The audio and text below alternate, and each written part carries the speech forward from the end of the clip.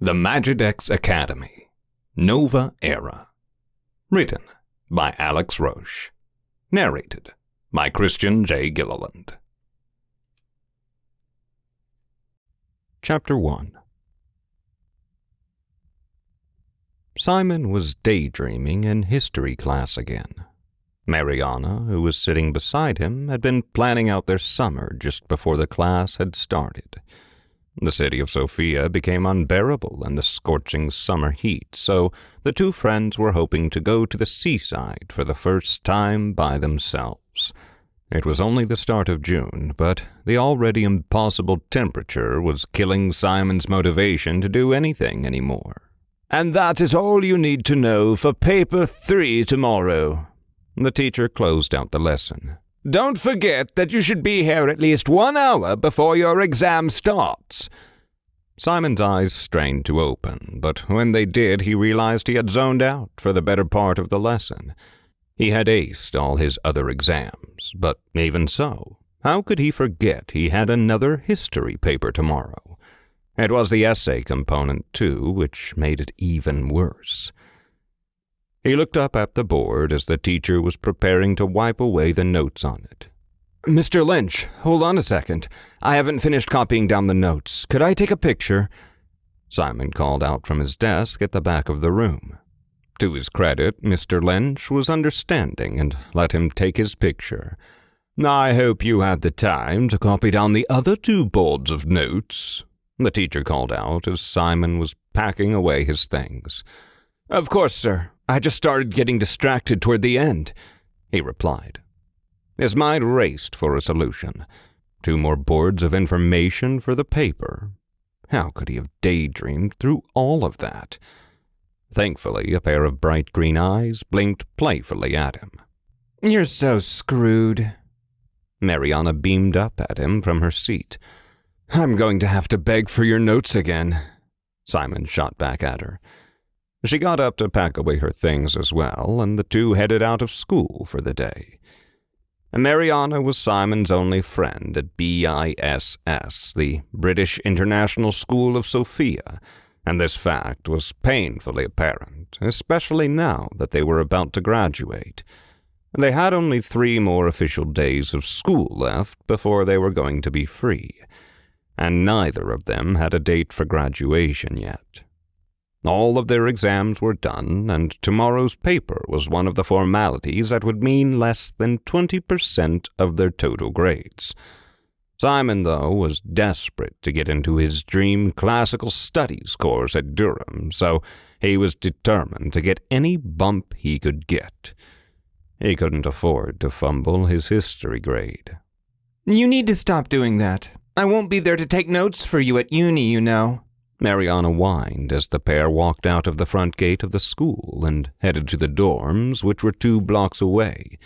Besides, you already know the material. You'll pass even without studying. I don't need to just pass this one, Mary, and you know that. I'll treat you to lunch, how about that? Will that make it up to you?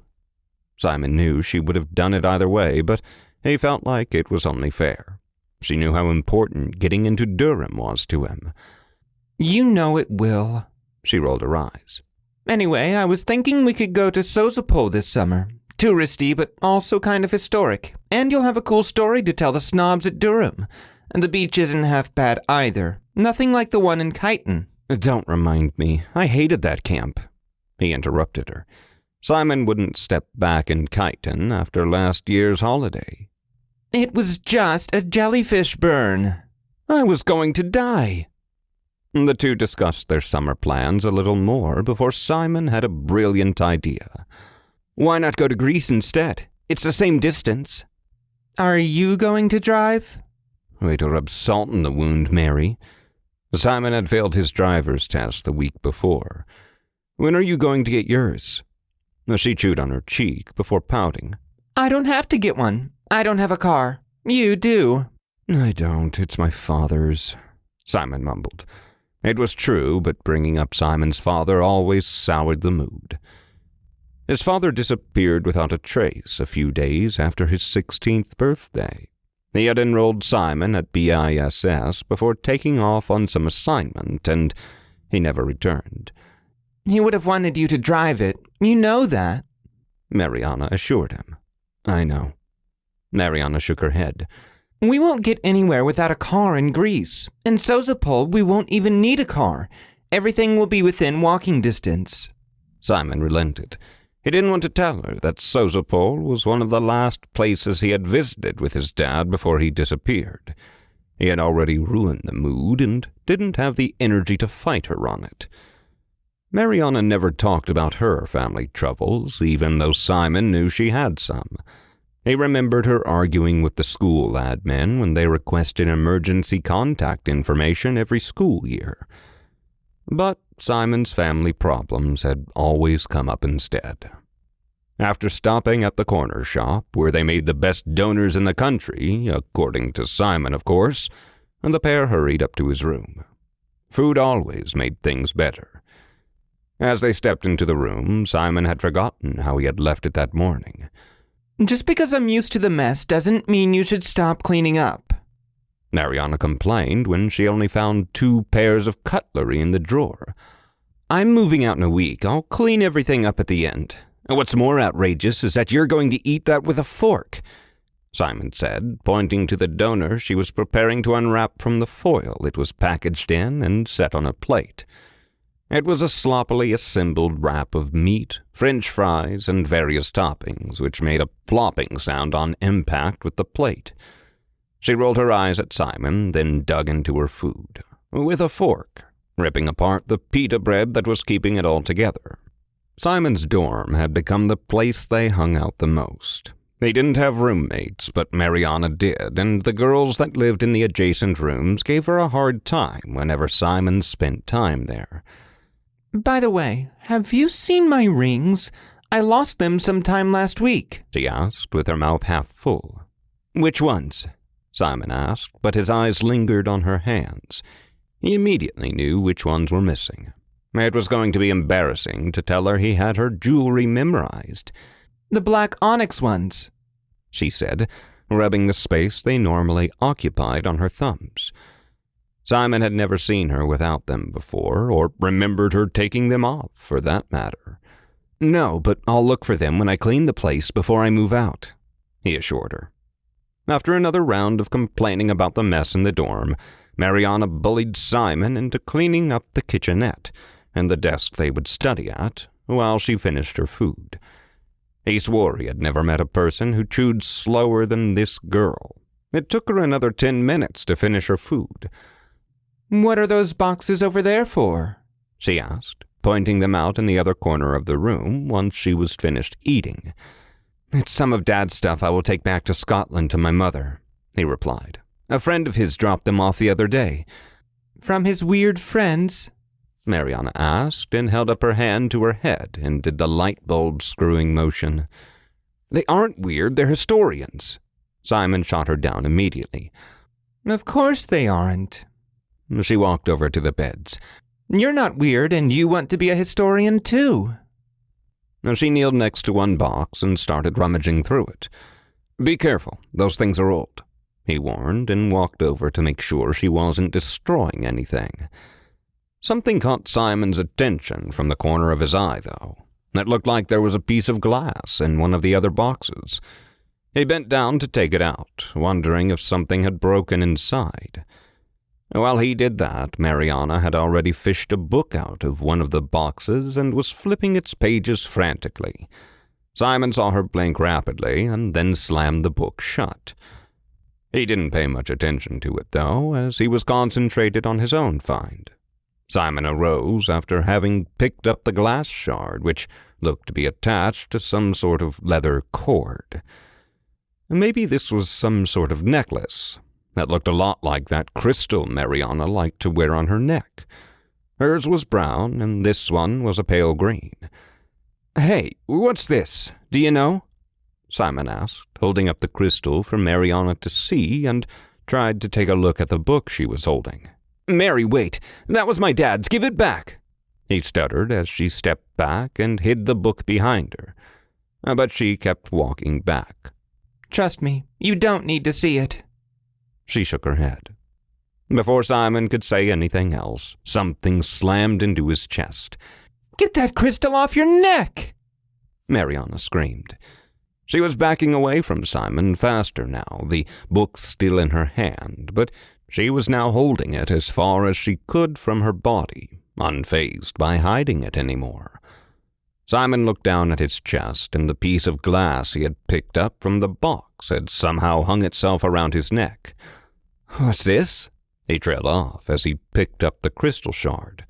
It seemed to sparkle as he tried to rip it off. "Don't!" Mariana screeched from the other side of the room. "What is this stuff?" Simon demanded, but dropped his hands to his sides, away from the glowing green crystal. "Just don't touch it. I'll come over. Just don't move," she said, and left the book on the table after mumbling something. Simon could swear he saw the book glow before she set it down. "Simon, I think your father was a lot more than just a historian," Mariana said when she was standing in front of him. "Turn around. Let me take this off you." "What do you mean? And what's all of this? What's happening?" The words kept flowing out of his mouth. Why are her hands trembling? She shook her head and motioned for her friend to turn around so she could get the necklace off him. "What's going on?" he asked as soon as he turned back to her. "Right. We'll need the help of the Union." She trailed off, then shook her head before continuing. "There is this guy I know of. He works at the Nature and People Museum. I just hope he is in town. We should take this to him so he can have a look."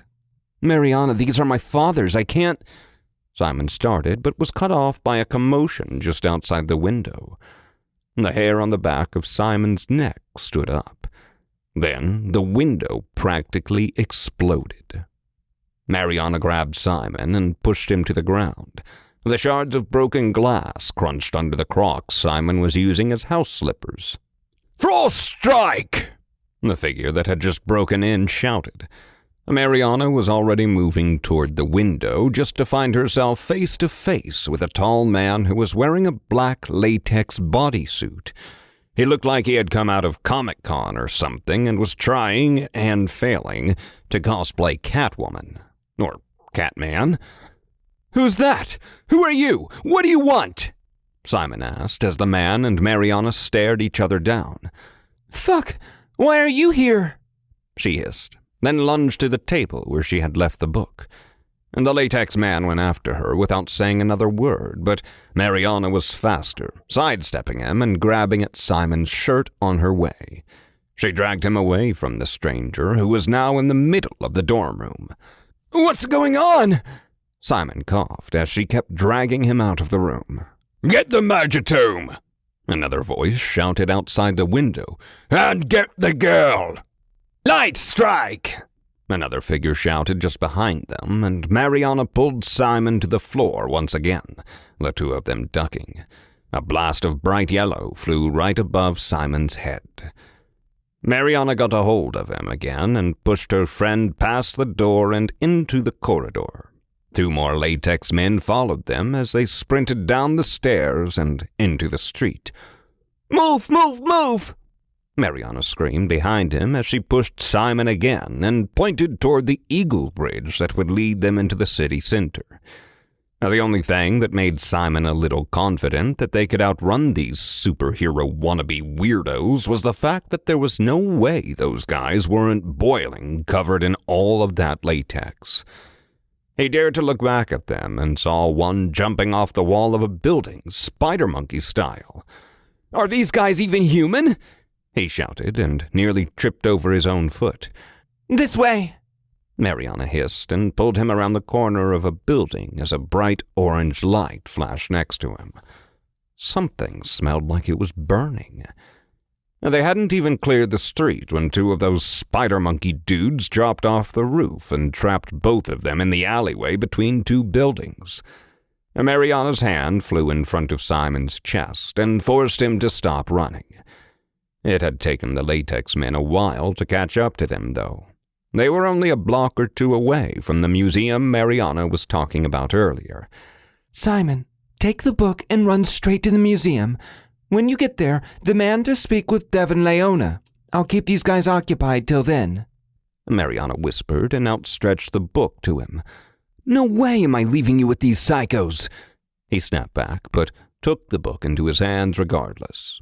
And wasn't that just a stupid movie cliché? Splitting up and slowing someone down never worked out well in the end.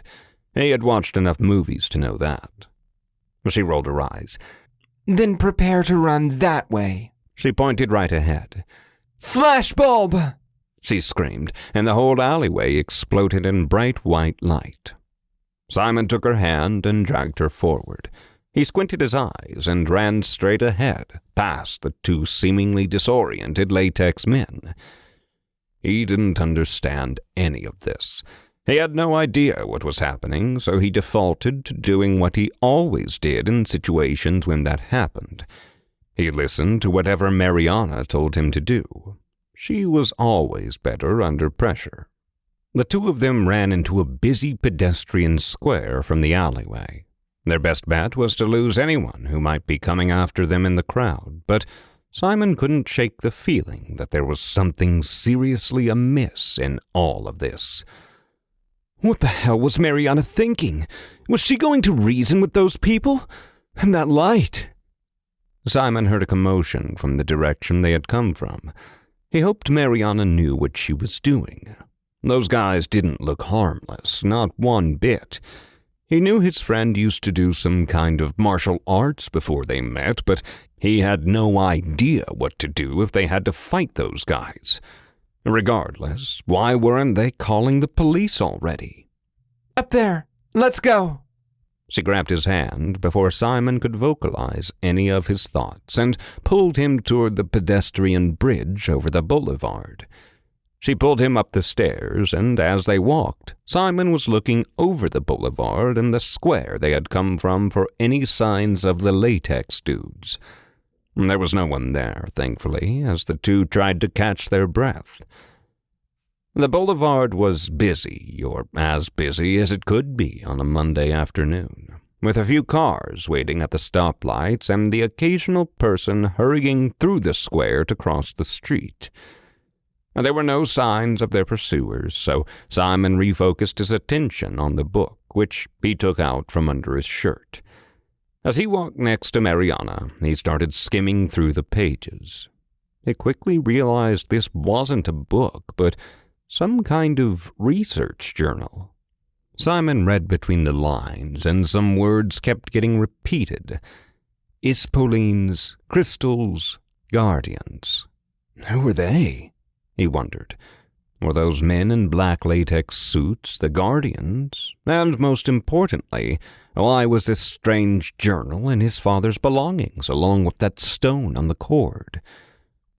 Simon was about to give the journal back to Mariana so he could take a look through it when she turned on her heel and told him to continue walking to the museum, which was another 10 minutes away on foot.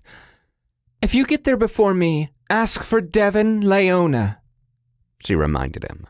She had taken her phone out and was typing something furiously before putting it up to her ear and nodding to Simon to go on. Simon did just that. He wasn't going to argue with her because he knew she wouldn't do something stupid. She was probably calling the police on those psychos now that they weren't chasing them. Simon kept flipping the pages of the journal while he walked until he found something peculiar. There were these pages toward the end that looked a lot different than the rest. They were better organized and more detailed, like they were copied down from a textbook. They talked about a specific scepter, the scepter of onyx. That sounded awfully familiar to him. Had his father ever mentioned it to him? "What do you got there, friend?" A voice right behind him screeched. The hair on the back of his neck stood up again. "Who said that? Who's there?" Simon's head immediately shot up and started looking around. He couldn't explain it, but the voice didn't sound human to him. It sounded like those parrots people could train to talk. There were no parrots in sight, but Simon decided to continue walking in the direction Mariana had told him and started to close the journal with the intention of hiding it under his shirt again. "I'm just looking for someone to talk to, and those agents were at your back. I figured you could be a friend." the voice continued. But Simon couldn't, for the life of him, pinpoint where it was coming from. He did the only thing he could do. He kept it talking so he could find it. If not liking those spider monkeys is what it takes, we'll get along just fine, Simon said back and lowered his voice to hopefully lure it closer. Could you come out? Wish that I could, The voice screeched back. It was a lot closer now. but I don't want to cause trouble. Simon gave up on making it reveal itself. At least it was friendly and willing to talk to him. A high-pitched screech filled the air. Was that its laugh? Why haven't you tried to summon your Ispoleen? Don't you think it would help you fight better against those spider monkeys, as you called them? It finally got out. Simon thought he was going crazy. There was no way he was talking to a voice only he was hearing, getting chased by some psycho men in latex suits who were shouting nonsense and shooting lights at him, and miraculously finding some magical research journal in his father's belongings out of nowhere. But if he was going crazy, he was determined to make the most of it. And how exactly would I summon it? Simon asked, looking back to where Mariana had gone. He wanted to make sure that the men in latex suits were truly gone.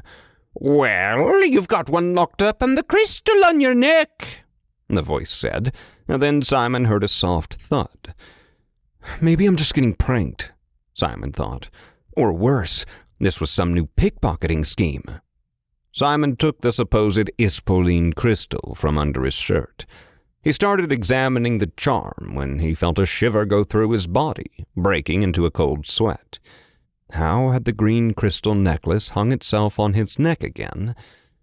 Simon immediately put the supposed crystal back under his shirt and looked around. There was now another person standing by the stairs that led down the pedestrian bridge, and she was wearing one of those black latex suits too. The spider monkeys had found him again. Fuck. Mariana had left Simon to walk on his own minutes earlier, as she was sure that those syndicate agents were tracking her, and she wasn't going to let them hurt Simon if she was the only one they were really after. How did I manage to lose my rings? If only I hadn't, they would have never found me, she thought. Not only that, if she'd had her rings, she wouldn't have activated that stupid archaic Magitome. It was probably what had alerted those agents that she was close by. What was Simon's dad doing with a Magitome like that anyway? Could it be his? And his weird historian friends? Could they have been guardians? Could his dad have been a guardian too? How did I not realize? Mariana wondered. How did he not realize I was one either? Of course, it was the rings. Mariana wore them religiously and even slept in them for fear her magic would swallow her whole if she ever had a nightmare. She kept walking away from the bridge and back to the square, trying her best to let her power ripple so those syndicate agents would have no trouble following her into the trap she was building for them. And soon enough she saw them running toward her from the other side of the empty street she had walked across. "Defend me, Gecko Cat!" she called, then focused all her magic on the light brown crystal around her neck. The confidence she had about taking on these guards was waning with every second. Gecko Cat was an earth elemental Ispoleen, and without her rings, she wasn't sure if her fire affinity would give her the control over the monster that she was used to. Her rings. She had never fought without her rings before either, and she was scared her magic would betray her. She tried to swallow the knot in her throat as Gecko Cat materialized next to her and immediately indicated that he was analyzing the situation. Gecko Cat wasn't initially that large, materializing at Mariana's feet no bigger than a house cat. But as more agents turned their attention toward her, the Earth Ispoleen began to grow in size. That was his special ability. He grew depending on how many enemies he was going to fight. As all of them turned to Mariana, Gecko Cat grew as big as one of the cars that was parked on the side of the street. Mariana wasn't worried about any passerby seeing Gecko Cat. While Ispoleens could affect the physical world, they were only seen by the Guardians. Normal people didn't have access to the higher plane which magic and the Ispoleens occupied. Hell, that was how Mariana knew she had been the only Guardian at BISS. She used to summon Gecko Cat to hang around while she was in class to chase the boredom away. And now the Ispoleen stood behind Mariana, his breathing steady, waiting for a command from his Guardian. Mariana had seconds to assess the situation before the agents engaged her. The good, all of the agents were focused solely on her now, and Simon was far enough away with the Magitome they were after. The bad, the agents were now focused on her, and she would have to fight all of them at once. A new figure dropped from the roof of a building to her right. It wasn't a human. It was another Earth Ispoleen that was at least 7 feet tall. No, I've got this. She centered herself. If the Syndicate agents were only armed with some elemental Ispoleens, Gecko Cat and she would do just fine. If she remembered correctly, the Ispoleen they had summoned was a Terran variation. Those Gecko Cat could take on it with ease. Her instincts took over, and she rolled her shoulders back and let a small ripple of power loose. It stopped the agents dead in their tracks. It was a split-second hesitation, but it was enough for her to send a message about who exactly they were going to engage. She was not going to be an easy target for them. They must have underestimated her greatly. She was not as defenseless as she looked. The agents had no idea who they were after, and because Mariana didn't have her rings with her, even she didn't know how far the battle would end up going. The pursuers resumed their approach. The 2 agents in the typical black latex of the Syndicate were trying to encircle Mariana and Gecko Cat.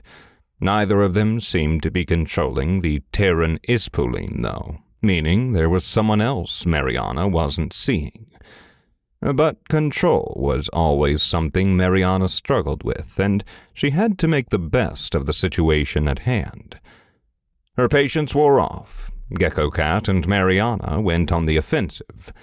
The 2 Ispoleens stared at each other. The Terran Ispoleen clacked its piranha-like teeth as it launched at Gecko Cat, while Mariana focused her attention on the 2 agents who were obstructing her way. She had to make sure they wouldn't be able to follow her when she went back to Simon. Mariana was a split second away from launching a light strike in the agent's direction when they completely lost interest in her, so much so that they turned their backs on her. She was still aware of the Ispoleen fight happening behind her through their bond. Gecko Cat was struggling to keep the Terran from engaging her, as he was losing his size advantage due to the agents disengaging. Mariana had to deal with the agents as fast as possible. "The Magitome isn't with her. It must be with the boy. He ran away. Find him," one of the agents said into an earpiece as Mariana approached them from behind. She reached her hand up and tore the earpiece off the agent's ear and slammed his body into the ground, then elbowed his partner in the ribs and pushed him to the ground as well. Shock bolt! Mariana slammed her hand into the second agent's face as a bright blue aura lit up from it. Then she did the same with the other agent who was trying to get off the ground, and this should keep them stunned for some time. When Mariana refocused her attention on Gecko Cat and his battle, it was too late. The Ispoleen had disengaged, and whoever was controlling it was now on the hunt for Simon again. "No, they won't be able to summon that Ispoleen. I took care of it," Gecko Cat told Mariana before she recalled him into the crystal around her neck. One less Ispoleen to worry about, she thought. She had to find Simon before the agents did, though. What was so important that they needed the Magitome more than her? After a few minutes of running to catch up to Simon, Mariana spotted him with a bunch of agents gathering around him. They must have found him before she could come back. Shit, I have to save his ass, she mumbled under her breath. They weren't too far from the museum, though. It was another 5 minutes of running to get there. If there had been a better way to contact the Union without showing up at their doorstep, Mariana had to figure out how to get there and lose the agents on the way. A worst-case scenario, she would have to just bring them along, and she would be in trouble for revealing their safe house. Mariana pushed that thought aside. She had to conserve energy, as she was tired already. Using her magic without rings was a lot more draining than she had anticipated. She took a few breaths and cleared her mind, then charged toward Simon. Force jump! Mariana concentrated on her legs and pushed herself off the ground. She made a jump so long that it was impossible for even the best human athletes. She landed just next to Simon, who was standing with his back to her, and tackled him off the bridge and away from the agents who were closing in on him. As the two were falling, she had less than a moment to cast Feathered Drop on both of them. They landed unharmed on the sidewalk of the boulevard, to Simon's surprise. How? You? What's happening, Mariana? He tried to get out and catch a breath. Just follow me. We have to get you away from these agents. Leona will be able to help us. We need to get there, though. She heaved after grabbing Simon and pushing him to run in front of her once again, so if the agents came closer, she could deal with them. She wanted to summon Gecko Cat again to buy them some time to get to Leona's place. If they couldn't manage to lose the agents, she would need Gecko Cat to fight once they were at the Union safe house, and she wasn't sure she could summon him 3 times in a row. As the agents were catching up faster this time around, one thing kept Mariana hopeful. She could already see the museum over the trees of the small park that surrounded it. Mariana was praying Leona was at the museum and available. Simon, take a left here, she shouted and nudged him so they could take the right path as they entered the park, which would lead them to the entrance of the museum.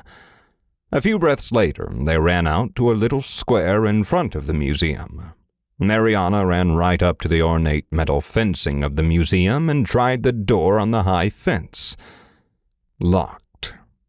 Her eyes flashed over to the timetable that hung in front of it.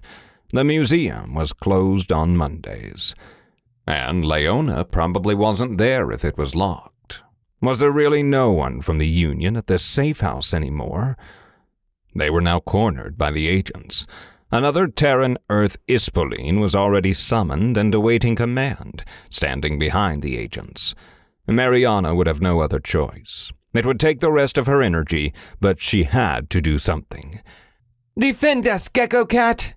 She shouted, and focused on the glowing crystal on her neck. Once she summoned her Ispoleen, she dared to glance at Simon.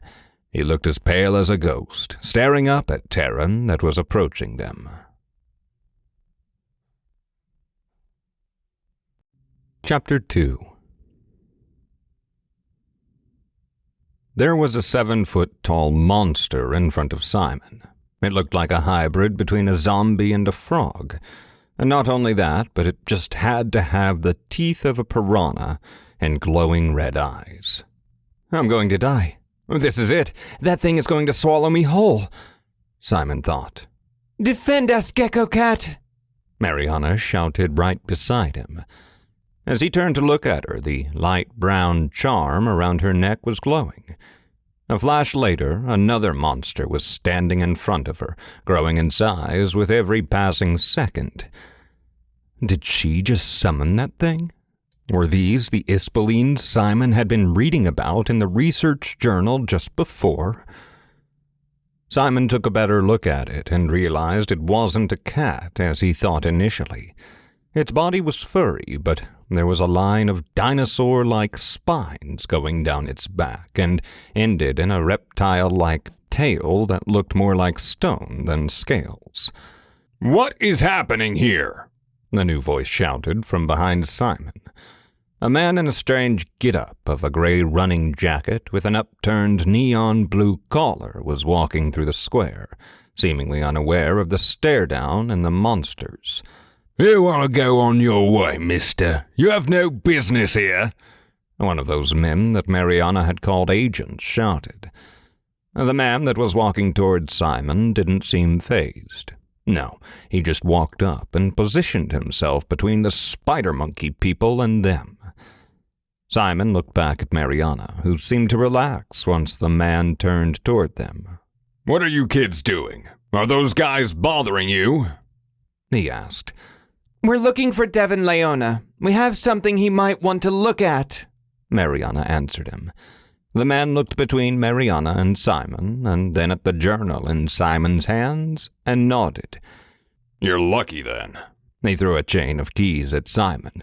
The red one opens the gate. I'll deal with your pursuers myself.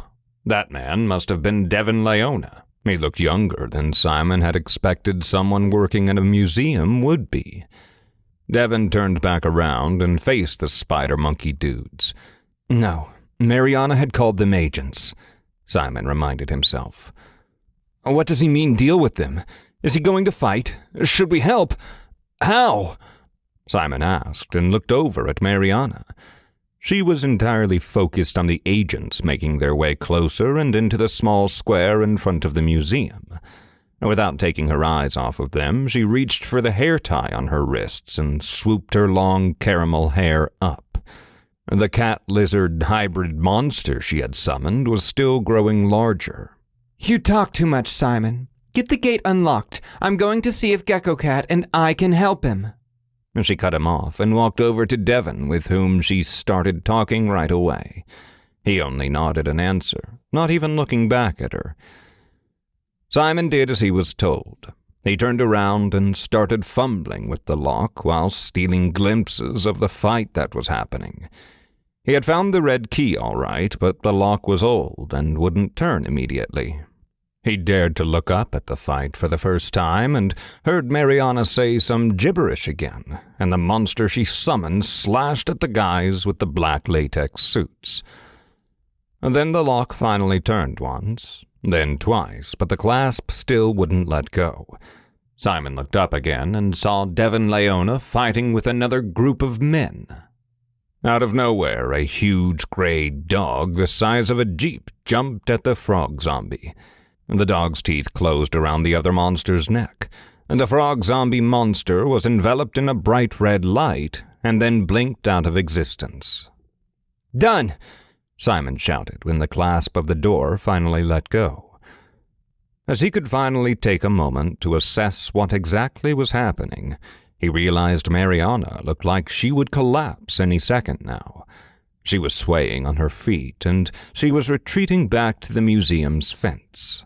A bright blue flash ricocheted off some kind of aura around her. Simon looked around, but couldn't find anything he could use to help her. He didn't think. He just charged at the man that was exchanging blows with his friend. The agent didn't see him coming, so Simon rammed into his side, and the man slammed into the ground. Thanks, Mariana exhaled, then mumbled to herself, Healing light. The faint yellow glow flashed all around her. She rolled her shoulders back as if she was stretching, the weight of the fatigue leaving her face. She then bent over the agent that was still lying on the ground. Shock bolt, she mumbled, and a blue light flashed from her hand. As soon as the aura touched the body of the agent, he went completely limp. No problem, Simon said. But there was a problem. A hissing sound reminiscent of trying to get a spark from hitting two rocks together was getting progressively louder, and Simon whipped around, trying to find where it had come from. Instead, he spotted the agents were running away now, from a 10-foot blob of molten rock and black ember for eyes, with the exception of the agent that was limp on the ground next to them. Where did that fire monster come from anyway? Simon wondered. And where had it gone? Devin Leona walked up to Simon and Mariana and the giant dog that had been summoned earlier was panting and leaning its head on Devon's shoulder. Cool dog. Simon tried to break the silence. Yeah, sure. Let's go inside before those guys decide to come back. He shot back and turned to the museum, clearly expecting them to follow. And they did. As the three of them made their way to the gate of the fence, the dog suddenly disappeared, and Simon could swear the ring on Devon Leona's hand sparkled. They walked up to the entrance of the actual museum building and then up a flight of stairs until Leona opened the door to a room that could only be described as an office turned storage. It was cluttered and cramped, with piles of paper and files strewn about haphazardly. There were stacks of folders and binders on the floor, on top of desks, and on the bookshelves that lined the walls. And the desk on the opposite side of the room was old and worn. The room had a musty smell, as if the papers had been sitting there for a long time without being touched. Cobwebs could be seen in the corners of the room. But, despite the chaos, there was a sense of order in the room, as if the person who worked there knew exactly where everything was. Devon threw his backpack on the worn-out chair behind his desk and then turned toward them. What does the syndicate want to do with that, then? He questioned, looking at the journal Simon was still holding. Who is the... Simon started, but got cut off. I have no idea. That is a Guardian's Magitome for sure. Mariana interrupted and took a step to stand between her friend and Devon Leona. She was staring Devon down with such intensity that her forehead was all scrunched up. Must be someone important. Could I take a look? Devon asked and held out his hand. Simon looked to Mariana for permission, and she nodded, so he handed him the book. And the two of you are? He continued questioning them as he flipped through the book. Simon Grimm. Mariana Jones-Auclair. Simon peeled his eyes off Devon, who was still inspecting the journal. He blinked at Mariana in confusion. He didn't know she had a second surname. She only went by Jones at school. Knowing her father was French, though, Auclair made a lot more sense. Interesting. Devon trailed off, looking up at Mariana and slowly looking her up and down. And I mean this in the least patronizing way possible. How old are you two? 18, Simon answered. Mariana nodded, but she still looked dazed and somewhat out of it. Are you okay? Simon nudged her. Devon was still looking in her direction, occasionally blinking quickly. Auclair, House of Blacksmiths, Paris 2008. It seemed to snap her out of it, and she refocused on him and nodded pointedly. If you mean to ask me if I was there, yes, I was. I lived in the Paris Auclair residence, the one that burned down. So you are Jason's sister, right? He questioned further. Don't say his name, she warned, her jaw setting in place. But yes, I am. Simon had to fight his instinct to back away. Mariana looked like she was going to explode. He didn't know she had a brother. Why aren't you in hiding with him? Devon took a step toward her. Mariana clipped her words short. If I knew where they were, I wouldn't be here. You have a brother, Mariana? Simon finally dared to interrupt.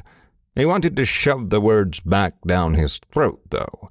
What if Mariana was lying to get them an in with whomever this guy was?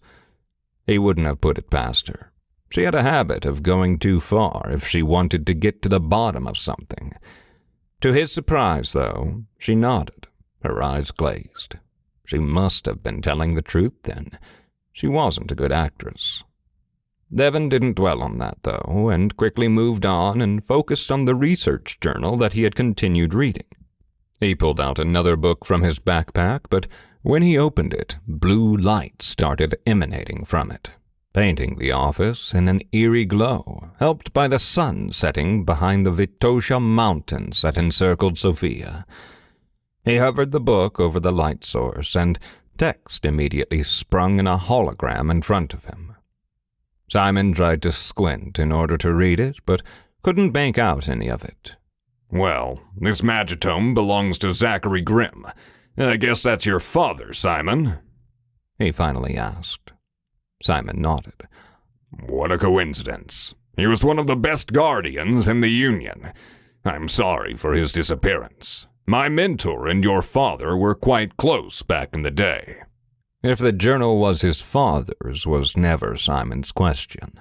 It was in his father's things, and he was a historian for the most part, but he did travel to archaeological sites often. What was news to him was that his father was a guardian and that he was part of a union.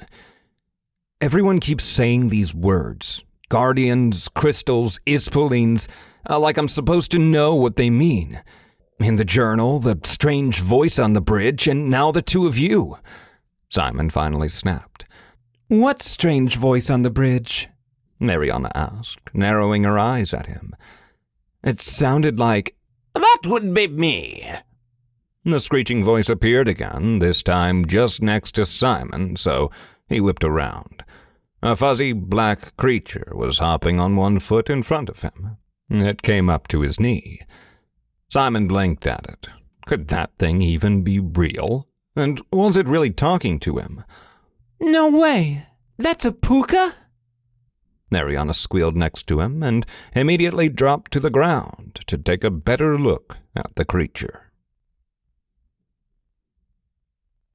So, you were telling me that I am a guardian and I can summon monsters, Ispoleens, from another dimension? Simon asked, still trying to wrap his mind around all of it. Yes, through the crystals you possess. Mariana clarified, then went back to stroking the fluffy black creature that was now curled up in her lap. It was as large as a house cat, and if you weren't looking closely at it, you would have missed its speckled eyes, the paws that were tiny hooves, and its long, slender tail that was twice as long as its body. Mariana had a thing for cats, it seemed. But if he is an Ispoleen, why doesn't he have a crystal, and how can he talk to us? Your Ispoleens didn't talk, right? Simon continued. His brain was going to explode. Right, that is complicated. Ispoleens don't talk to us per se, but they communicate with us through our bond, Devon reiterated. As for Puka, why don't you ask him? You said it yourself. He talks. Simon looked back at Mariana and Puka, who was doing that screeching thing again. Yeah, that was his laugh, all right. If I knew, I would have told you already, friends. Truth be told, it has been so long I have no memory of how I got here or how I learned to talk. The small creature, at least compared to Mariana and Devon's Ispoleen, said. We have to get going. I have to find my rings. Mariana stood up and started pacing around. It displeased Puka that she wasn't willing to be his cushion anymore. Right. How are we going to get out of here? Aren't those agent guys going to ambush us again? Simon asked, looking hesitantly out of the window, checking if they had returned. The two of you aren't going anywhere, especially with the syndicate on your heels. We're leaving for the academy immediately after I hear back from headquarters. Devon started, but quieted the moment Mariana shot what could only have been a death glare at him. I'm not letting two untrained guardians run back into the hands of the syndicate. What is this academy you're talking about? Simon asked. We're not going anywhere. We haven't finished our exams yet. It is the Union's university for training young guardians. Every Union guardian goes through it. Simon, our powers are an integral part of us. They are turbulent and outright dangerous if left untrained. You have only just unlocked your own. Mariana here is a great example of untapped potential, even though she looks to have had them unlocked for some time. Devon motioned to Mariana, whose expression immediately soured further. The Academy receives the new cohort tomorrow. We have to get you both there for your safety. They'll wait. The Academy and you can go to hell for all I care. There's no way I don't go to find my rings. Syndicate be damned. Those are Auclair rings. If the Syndicate gets them, Mariana spat out, I will be tracked no matter where I go. As much as Simon didn't want to run into those spider monkey latex suit guys, these rings seemed to be very important to Mariana. Where are they? I'll see what I can do, Devon relented. Mariana shook her head. Either my dorm or his, or the school. I lost them last week. It's probably how the Syndicate found me. Then we have to start searching and do it fast. Simon had the sinking feeling that he wasn't going to get to attempt tomorrow's paper after all. Devon wouldn't let the two of them out of his sight and forced them to take a breather in the museum, which they learned was the HQ of the Union in Bulgaria. Simon tried to talk to Mariana about the academy and this Devon guy, but she wouldn't engage. Instead, she made it clear that she had to focus on looking for the rings. And with everything that had happened during the day, Simon doubted he would be going to Durham, if what he learned about this Magidex Academy was true. And that actually sounded a lot more exciting than the endless reading he would be doing at Durham. Tomorrow's history paper was completely erased from his brain the moment he learned his father had actually been a guardian with magical powers, and that instead of boring ancient artifacts, he had been after Ispoleen crystals. Simon finally gave up trying to get any more information out of Mariana and tried to focus on what Devon was trying to explain to them. The three of them were going to split up to look for the rings. Devon would be searching them with his dog Ispoleen, which he called Laylaps, at the school, while Simon and Mariana were going to search in their dorms. Then they raided the museum's break room for food. Get some sugar in you. Devon threw a wafer at Mariana. You'll need it if you have to fight them again. She caught it and reluctantly unwrapped it. Devon headed to the coffee machine, where he started fiddling with it while Mariana and Simon ate their snacks. I have a sugar cube as well. Puka chirped up and jumped on the small table next to Devon. Soft hooves tapped the wooden surface. Sure. Help yourself. Devon put a full box of sugar cubes on the table, added a few to his coffee, and left the room to make a call. Who would have thought an Ispoleen could be addicted to sugar just like a person? Mariana laughed and walked up to the table as well and took a seat. Want to play catch? Puka bared his teeth in a crooked grin, which Simon found disturbing. Mariana, on the other hand, was smiling back at the Ispoleen. She threw a sugar cube at Puka, who nimbly jumped to catch it, and then got into a fit of screechy giggles. Wouldn't that be bad for him? Simon asked, nodding to the box of sugar cubes on the table. He doesn't have to eat. Ispoleens don't eat in our realm, she explained. I like the taste and I got addicted. Mariana is right, though. I don't need to eat. Puka reiterated and jumped up to the table again, his tiny hooves thudding lightly. But you do. You have quite the road ahead. You'll find those rings, and then Devon will drop you off at the academy. Aren't you excited to attend, Simon? It's cool and all, but I was looking forward to finally being done with school, of any type, for the rest of the summer. You say that now. I'm sure you'll like it there, Simon. Mariana refocused her attention on her friend and smiled.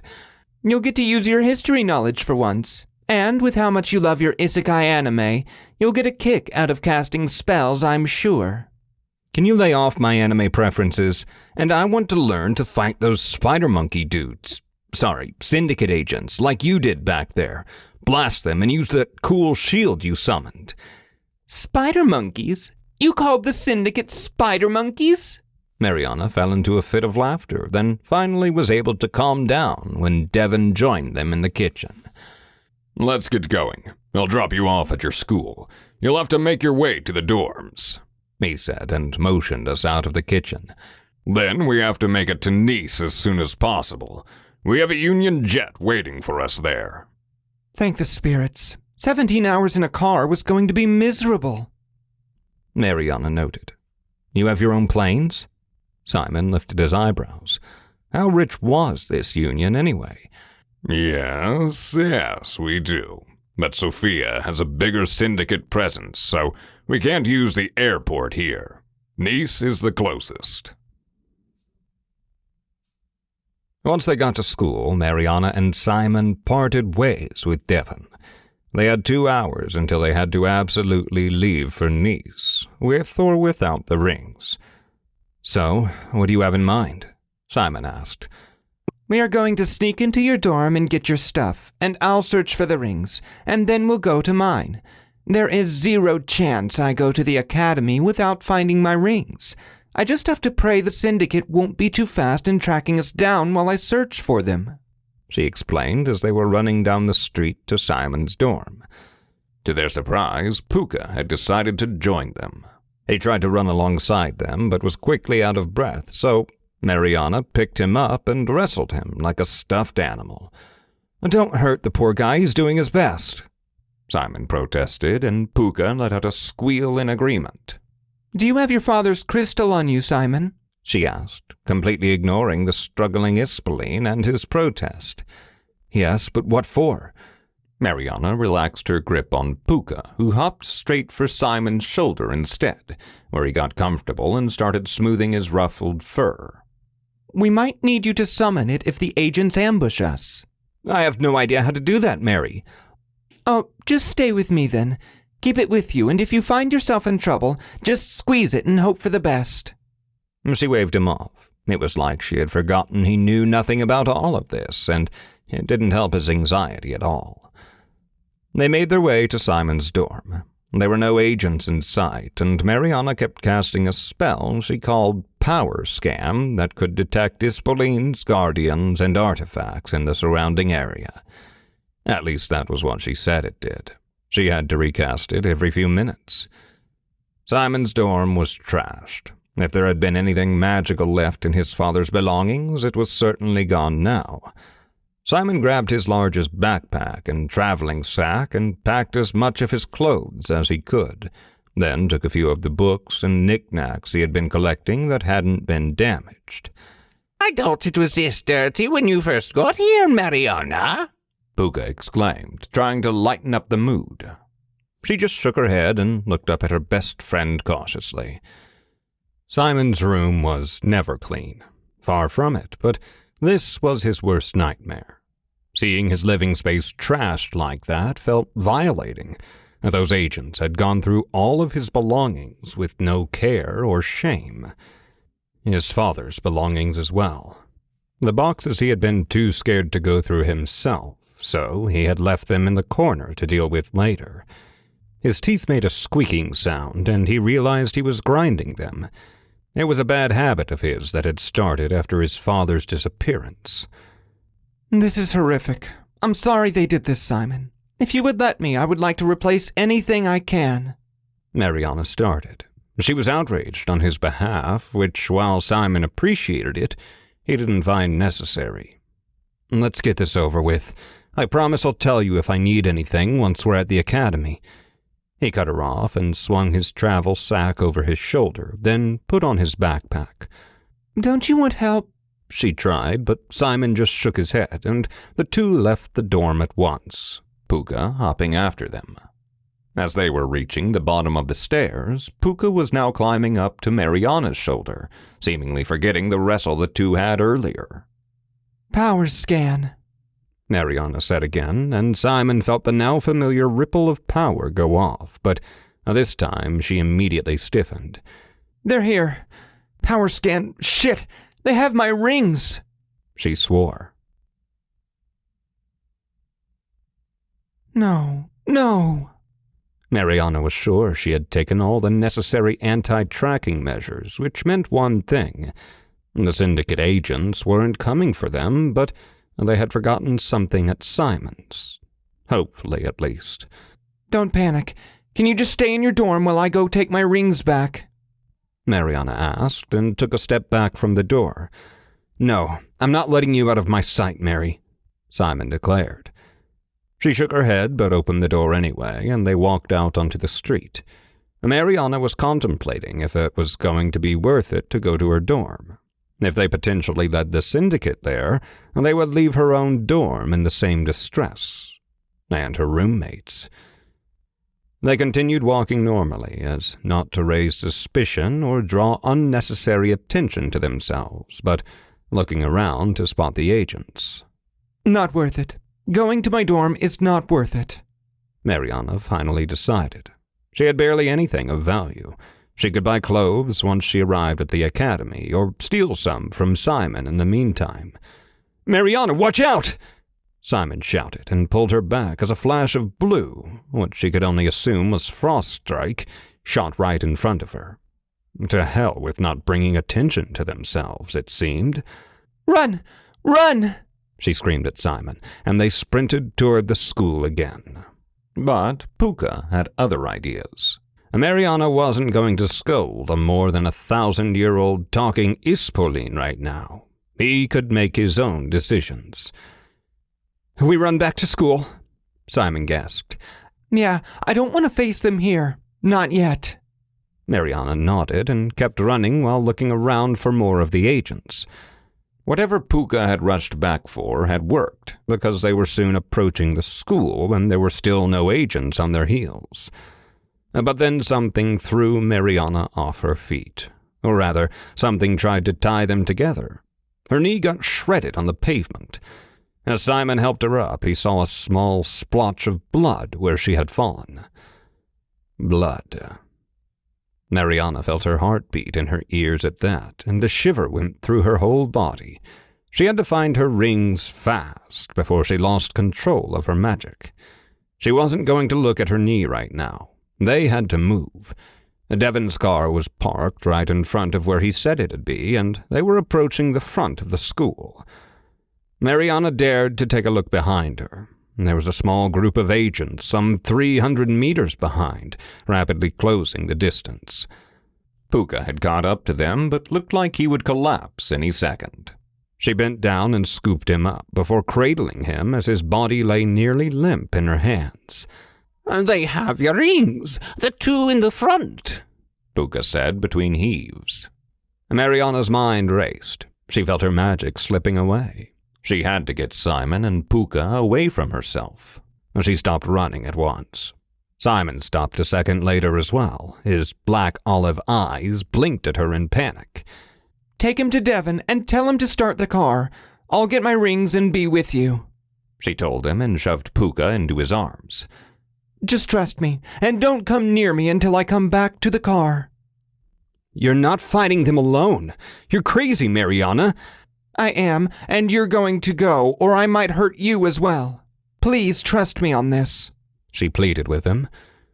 Devon's car had been started, and the headlights flashed. He must have seen them stop. Mariana had a newfound respect for those action movies, given that her life had become one of them for the past few hours. An agent shouted something behind her, and she instinctively dove. They were indeed aiming for her now. "Get in the car, Simon!" She pushed him, and he started sprinting for it, Puka in his arms, backpack and duffel bag on his shoulders. Only then did Mariana let go of the power she had been doing her best to suppress. The familiar rush of adrenaline washed over her, and ripples of her magic went through her whole body. The last time she was injured, cornered, and without her rings, she burned the whole damn place down. She was hoping she wouldn't have to go that far this time. "It's just a scrape on your knee," she reminded herself. "You won't burn anything down with that." She took a deep breath as the agents approached her. There were 3 of them this time, and she could feel the aura of the rings coming off of the 2 on the left. "Nikolais will be happy we found the Auclair at least. The rings and the girl will earn us a holiday, surely." One of the men smirked as they slowed their approach, looking her up and down. "I was looking forward to a holiday, too. Would you look at that?" Mariana taunted them. "Force jump!" Mariana jumped right up, and air quickly filled her lungs, the scrape on her knee stinging. "Fire staff!" And instead of landing on the ground, she landed on the flat top of a very long stick. There was a pressure building up in her chest as magic flowed from her core through her body. She had to be careful to ensure her core would stay stable. The agents didn't waste a second and ran up to her with the aim of throwing her off the staff, but before they could reach her, Mariana got down and swung it at them. Fire met the fabric of their clothes, but barely sizzled. Of course, their black bodysuits were made from obsidian fires. It was why Mariana had been confident enough to swing at them. As they encircled her and started getting closer, she saw one of the man's palms flash red. So, before he could, she slammed her own hand onto his face. Shock bolt! And he dropped to the ground. The other two tried to jump her together, but she cracked her neck and whispered, Double spell! As soon as her hands were in front of their faces, it was game over for them. Shock bolt! This had become Mariana's favorite spell. It always let her disengage from every fight she had found herself in. As their limp bodies lay on the ground, Mariana recalled her staff. She felt the power she had used to create it return to the core inside her chest. She then kneeled on the ground and cast healing light on her knee, the scrape disappearing entirely and the heartbeat in her ears quieting down. She then rushed to check the pockets of the men on which she could sense the rings. Her ring was in the jacket pocket of one of the men, and her brother's ring was in the bag of the other. As soon as she grabbed them, she heard a commotion coming from the other side of the street and saw more people dressed in the same syndicate black bodysuits running toward her. Shit! Shit! Mariana clutched the rings in her fists, turned around, and made a run for Devon's car, which was already running. Its headlights were flashing on and off again. He really thinks that would make me get there faster. She gritted her teeth. As soon as she got to it, she flung herself into the back seat. Careful, the door! Devon tried, but she slammed it anyway. Men in their cars. I swear to... The car wheels turned and they started moving. Why is it becoming a habit of yours to bring the syndicate to me anyway? Devon continued without missing a beat. It was Mariana's idea, Simon protested immediately. Thanks for that, Simon. She shot right back and dared to look at her knee again. Nothing. It had fully healed. She finally put her rings on and focused on her breathing, tuning out the world around her. She hadn't lost control again. She was fine. She hadn't hurt anyone. A little later, Devon stopped at an intersection as they were exiting Sophia, and something about the black car that was driving alongside theirs on the left felt off for a moment. Watch out! Mariana scrambled as the car didn't turn as expected, but tried to ram itself into Devon's Jeep. He cursed from the driver's seat as he accelerated and swerved onto the sidewalk to avoid the collision. Simon and Puka were frozen in shock. Simon must have forgotten to breathe, because seconds later, he was gasping. Well, you got us into this, Mariana. The least you could do is cast a shield on the car while I try to get the syndicate off our trail, Devon shouted from the front seat. She listened and immediately focused her energy on that. For a second, her mind went blank, and she thought she had forgotten the spell and was about to ask Devon when it hit her. Stone shield. Just in time as well, because a spell collided with it just seconds later. There was no sign of that black car again, and Devon had cast a spell that made the outside of his car into a taxi. Simon's eyes flashed over to Mariana's hands. You were weirdly obsessed with those rings. What are they actually for? He asked. They stop my magic from manifesting and from being tracked, she explained.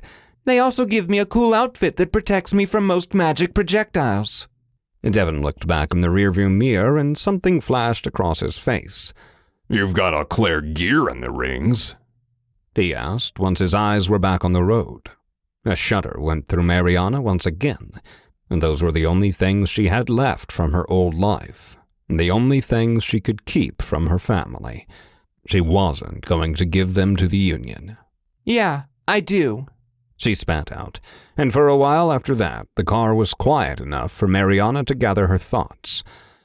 Simon was on the verge of a panic attack in the seat next to her, judging by how he was breathing, or rather the way he wasn't breathing, and the buckets of sweat he was trying to diligently wipe away. Puka had crawled into his lap and was properly knocked out. And so, the car ride to Nice began.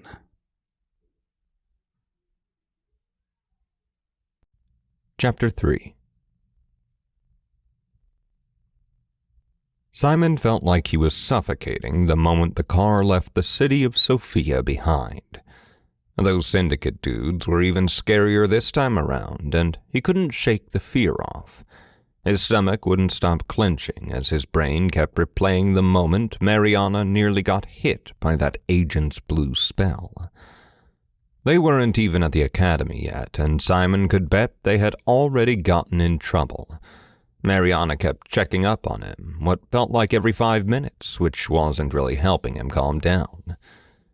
Devon had to take a detour in order to lose the agents on their tail. He talked about a team of guardians waiting for them at Nice. They were apparently going to deal with the syndicate. The way he said it, Simon thought that they were going to stop and see someone, but no. Devon drove through and circled the town center until he spotted someone. Only then did he take the exit to the small airport just outside of the town. Puka awoke and told the rest that he was all right, just drained from the ability he had to use on the syndicate agents earlier. He then promptly went back to sleep. Only then did Devon speak to Simon and Mariana again. He told them that they were finally in the clear, which helped ease the dread Simon had been feeling. There was a small plane waiting for the 4 of them, the 3 guardians and Puka, at the airport. There were no checks or anything, but just before they got on, Devon stopped dead in his tracks. "You have your ID cards on you, right?" Simon and Mariana both nodded in unison. Simon patted his pocket to make sure his wallet was on him, just in case. Devon spoke briefly with the pilot while Mariana collapsed in one of the seats, and Simon set Puka down next to her. As soon as the plane took off, both Mariana and Devon fell asleep within minutes, drained from using so much magic over the course of the day. Simon, on the other hand, stared out of the window, still high-strung from the events of the day. The clouds were painted in a deep red on takeoff. Simon followed their slow transition to deep gray as the evening truly set in, the events of the day overlaying the landscape. Once the plane touched down in Basel, they went through passport control at the airport. Devon led them to a sandy jeep that was parked nearby. Puka had walked through the whole Basel airport without a single soul batting an eye at him. Ispoleens must have been invisible to normal people. Simon swung his luggage into the back of the jeep. Mariana and Puka were still sleepy. The fluffy black Ispoleen had snuggled up to her in the car, and the sight of the 2 of them made Simon's heart melt a little. Devon drove again, the silence in the car unbroken for the most part until he had had enough of it around 2 hours later. "Wake her up. We will arrive soon. I need both of you wide awake," he barked at Simon. Then he started rummaging through his CDs and started playing a mix of old-school rock ballads. Simon poked Mariana until she woke up. "Are we there yet?" she croaked. Simon shook his head. "No, but Devon wants you awake. We're nearly there." Puka got up as well and moved to Simon's lap, complaining about how Mariana had started elbowing him now that she was awake. The car passed something Devon called out as the CERN globe. Simon had a vague idea of what CERN was, but he had no idea why this wooden globe-shaped building they were passing by was significant. Bright white lines of lights peeked around the wooden circles that the structure was wrapped in. Mariana kept looking out of the window after Devon's announcement. "Wait, the academy is still in Annecy. I thought it was moved out of there," she finally said. "My brother was talking about... Wasn't there talks of repurposing the building 10 years ago now?" "There were talks of that. 10 years ago sounds about right, too," Devon said. "The Auclair didn't go through with it, though." And that was when everything snapped into place for Simon. Mariana had known about all of this, the Ispoleens, the Guardians, the Union, and the Syndicate. All of it. None of this was new to her, and she would have never told him about it. He wondered if that was why she wouldn't quite look him in the eyes ever since they left Sophia. "Why aren't you with your family, Mariana?" Devon asked. "We haven't heard from them for a decade now, and you show up at my doorstep right on time for the academy." Caramel hair whipped around, and she stared daggers at the back of the driver's seat. I think they think I'm dead, Mariana said in a monotone, almost pained voice. And I'm not exactly a true Auclair. Simon knew this voice and braced for a hopefully verbal fight between the two. Devon looked in the rearview mirror and shared a look with Mariana. "Whatever you say. I'm not versed well in the bloodlines, but I want to make sure, because the barrier over the academy is sealed with Auclair blood. And it hasn't been repaired in the 10 years since they've been gone. If you are the first Auclair to come back, the barrier might take more than you would be willing to give up so it could repair itself." Even better. You won't have to take my word for it. She shook her head, peeled her eyes off the rearview mirror, and looked out of her window. I doubt the barrier will take anything. Simon let the silence settle in the car as they drove past the border between Switzerland and France. He'd prepared his ID in his hand, but was surprised when the cars weren't being stopped at customs. And this wasn't that kind of border, he realized. They were in Europe proper now. So who are these Auclair people anyway? Simon finally asked Mariana, his curiosity getting the better of him. Fleamont Auclair. He opened the portal between our realm and the Ispoleen realm to fight against a force of unimaginable darkness that was being fostered by the demons that had come to Earth. And that darkness threatened to rip apart the veil between all 3 realms, Mariana said, in the tone reciting from memory. 3 realms? And just as Simon thought that he was getting to the bottom of all of it. And then what's the deal with the Syndicate? He continued. The Syndicate was created by a Guardian that had a falling out with the Auclair family and swore to hunt them down to extinction. They keep trying to sabotage any and all efforts of the Union to recover Ispoleens, and they have been aggressively snatching up young Guardians before the Union and the Academy can get to them. Devon answered before Mariana could. She nodded along with the explanation, though. Simon pondered on that for a second, trying to paint a better picture of what he was walking into. If his father had been entangled in all of this, he wanted to learn all about it. Maybe this was the missing piece, why the police were never able to find his father, why there was no trace of him. Maybe there would be traces of him at the Union or in this journal he had left behind. So, the Union runs this academy that we are going to attend? Simon asked, making sure he was getting this right. And you fight against the Syndicate, who sends those agent guys to sabotage you. And they hunt down any Auclair that they can find, Devon added. You'll learn about them in history class once we get there.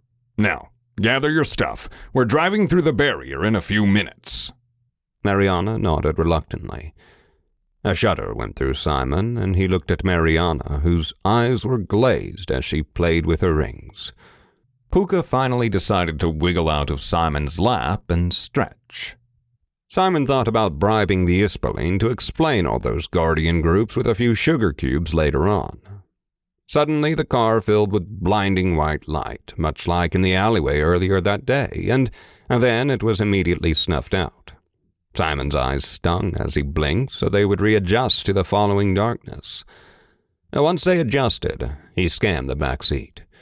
Mariana had collapsed and smashed face first into the back of the seat in front of her. Simon unbuckled his seatbelt and shuffled to her. She's an Auclair, all right, Devon mumbled from the front seat as he maneuvered into a makeshift parking lot in front of an old gray castle.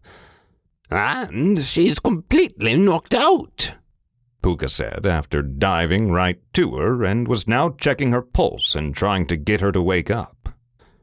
Simon shook off the rest of the daze and tried to assess the damage. Her nose was bloody, and she was completely limp.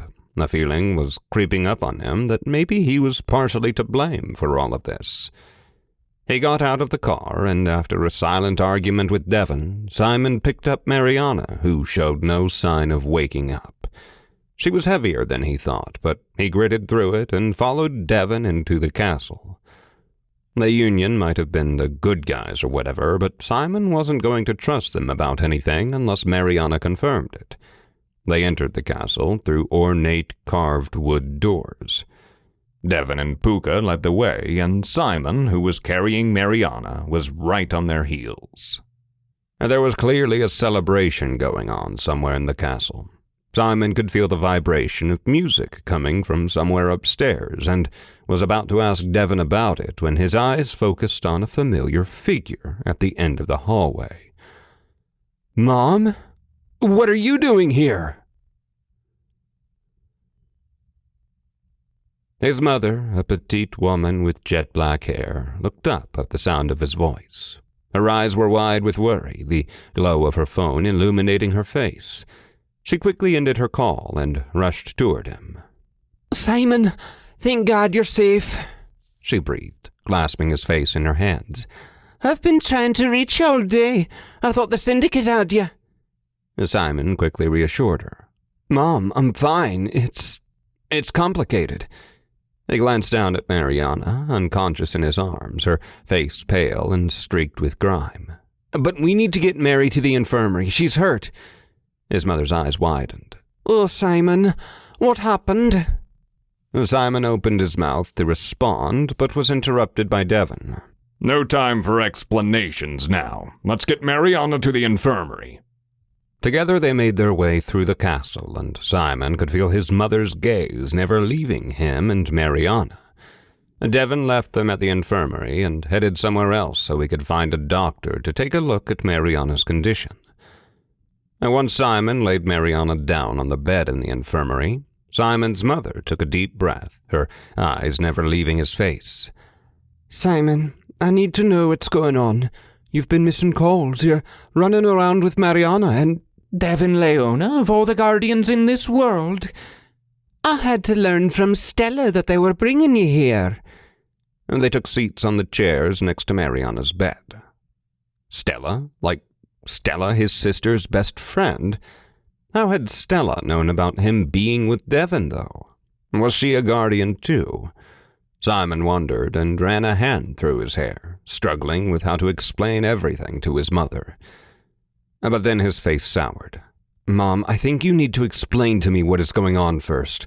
What is up with Dad and the Union?" he asked, glancing over at Mariana's still form on the infirmary bed. "You are a guardian too, aren't you?"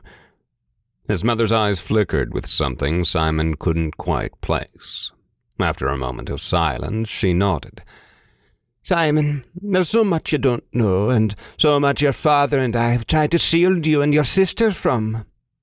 Simon felt his heart pounding in his chest as his mother talked, explaining everything from how she met his father at the academy to everything that she could remember of the last mission that led to his disappearance. "So, Dad brought me to Sophia to get me away from the syndicate," he managed to say, his voice barely a whisper.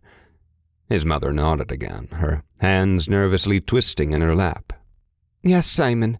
We were getting targeted by the syndicate more frequently. With Katya at university, they never got to her, and we thought that as long as you didn't accidentally unlock your powers, you'd be safer if you were further away from us." A little while later, someone finally made their way to the infirmary and checked up on Mariana, who was still limp and completely out of it. They hooked her up to some machine and then said something about making sure she didn't choke or stop breathing while she slept. "She's really hurt, I think. Devon was talking about some barrier that takes a bit of her power. Then, when we got here, she lit up, then fainted, and hit her face on the seat really hard," Simon explained to his mother. "She is Auclair, then?" She nodded, looking over to Mariana. "I wish she had told us, you know. I don't think we hid that we were guardians well. Your dad in particular." Simon swallowed hard before daring to ask, "Why didn't you tell me about all of this before?" "Because it might seem great to be a guardian. It's best to live a normal life for as long as you can. And once you come into this world, it's impossible to leave. And that explained why even Mariana, who told him absolutely everything otherwise, would hide it from her best friend too. It also explained the terror on her face when the crystal flew to my neck, Simon recalled. He looked up at his mother, who was studying Mariana. What about Katya? If Stella is a guardian, Simon asked about his older sister. Is she a guardian too?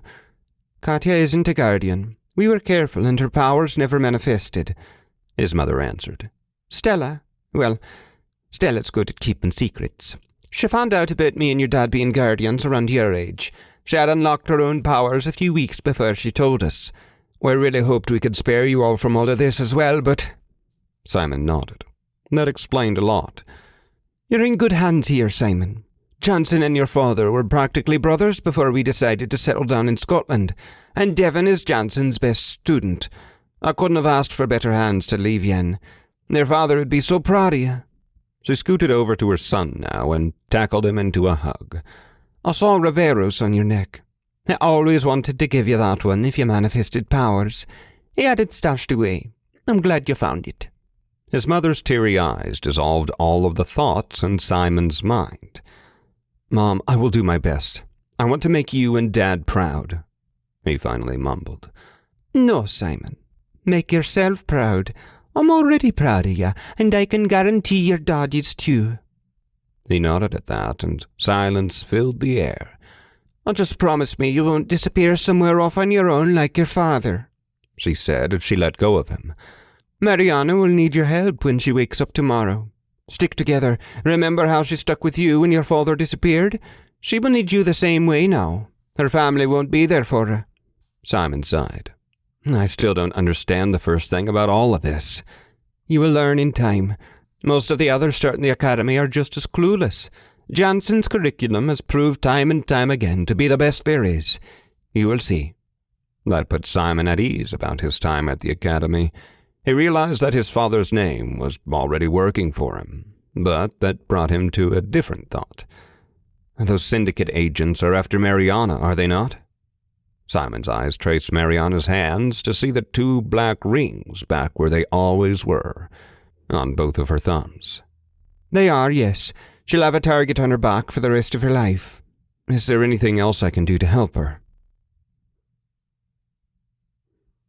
When Mariana woke Simon up the next day, he realized this wasn't just some deranged dream he was having. Simon, you're drooling on the bed, she said as she got up and ripped out the wire thing that the guy from last night had connected to her hand. The machine started beeping, of course, which wasn't ideal. Simon finally shook awake and peeled his face off the edge of the bed his head was occupying, then got up from the chair to stretch. His mother had left late last night, but he had declined to go to another room to rest. He wasn't going to leave Mariana alone in this place. Even his mother had told him to stay by her side. He knew she didn't mean that literally, but he was going to do what he had set his mind to. Good morning to you, too, he groaned. Are you feeling all right? You got knocked out cold by the barrier last night. Did you get me here? What happened? She asked, then stopped dead in her tracks. I didn't hurt anyone, did I? No, you didn't, but apparently you repaired that barrier. She nodded, then rolled her shoulders and stretched out. That was unexpected. Why? I didn't think I was Auclair enough, she said, walking over to the window and looking out. Not Auclair enough? What did she mean by that? Devon had some stuff to prepare for today. He said something about us going to meet someone named Jansen. He is like the headmaster or something of the academy, Simon told her. Also, my mom was here last night. She's leaving back to Scotland later, and she was hoping to see you. Your mom is here? Is Kat here too? That caught her attention then. And, of course, she would ask about his sister. Mariana had had the biggest crush on her back when they were younger. No, just Mom. Apparently she's a guardian. And Katya? Simon shook his head. The disappointment on his best friend's face stung. We should get going then. She stared pointedly at Simon. For a second, Simon wondered what had gotten him that look. Then he realized that he was the one with the directions and should probably lead the way. When the two walked out of the room, though, they were met by a tall woman with a pained look on her face. "About time you got up," she called out to them. "I just woke up." Mariana shrugged. "Who are you?" Simon Sensis screamed at him to step away from them as the two women stared at each other with electric intensity. "Kyra Alligari. I was just assigned as your mentor." Simon scanned the woman. Long hair was swept away from her face into a low ponytail, sharp cheekbones, and upturned eyes that were locked into a frown. She was dressed in a similar style to Devon. The shine of the green fabric betrayed that it was made from the same material the bodysuits of the syndicate were. He wondered if those were the type of clothes that Mariana said she had locked away in her rings. "Mariana Jones-Auclair." She extended her hand to the woman. "Nice to meet you. I'm sorry you drew the short end of the stick. I'm a professional pain in the ass." Something momentarily flashed across Kyra's face, but it was quickly replaced by a smile. "Nice to meet you, too." She shook Mariana's hand. "And you must be Simon." Yes. He extended his arm. Simon Grimm. Nice to meet you. "Your mother and I had tea this morning. She wants to see you both after the meeting," she added. "Let's get you to Jensen's office, then." Kyra turned on her heel and started walking down the hall. Simon and Mariana followed her. "What about Devon?" Mariana asked, catching up to the woman. "He's the best guardian on the continent and arguably in the world. Just because he will be training the two of you doesn't mean he's exempt from his other obligations." Simon had trouble picturing Devon being that good. The man had fought with at least a dozen syndicate agents in Sofia, though, so maybe he was. But training them? He hadn't told them anything about that on the car ride to the academy. Mariana was bombarding her supposed mentor with questions Simon could not follow. He was still barely awake enough to be dealing with all of this. Soon enough, the two best friends stood in front of a door that had a golden plate which read, "Headmaster." They looked at each other, which made Mariana giggle softly. Kyra had had enough of their stalling, so she reached over Simon's shoulder and knocked the door. "Come in," the hoarse male voice called from inside. A stern look from Kyra later, Simon opened the door and both Mariana and he entered. There were 3 chairs in front of the headmaster's desk. Mariana took the one at the center, and Simon followed after her and took the one on the right. Only when they sat down did the man look up at them. "Oh, who do we have here?" The man's demeanor softened right away. "First things first, I have to thank you, Mariana, for strengthening the barrier. We've been getting increasingly worried about it." Mariana blinked at that and nodded her head. Her eyes narrowed at the man, and she was chewing at her cheek. That's her thinking face. She's sizing him up, Simon noted to himself.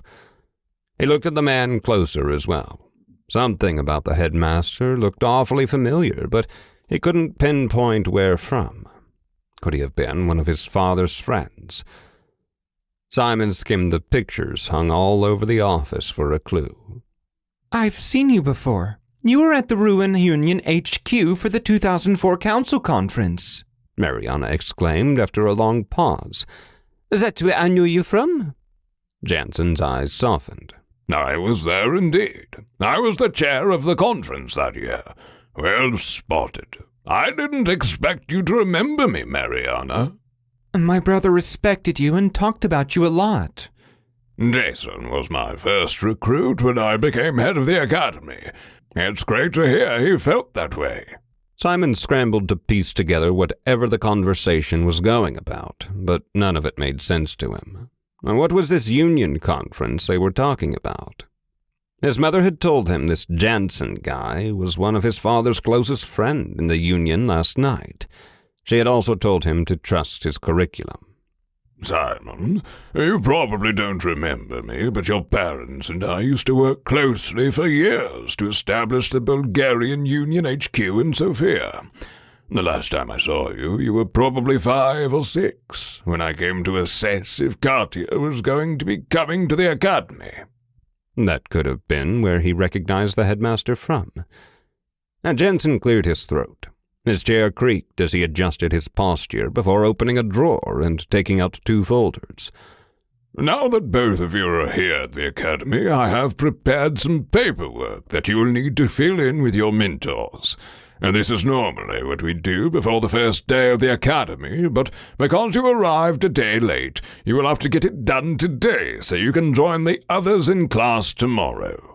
Although, normally, we allow all recruits to choose their partners and mentors for the academy, due to last night's late arrival and turbulent events, the 2 of you would have to partner up, and I took the decision to assign you to your mentors." The headmaster looked over to Mariana, who had been staring at him, her forehead all scrunched up.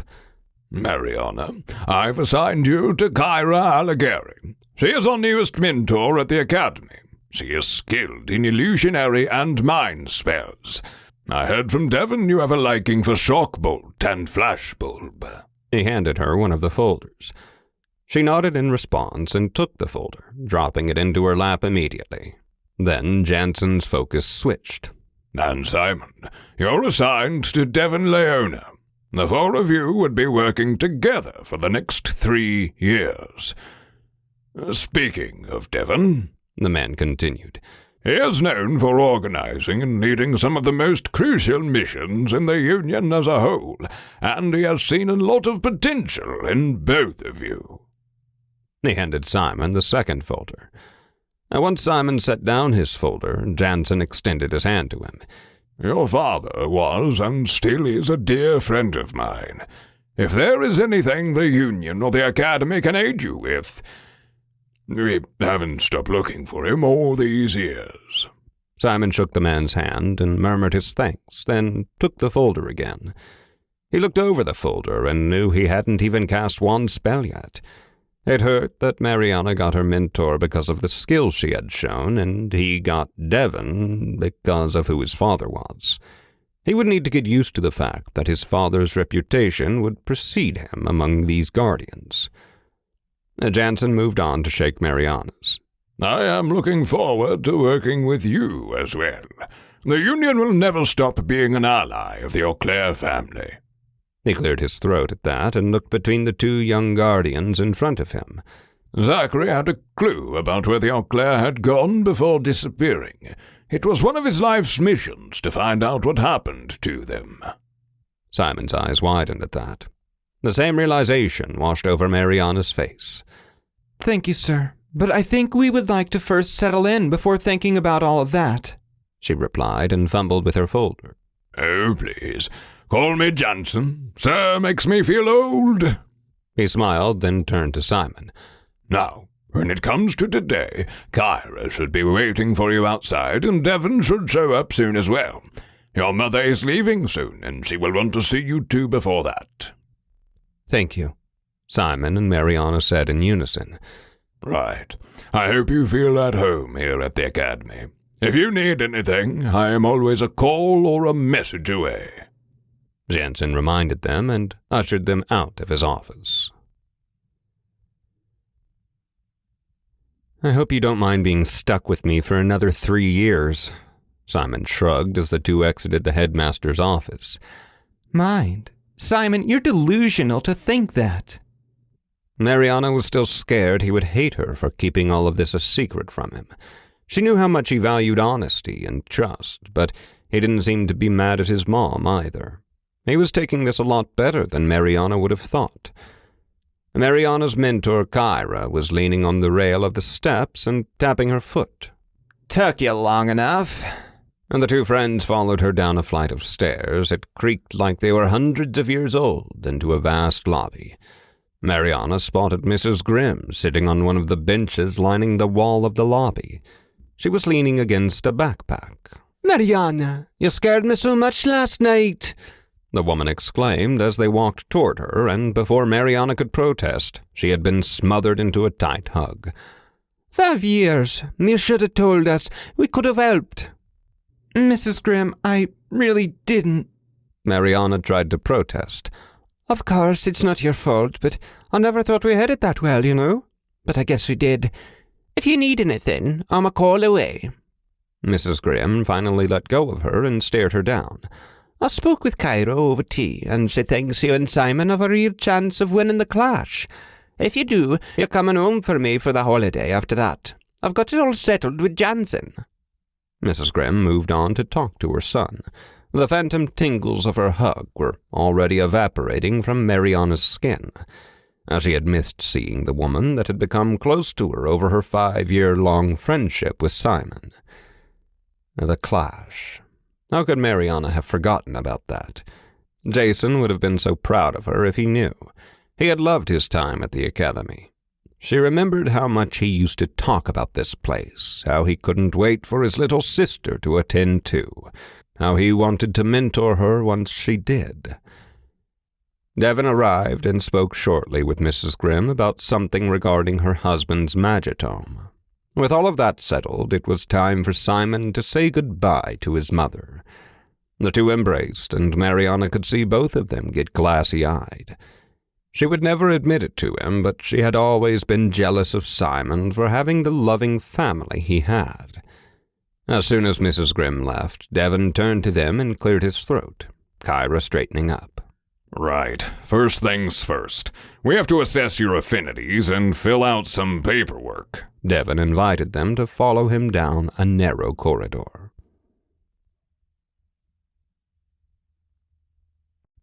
Chapter 4. Contrary to what Devon had said, there was a lot more than some paperwork that Simon had to fill out. He was struggling to focus on it while Mariana filled hers in and was looking over his shoulder. Smart targets. Those things haven't worked for the past 12 years. You think I'll stick to one now? Simon threw his hands in the air.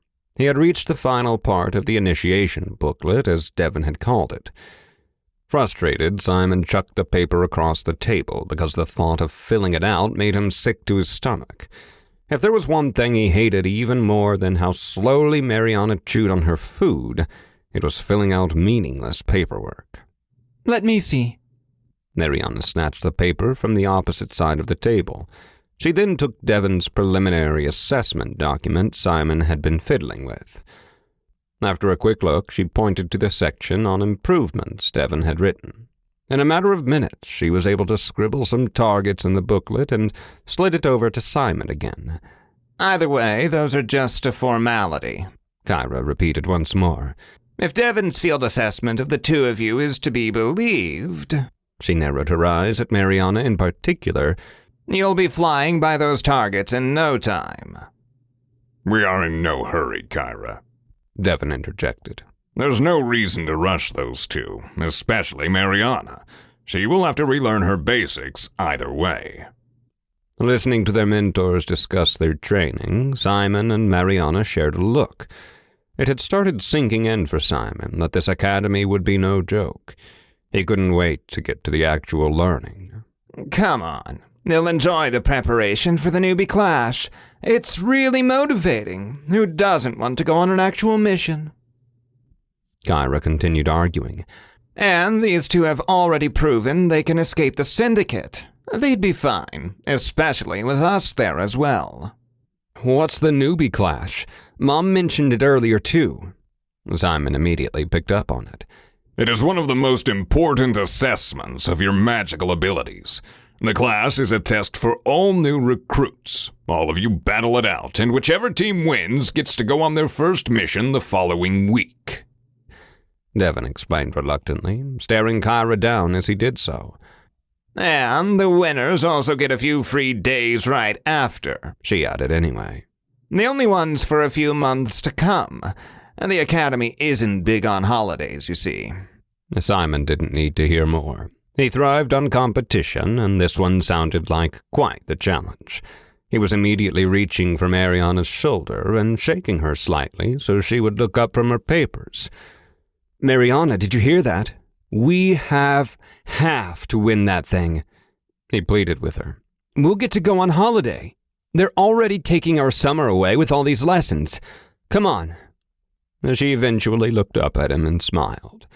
He knew that it was a lot more important than that holiday, but he was still mourning the summer he would have been spending traveling around with Mariana otherwise. Simon, you're the one that has to learn all this stuff ASAP if you want to win, not me. She shook his hand off and went back to her papers. I'll do my best. Don't worry. And this is why I didn't want to tell them about the clash. Devon sighed as he pointedly looked at Kyra once more. She just shrugged it off. After the paperwork was finished, Devon collected all of the papers and disappeared somewhere while Simon and Mariana followed Kyra out into the grounds of the academy. She was walking with them to the assessment room where Jansen had prepared the machine that would be assessing the affinities and power ranking of the two guardians in training. Out of nowhere, Puka jumped at Simon from the roof of the academy. "You like to hang out on roofs, don't you?" He laughed as he caught the fluffy Ispoleen mid-air and started petting him as he climbed up higher on Simon's shoulder. Puka was a little big to comfortably sit there, but he tried regardless. I was getting bored in Sofia. This place is amazing, Puka chirped. The air here is so much cleaner. I like the wind, and everyone I ask gives me treats. They do stare at me for a while, though, like she is doing now. Puka nodded toward Kyra, who had stopped dead in her tracks, her jaw hanging slightly as she studied him from a distance. That Ispoleen talks. She angled her head and took a step closer to inspect him. More like doesn't shut up. Mariana answered as Puka jumped to her shoulder for more head scratches. "Says you," Simon laughed. "I think the two of you are kindred spirits, eating all of that sugar, saving me from the syndicate, and never shutting up." A chuckle escaped his friend at that. Things were mostly back to what they used to be between them. Simon had been worried that their friendship would change, but it didn't seem like it. Is he your Ispoleen or something? I don't get it. Kyra continued, trying to understand. I'm just tagging along, Puka answered. Mariana sneaks me sweets, and Simon lets me snuggle. What more can a free Ispoleen want? Kyra didn't seem satisfied by that answer, judging by the fact her demeanor didn't change, nor did she find this as amusing as Puka was. He also doesn't have a crystal, Simon added to hopefully satisfy her curiosity, but instead she waved him off. I'll ask Devon for the full story later. And while we are talking about crystals, I heard both of you have your own bonded Ispoleens. Normally your mentors choose your first ones.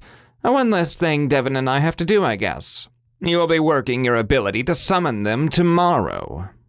Simon froze at that, and he bonded to that green crystal from his father's stuff. His mother told him that his father had wanted him to have it as his first, but Simon didn't know the first thing about bonding or summoning or anything of that sort. As they walked through the academy grounds, they reached a smaller building on the outskirts of the academy compound. They had arrived at the assessment room, but it was locked. And while they waited for Devon to join them with the keys, Kyra took a green Magidex from her bag, which had a yellow design on it. Let's scan your crystals while we have the time and see what we have to work with, she said as she navigated to the crystal scanning program. Simon was immediately mesmerized by the Magidex. It looked like a moderately fancy laptop disguised magically as a book on the outside. He fumbled to take his father's crystal that hung on his neck from under his shirt to scan it. It illuminated the yellow-blue light of the Magidex. Raveros. Attack. 1. Defense. 2. Type. Elemental Air Enchanter. Size. Small. Special ability. Flight. The robotic voice sounded out of the Magidex, and a small holograph of a worm-like Ispoleen popped into view. Wow! Is that what it looks like? Simon was absolutely in awe of the hologram. Not bad, Kyra remarked, then turned to Mariana. Let's see what Mariana has brought with her. She took her Ispoleen's crystal from under her own shirt and hovered it above the Magidex. The beige quartz-like crystal sparkled as she did so. Gecko Cat. Attack. 3. Defense. 2. Type.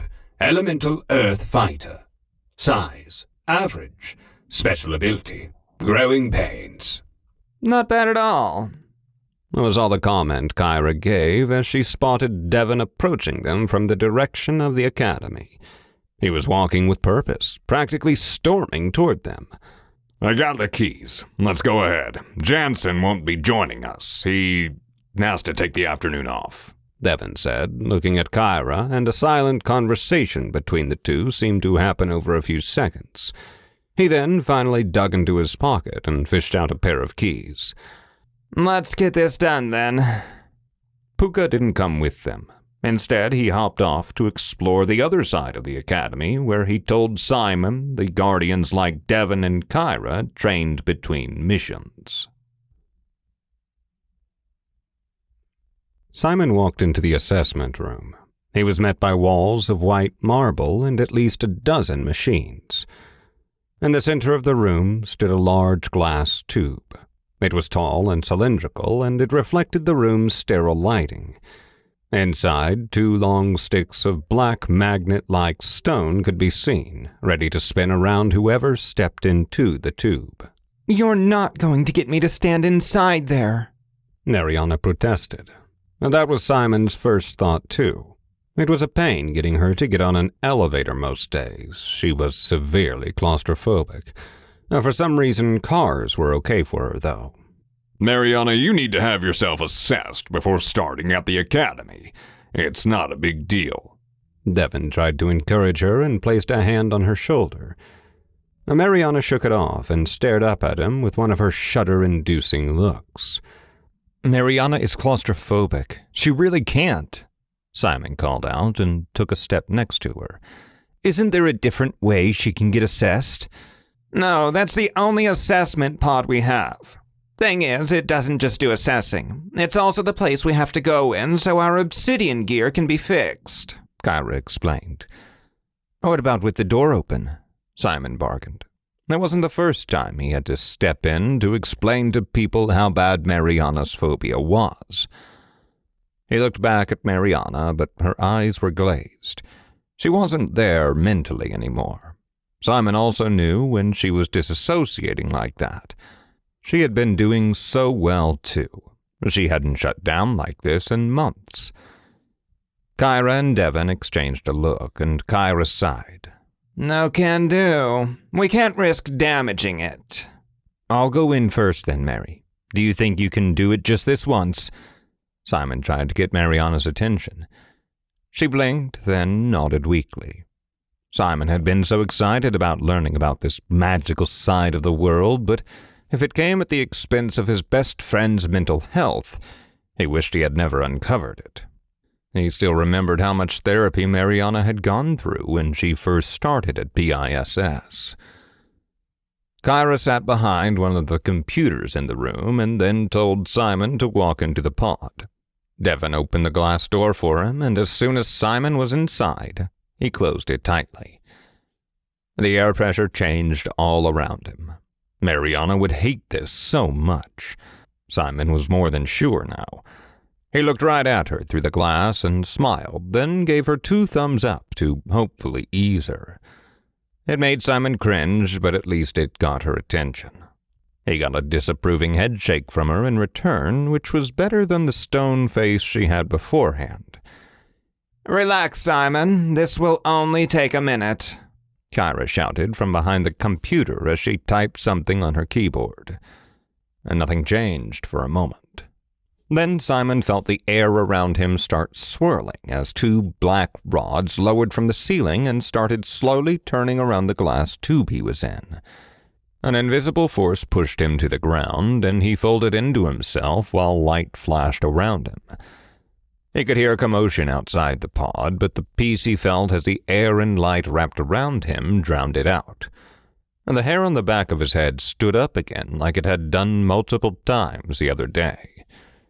A hiss from the door woke Simon from the daze he had fallen in. A strong arm reached inside and pulled him out, his body still semi-limp. I told you he is fine. Will you calm down now? Kyra called out at Mariana, who was standing behind her, peering over her shoulder. Are you all right, Simon? Devon asked softly as Simon straightened up. Yeah, that was weird, but In a good way? As soon as he spoke, Mariana was already rushing to squeeze him into a hug. Don't scare me like that anymore, she whispered into his chest, her breath hot as it passed through the fabric of the t-shirt he was wearing. I can't promise that. He laughed, his chest expanding as his ribs were still being crushed by Mariana. I'm all right. It wasn't scary at all in there. I don't know what you think you saw. She looked up at Simon and blinked with her bright green eyes. Congratulations, Simon. Your affinity is light, pull, air. Kyra spoke up from behind the computer. And that told Simon nothing, so he looked between the other 3 guardians in the room. What does that mean? Wow, you have the same affinity as my brother, Mariana whispered, taking a step back. She looked Simon up and down, then took off one of her black rings. Try this. Let's see if it will work for you. Simon took the ring from her hand and fumbled around with it while trying to find a finger that it would fit on. It slipped onto his right index finger, and he felt a shiver go through him, a lot like when he had bonded with his dad's crystal in the dorm room in Sofia. Mariana took another step back, but she wasn't scared this time. She scanned Simon head to toe, and if they didn't have an audience, Simon would have made a joke about her not being able to keep her eyes off of him. Might not be your style, but that's the best onyx gear available in the world, she smiled. Kyra stood up from her seat. This is Auclair made. Only then did Simon look down at his clothes and realize that he was not wearing his school's uniform's t-shirt and pants anymore. Instead, he found himself in an ornate black jacket with a cape and a slippery white shirt with some rune design on the collar. His arms were lined with armor plates made from an unknown off-white material. It was my brother's onyx gear. I don't have the affinity to activate the ring. You do, though. You should use it. He wouldn't mind. She smiled up at Simon. Judging by everyone's reactions, this was something very rare or precious. A whole protective outfit inside a ring that could be put on literally at the snap of your fingers. Isn't that weird, though? Would you be okay with that, Mary? Simon asked. It was her brother's ring, after all. The way everyone talked about him, Simon had inferred he was either dead or missing like his father. And Mariana had said it had been custom-made on the drive to the academy. Simon, I'm telling you to wear it, and it's just clothes. Come on. She snapped back at him. You should see mine. Reluctantly, Simon accepted it. The clothes were easy to move in and weighed nothing, despite how they looked. We will see your gear, Mariana, after you come out from the pod. Let's go. Devon cut off the discussion and angled his head to the glass tube. I can tell you my affinity, both with and without the ring. Please don't make me do it, she pleaded with him. I've been assessed before in the Auclair chambers. What do you mean, with and without the ring? The ring changes your affinity. Kyra finally got up from her chair behind them, walked up to Mariana, and grabbed her hand to inspect the black ring that was still on her thumb. My father wasn't happy with the affinity I was born with. He made the Auclair blacksmiths enchant my ring. When I wear it, it changes my affinity and helps me control my Auclair gift, Mariana explained, her head dropping as she avoided everyone's eyes. But Simon realized that their mentor's eyes were about to pop out of their sockets as they stared at each other, then at Mariana. What affinity were you born with? Devon asked after a pause. Dark, push, fire, Mariana mumbled. Kyra and Devon exchanged another look. Understandable that he wanted to keep that secret, Kyra concluded. That is a dangerous combination, normally. In an Auclair... What's your Auclair gift, Mariana? Whenever I get hurt and start bleeding from a wound, my power multiplies rapidly, depending on how much blood I'm losing. Mariana finally lifted her head and looked around at the 3 of them. It felt off to Simon that her family would want to change her affinity instead of teaching her how to control it. Could it be that she was indeed more dangerous than he gave her credit for? The Auclair still left her behind, and Devon had been surprised to find that out. And her Auclair gift.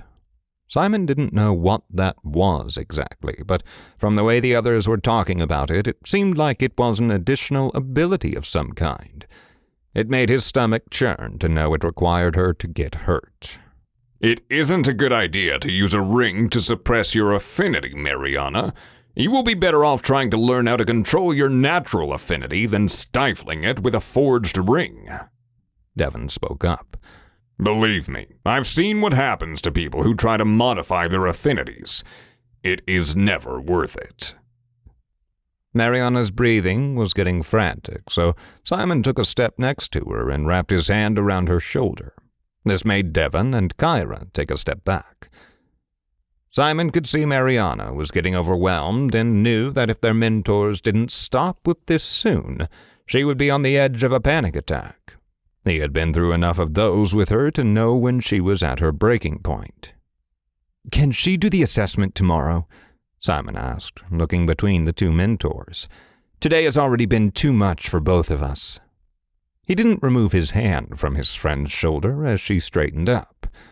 You were supposed to do it yesterday. Kyra shot him down immediately. But now I'm curious. What did Auclair enchant your ring with, Mariana? And what did they deem the best affinity for you?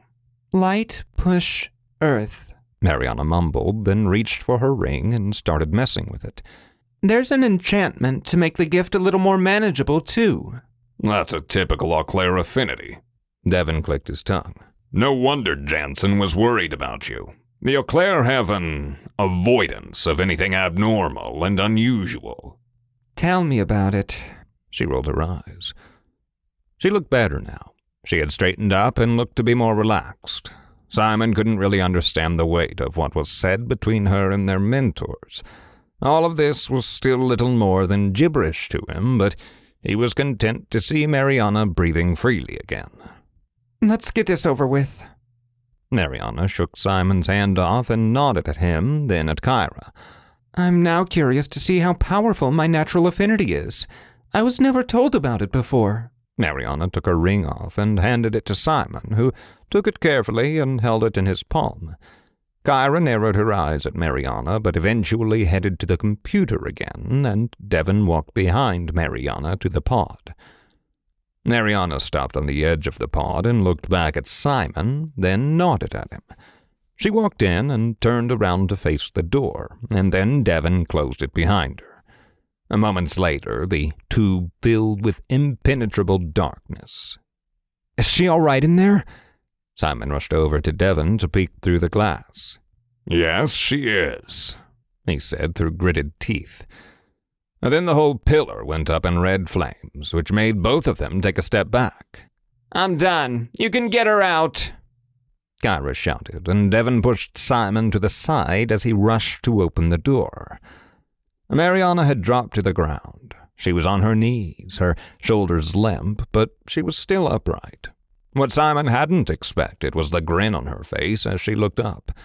Something felt dangerously off to him for a second. Then everything melted away as Mariana got up and shook off the trance she had been in. I've never done that before, she said, practically skipping out of the tube. It will be a shame I can't use my ring and my onyx gear going forward, though. The stark contrast between Mariana before she went in and when she came out was startling, and Simon didn't know what to make of it. I might know someone that can alter the ring, Kyra said a breath later. There's no use in losing a perfectly good set of Auclair-made onyx armor. Really? Who? Devon angled his head at her. I don't know if he can still do it, but it's worth a shot. Now, let's see your gear, Mariana. Kyra waved Devon off and focused on Mariana. Simon handed Mariana her ring back, and she slipped it on her thumb and twisted it. A flash of light later, she was wearing an oversized white zip-up hoodie that had an off-green shine, with red lines of string hanging off in peculiar patterns. It's a skirt before someone says anything, she said, pulling at the skirt that peeked through underneath her long jacket. It's easier to move around in than pants, apparently. Or whoever made my gear was a creep. Either or. Simon looked down at her legs and saw the red ribbons were loosely wrapped around her legs, too. What are those red things for? He asked. These protect my legs from getting hit with magic projectiles straight on. This one, she stretched the intersection of two red lines above her heart, does the same, but for my heart. And that settled their assessment. Kyra explained that the computer now had a good idea about the baseline of their powers, and that progress from now on would be measured as an improvement upon that. So, what's the scale? How do we get ranked? Simon asked. Yeah, I want to see my rankings. Mariana backed him up. Kyra and Devon shared another look. This time it was less intense. Do you want me to tell them? They'll probably dig around and find them in their Magidexes anyway. Kyra asked for confirmation. Sure. What harm can it be? She motioned them to join her at the computer, where she quickly navigated around a few menus. Simon saw his name flash up on a window taking up the left half of the screen, and Mariana's on the right. Simon Grimm. Current power score, 800. Potential power score, undefined. Power ranking, number 395,732 in the Union. Number 9 in cohort. Gear ranking, unavailable. Magidex clearance, student. Bonded to Riveros.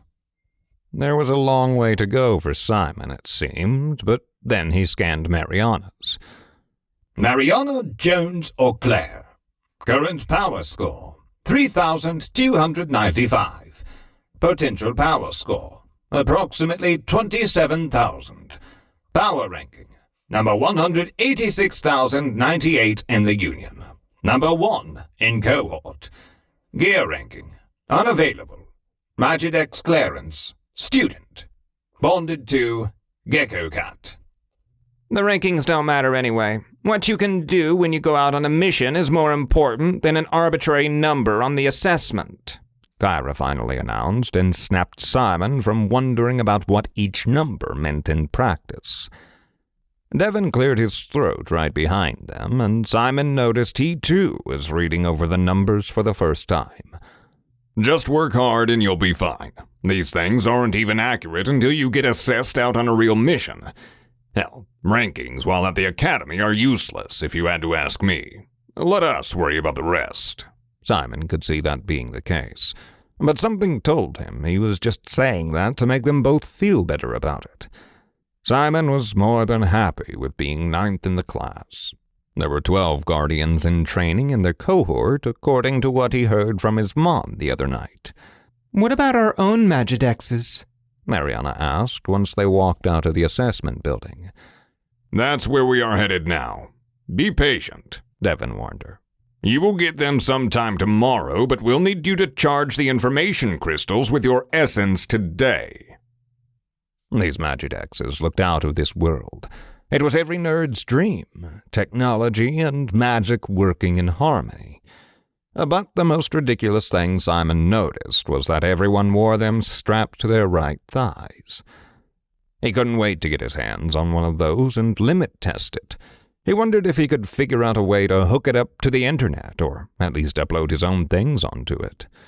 Imagine playing a game on a device powered by a literal magical crystal. The four of them ended up in a storage room. The information crystals, as Kyra told them they were called, were kept there. These are the new batch, are they? Devon asked as he was searching for a container to differentiate between the crystals Simon and Mariana would be charging with their magic. Yeah, the ones we brought back the other week. They have been giving interesting new designs to the Magidexes. Kyra was preparing the 2 crystals for them to use. She had told them each to make a tight fist and tried to find a crystal of a similar size. And when she was satisfied, she sprayed the crystals with some sort of liquid.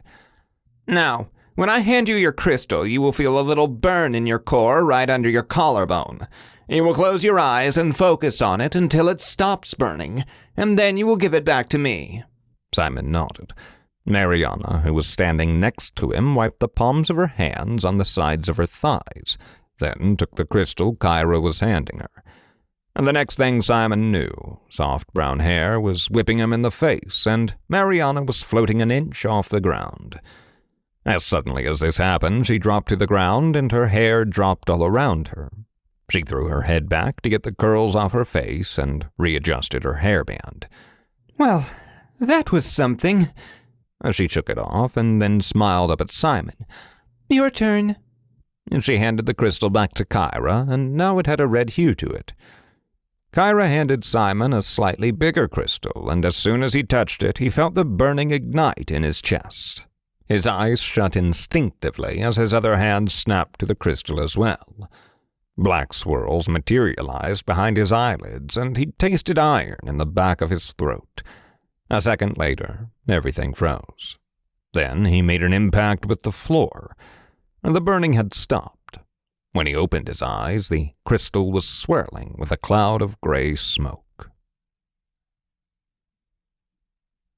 Once they returned to the main academy building, Kyra and Devon quickly explained how the dorms at the academy worked.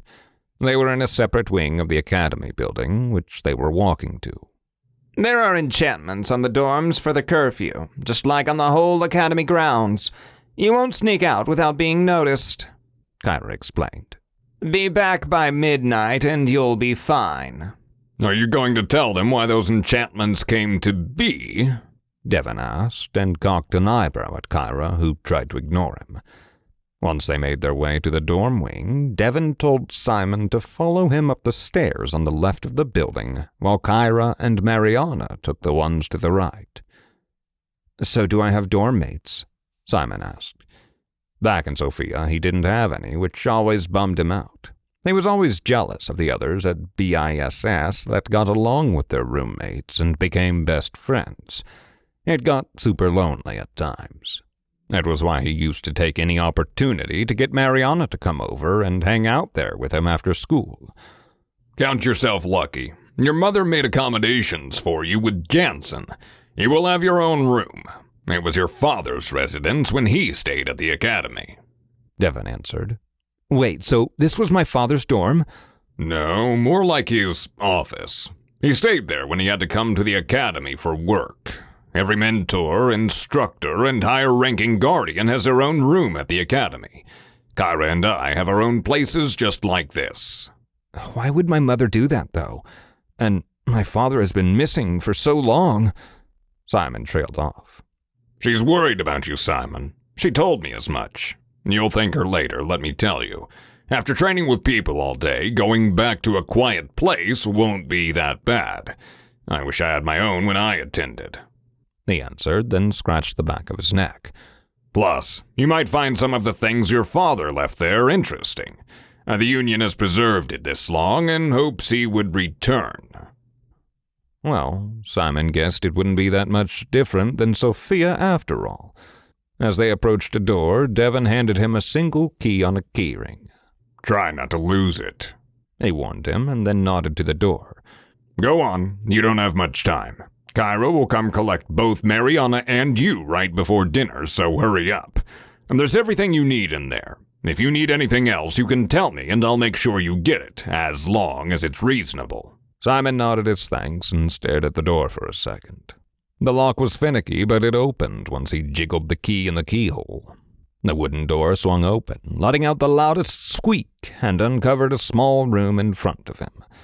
It was just as crammed as his dorm in Sophia, maybe even more so. There was a bed and a sofa inside, a desk on the wall opposite the door with a window right above it. Typical for his father. He always liked to work next to a window, even at night. Simon had gotten his sense of interior design from him, it seemed. There was a wardrobe on the same wall as the door, which seemed strange, but he shrugged it off and bolted for the bed as soon as he closed the door behind himself. The sheets were clean, and the whole room had been cleaned recently. It was pretty obvious. He spotted the other door in the room, which he assumed led to a bathroom. There wasn't going to be any escaping from his father's shadow, it seemed. Not that he minded. He felt a lot closer to his father now that he knew, even if it was just the smallest bit about this side of his life. He was a guardian, and now Simon was one too. He didn't have the time to explore the room because he knew he needed to scrub himself clean before dinner. The layer of filth that accumulated from traveling to the academy all the way from Sofia was making him feel gross. He wondered how Mariana was doing and if her roommates were fun. It would be a shame if she had bad roommates twice in a row. And she had never really gotten along with the girls she lived with at the BISS dorms. Chapter 5. Simon awoke with a headache. He could never sleep well in a new place. At dinner last night, Devon had given him his schedule for the next 2 weeks at the academy. Kyra had done the same with Mariana. They were more or less prepared for what the day ahead of them was going to entail. When he opened the closet to find his academy-issued training clothes, he discovered a monochromatic spread of blue shirts, running shorts, and tracksuits.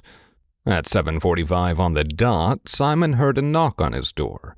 He patted himself down to make sure he had his phone, keys, and Mariana's ring on him. He opened the door to Kyra and Mariana waiting for him. Mariana looked half dead, but was dressed for a workout, just like he was. She was wearing bright red running shorts and a loose coral shirt.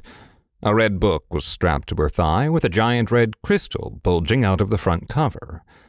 Simon couldn't tell if this was the only thing she had to wear or if she was making a point about her fire affinity. Kyra whipped a black book from the bag she was holding. Put it on and let's get going. A swirling gray crystal was positioned in the middle of the Magidex she held out for him, which was already in a holding case with straps hanging off it. Did you stay up reading your dad's Magitome? Mariana asked him as he was strapping the Magidex to his right thigh. His own lack of sleep must have been apparent.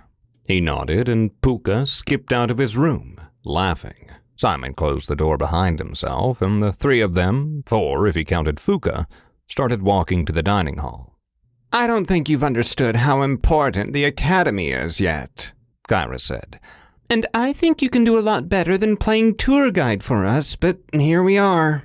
Mariana shot right back. They turned into a long and crowded corridor. People were pouring in and out of the dining hall with various plates of food.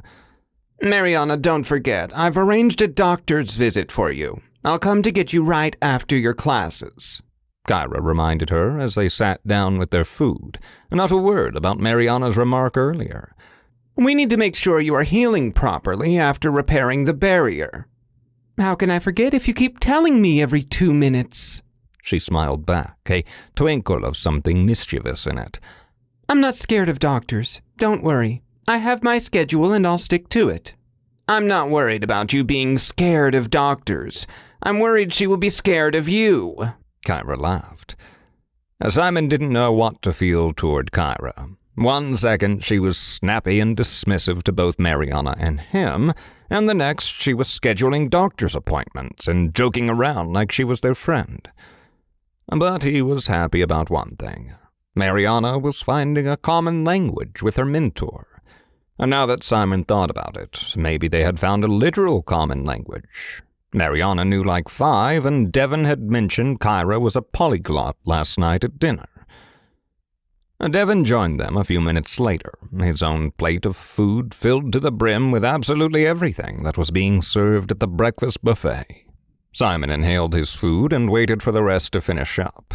Mariana was chewing impossibly slow and poking fun at Puka, who was toying with some pancakes. I didn't know he ate food, Kyra said, pointing at the Ispoleen, who blinked his large star-speckled eyes at her. Oh, he doesn't need to. He just likes the taste. Simon laughed, and Puka looked at him sideways. What? It's true. You are addicted to sugar just like Mary. That explains a lot, Kyra noted, looking over and shifting her focus to Mariana. You'll need to adopt a more balanced diet, especially now that you will be training consistently. You came here in even worse shape, Kyra. She will adjust just fine. Devon interjected and put a hand on Kyra's shoulder. You can't fix everything on day 1. Try to stop me. Kyra smiled sheepishly back at Devon. Once everyone had cleared their plates, the 5 of them walked out of the dining hall and made their way outside of the academy building. Trent will be teaching training over on that field. You two can make your own way there. Kyra pointed to the track field in front of the academy. We are off to the library. We have some research we need to do for Jensen. We'll see you after your classes, Devon added. They walked away, leaving Simon, Mariana, and Puka to stare at the track field. A small group of other new guardians was forming next to it. Puka decided against joining them, instead making his way to the back of the academy again, probably to pester the other guardians training there. As Simon and Mariana walked to the track, the conversation picked up again. Instructor Trent is really strict, Simon. He has trained all the best guardians at the academy, Mariana said. My roommates told me he had them sit through a safety presentation for a full hour yesterday. And before he could realize what he was saying, the words flew out of Simon's mouth. Did he train your brother too? Mariana stopped dead in her tracks. Yes, he did, Simon, but I don't want to talk about him right now. Sorry, I'll lay off it. He apologized. It was unfair of him to ask such questions, but he felt like he was walking in the dark. He knew Mariana meant well, giving him the ring and insisting he accept and use it. Both of their mentors had said it was better protective gear than the academy could provide. But he knew nothing about Mariana's brother, the Auclair, or anything that concerned that side of being a guardian.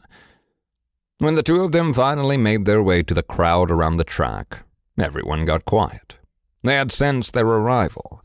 Some of the other guardians in training shuffled, and Simon finally got his first look at Instructor Trent. He looked a bit older than Devon, probably 35. He felt like 40 was stretching it too far. He was a tall, bulky guy with a ridiculously long beard. You finally joined us, Mariana, Simon, the instructor greeted them. I hope Devon hasn't already scared you shitless of me. No, actually, he hasn't really talked about you, Simon replied, trying to muster a smile. Instructor Trent shook his head, clicking his tongue, and headed back to the front of the group. Whatever history there was between his mentor and his instructor, he knew none of it. Simon spotted a small circle where everyone had dropped their stuff, so he and Mariana did the same. They unbuckled their Magidexes from their thighs, dropping them on the grass, and joined the group again. Let's get started. Day 2 is endurance testing. I will set you a pace for a lap on the track. You continue until you collapse. Everyone knows the drill. Get in line behind me, Trent shouted, and then pointed toward Simon and Mariana. I want the 2 of you in the front. I've seen the others form yesterday. You 2 need to be assessed. The whole class of new guardians followed him into the track, and he set this very weird pace for them that wasn't quite running, but wasn't quite jogging either. It was really jarring and uncomfortable. Simon and Mariana were silent, as the others were literally breathing down their necks. Simon got lost in thought as they ran the laps. He was hoping to run some kind of drills or sparring. Running in circles wasn't what he thought he would be doing for the duration of the class. When they passed the clearing on the track for the 10th time, Simon saw some people who had given up already there.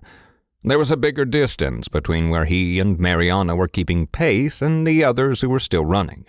One more lap, guys, and then finish up. Do a sprint if you can, Trent shouted at them. It had been over 20 laps now for sure. Simon stopped counting them after they had passed 10. His lungs burned and his throat was hoarse, but he completed the last lap and joined the group to wait for the rest to finish.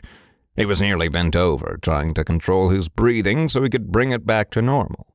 The rest were about halfway through the track still. Mariana had leaned on his shoulder, but she looked a lot more composed than him. For one, she wasn't bent over and heaving. Rather, she was sweaty and red in the face. So red, in fact, it matched her red training clothes, but her breathing was nearly back to normal. When everyone was gathered to pick up their things, Trent looked between them all. Whoever gave up earlier will be assigned extra fitness classes with me. Everyone that finished as instructed, you are free to go back to the castle. We're continuing with the fun things tomorrow." Then the instructor walked up to Mariana. "I was warned by Kyra that you might be doing worse due to repairing the barrier, but I didn't see that to be the case today. Are you really all right?" She's taking me to the doctor today. I feel fine. I think she's overreacting. Mariana replied and shrugged her shoulders. Instructor Trent nodded and walked away, making his way to the Guardians that had given up earlier. Simon was thankful he wasn't one of them. The effort he had put to get in shape for the summer had saved him from this one. "Do you know if Trent is this brutal every time?" Simon heaved, his heartbeat still struggling to get back to a resting place. Trent isn't that brutal. He's nothing compared to the spells instructor, Kovacs. Mariana noted and started dragging Simon back to the academy building. Let's get going. I want to get a snack before history. What should I know about him? Her. Petra Kovacs was one of the best guardians in the last 2 decades. She was like Devon around here, but 20 years ago. I can't believe she'll be teaching us, she explained. How do you know these people? Simon wondered more to himself than anything. He didn't expect an answer from Mariana. Kovacs I know because she was my brother's mentor. Again with him. Of course she was. Simon winced. He couldn't wait to get to their next class for the day. History. The teacher should know some books that he could pick up and read so he could get up to speed. If there was one thing Simon knew he could do, it was lose himself in historical research. Let's go to the kitchens and I'll explain what's the deal with my brother. We still have half an hour until history class. The kitchen was a large room with high ceilings and stone walls. There was a fireplace on the far wall, probably left there since it was built into the construction of the castle. There was a 2-person table set in front of it. One of the walls was lined with one huge countertop, above which there were numerous wooden cupboards. Mariana started rummaging through them immediately for literally anything sweet. She had to climb on top of the countertop to reach the highest shelf and took out a pack of chocolate raisins, and then stashed a pack of her favorite sour gummies in her pocket. Simon would have helped her, but she didn't ask, and he liked to see her struggle anyway. It was cute to see how vertically challenged she was. Scared Kyra will ban your sugar? Simon chuckled when she finally got down. I need to feed the sugar addiction. I deserve a treat for running all morning. Speaking of sugar, I wonder what Puka is doing. She wondered as she chewed on a sour worm candy, but she quickly put away the bag of those. Probably with Devon. They are apparently trying to figure out what happened to his crystal. Simon shook his head. Mariana had offered him some of her chocolate raisins before digging into them herself. Are you going to spill the beans any time soon? I'm still confused. She had promised him answers about her brother. I haven't seen my family in 10 years. They cut all of their ties with the Union days before they went into hiding. I didn't think I would be exactly welcome here. Seems like I was wrong, judging by... She waved her arms around. And my brother. He was a big believer in the Union's mission. He was one of the few Auclair that swallowed their pride and worked at the Union. The things Mariana was telling Simon about her brother painted him as a decent person, maybe even good. Then why did her face morph into a grimace every time she talked about him? Wait, how old is he then? Simon asked, realizing that there must be quite a big age difference between the two of them if he was a guardian in the Union 10 years ago. He'll be 30 in September. The 12-year difference between them, then. And that made a whole lot more sense why she never brought him up. Simon realized that the age difference between him and his sister was not as large in comparison. Suddenly, someone kicked the kitchen door open. "And here?" a freakishly tall guy announced as he entered. "Oh, sorry, didn't expect anyone here." Simon's head turned instinctively, and he stared the guy down and then spotted the 2 girls that came in after him. All 5 of them stared at each other for a second too long until Simon finally broke the silence. I'm Simon, and you are... He extended his hand to the guy. After an awkward pause, the guy shook Simon's hand and introduced himself as Oliver, and then moved to introduce himself to Mariana. The girls already seemed to know Mariana. So, you're the Simon Mariana's been talking about? Diana, the older sister of the two, started, and he got the feeling she was looking through him and right into Simon's soul. He forced himself to smile and then tried to sway the conversation away from himself. Yeah, that'd be me. Do you have any idea where the history class is? We were about to leave so we could get there in time. We are headed there as well, She replied right away, unflinching and still staring at Simon with the same intensity. We'll take you there, no problem. Her sister Victoria shot a look in Diana's direction, which sparked a silent argument between the two. I'll sack the kitchen while you figure that out, Oliver said as he headed to the same cupboard Mariana had gone through for sweets earlier. Simon returned his attention to Mariana, who had started asking her roommates about the history class. They mentioned Stella, which prompted him to join in on their conversation. He had been thinking about her ever since his mother mentioned her the night before. Simon, who's Stella? Mariana looped him into the conversation. The girls were telling me about her. Apparently you know her? Now I can give her a taste of what it feels like from me. Simon smiled to himself. She's a family friend. He laughed. Stella's a guardian here at the academy, apparently. She is also the one that alerted my mother about the, situation in Sophia that consequently brought us here. She also works in the same department as Devon, Diana added. You're lucky you got him as a mentor, you know? He's like a living legend. Stella says that their department is struggling to replace him. Nice to know. Simon raised his eyebrows and looked at Mariana, who was smiling as well. There's no way! Oliver slammed the door of the cupboard. Someone ate the last of the sour candy I stashed in the back! Simon stifled a laugh and watched as Mariana took out the bag she had stashed in her pocket. Looking for this? She smirked and looked up at Oliver. You! His eyes widened as he took a step toward her. You can have it. I'll take something else. Mariana threw the bag of sweets as she passed by him to go to the cupboard and pick out something else.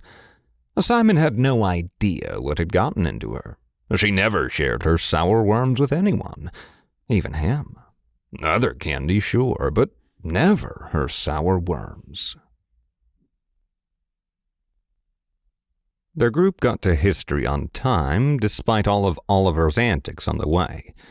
It didn't help that this Diana girl was now basically glued to Mariana. Victoria and Simon were the only ones who seemed to care about getting to class. They entered a room that felt more like a miniature lecture hall.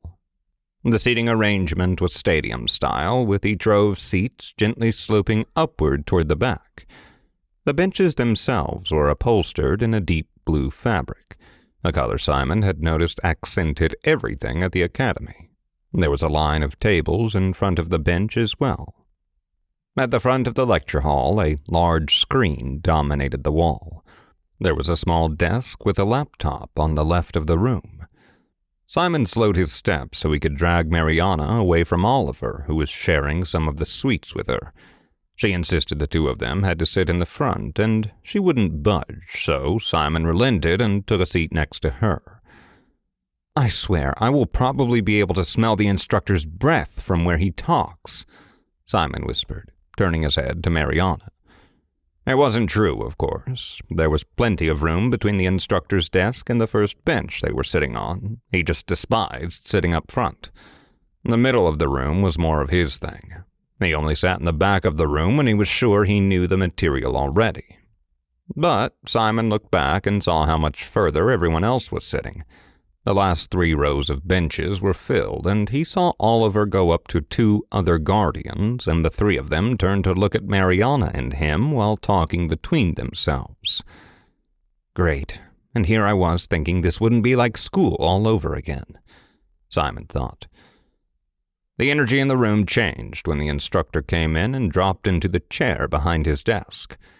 Everyone immediately sat down on the bench closest to them. Simon, too, felt compelled to refocus his attention on the instructor. Instructor Patterson, as Simon learned from a slide that lit up on the screen, was 40-something, or at least looked it, and a redhead. He had to take a better look at the instructor because he looked awfully familiar. Did all history teachers look the same? "Settle down, everyone," the instructor called out and typed something on his laptop. "Spread out. No one is sitting in the back. I want all rows filled, front to back." And there was a collective sigh from the back, and everyone shuffled into the lower benches. Simon wasn't surprised when Diana dropped into the seat just behind Mariana and him. Whatever her problem with Mariana was, he didn't want to be caught in the crossfire of it. Before he knew it, the instructor had taken out a stack of index cards and several cups of markers and dropped one of each in front of Mariana and him. "Make sure everyone gets one," he said, then continued toward the back of the class. "Names on the cards, please. It'll save all of us a lot of awkwardness." Simon almost snorted at that. This reminded him of how all those icebreakers at his school started. His teachers had insisted on doing those each year at BISS. Simon got to work, writing his name and folding the card the way he was taught to do in school, so it would stay up like a name plaque. He looked over at Mariana, who had done the same. At this point, Instructor Patterson was walking around the class and talking with some of the students in the back. There were only 12 students in the class, but even so, the conversation didn't travel far enough for him to hear it well. But he heard someone unsuccessfully try to stifle a laugh a row behind him. "I can't believe it. Look at those two." Another girl from behind Mariana nodded to her friend, then pointed in Simon's direction. Then another snort followed up shortly after. They were talking about the name cards, it seemed. No one else had folded theirs. Instructor Patterson finally made his way to him and dropped a textbook on the table in front of him. Simon started flipping through it right away, but paused at a drawing of a beautiful woman who eerily looked like Mariana. Caramel hair, green eyes, and the same fierce look she got whenever she was determined to get something done.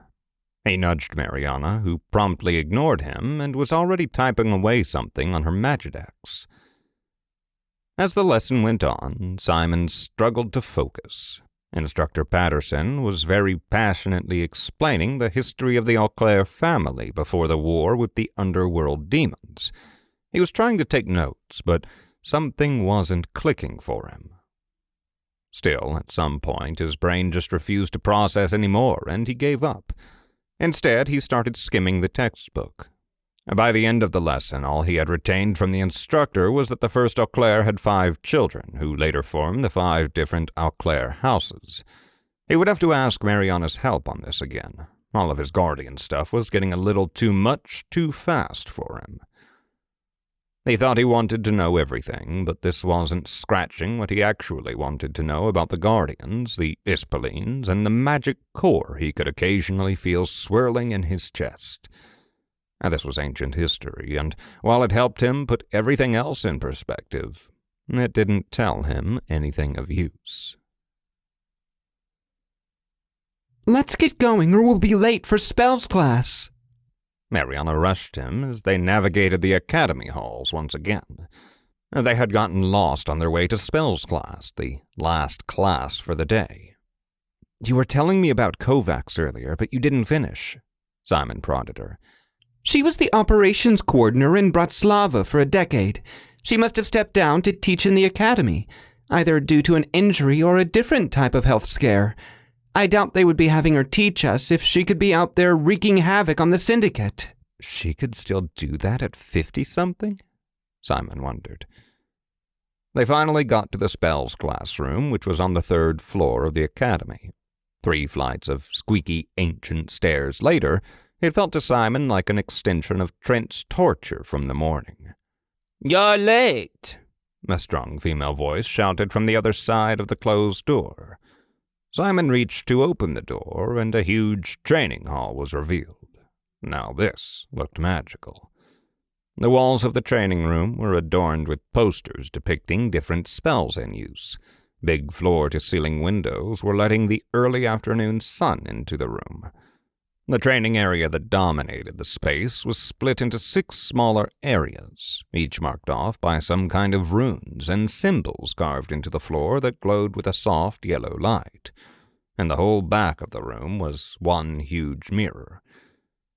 Kovacs was sitting behind the desk, and the other guardians in training were scattered around the room in small groups. Her piercing stare made Simon's heart drop, and he immediately knew why Mariana was warning him about her. Hurry up and join the others, she muttered.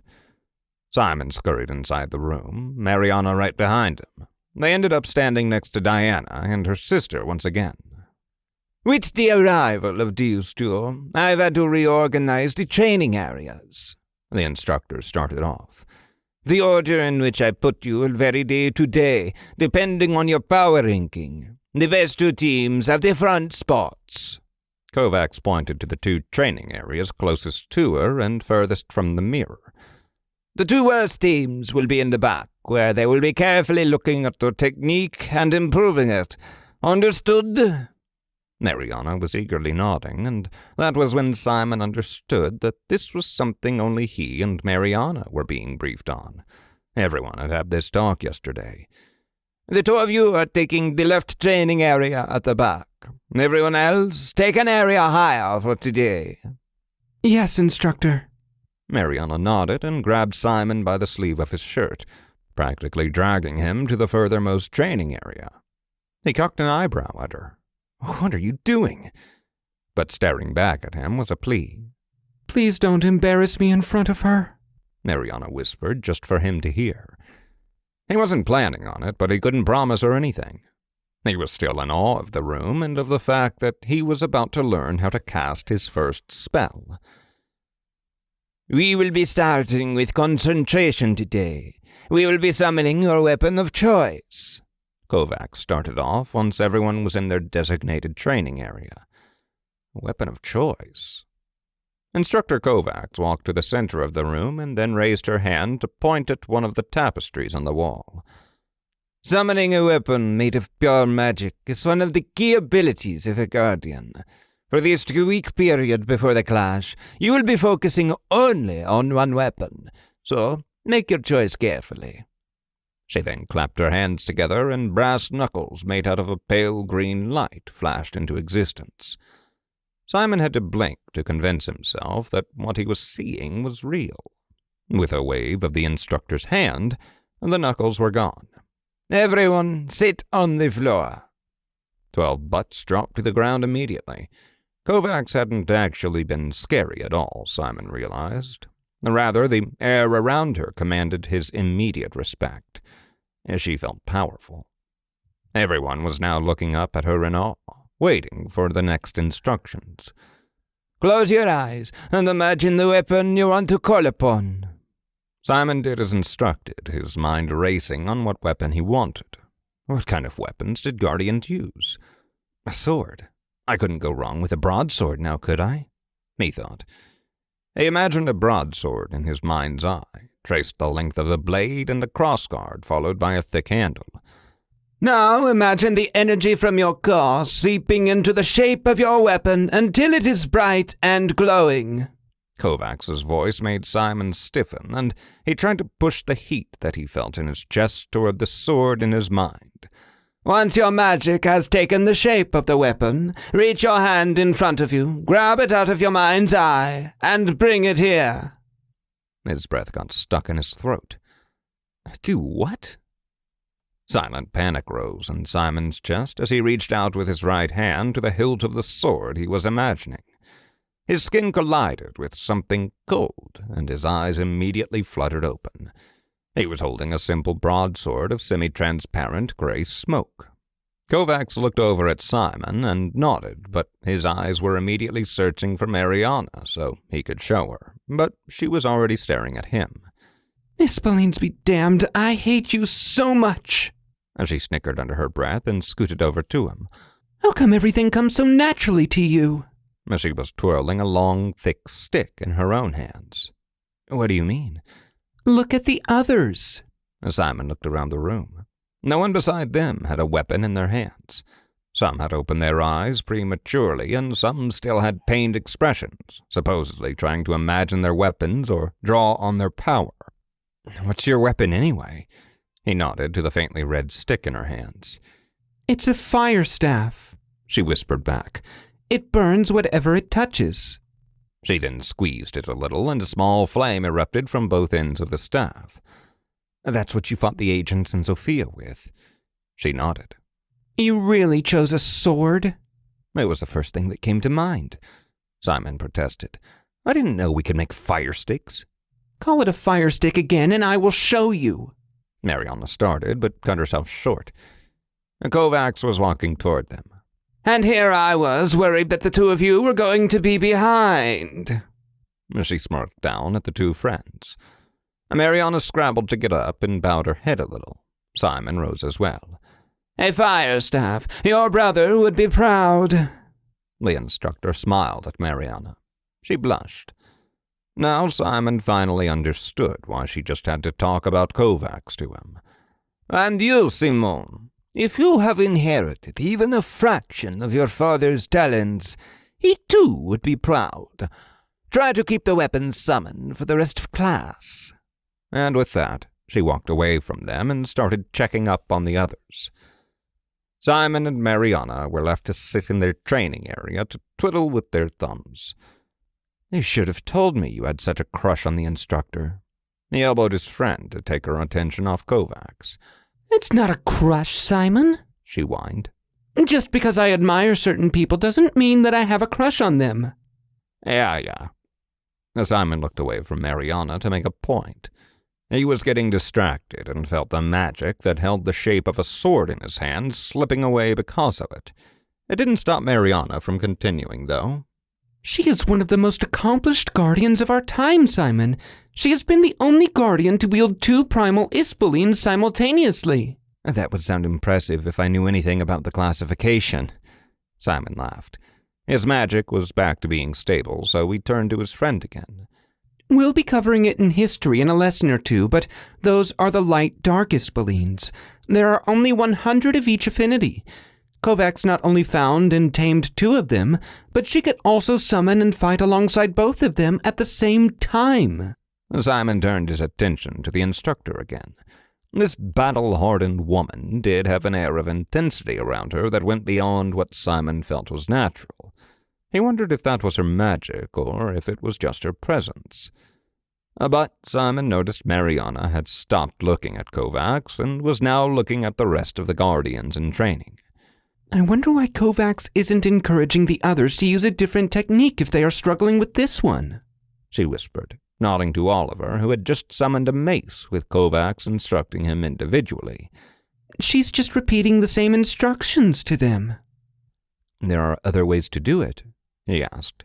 "Yes, of course. Not everyone is good at visualizing. I had to teach myself, for example. There are some people who can't even teach themselves visualization. Their brains just don't work like that," Mariana explained. "There are ways around that, and she isn't teaching them." "Do you use a different technique?" "Kind of. I'm already so used to summoning my fire staff, I can just think of how it feels to hold in my hand. But if I were to summon a brand new weapon, I would be doing Kovacs' method."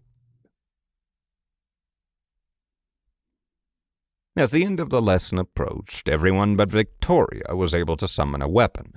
Some were able to summon it for a minute, some were able to keep it summoned for 10. Mariana had been able to hold it with half a thought through the whole lesson. She tried to teach Simon her trick for keeping the weapon in the back of her mind, but when he tried it, his sword disintegrated. And, as it did, the magical core in his chest turned to stone. He swayed on his feet as it weighed him down. All of his focus was on not dropping to the ground because of it. Mariana noticed and explained to him that this was what happened when a guardian's weapon was broken in combat. She gave him a few minutes to catch his breath before she urged him to summon the sword again. Summoning it a second time was faster. Simon could tell that even the gray color of the sword was more solid this time around. The color of his magic had been semi-transparent before, but now he could barely see through it. Kovacs showed them how to safely recall their weapons without jumping out of their skin when there were 10 minutes left in the lesson. She was holding a small knife made of pale green magic. Take the thought that is keeping your weapon summoned, and imagine it evaporating.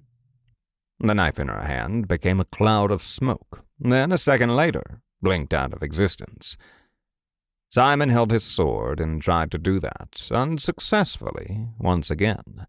At the moment the sword evaporated, the same wall of cold slammed into him, and the air got sucked out of his lungs.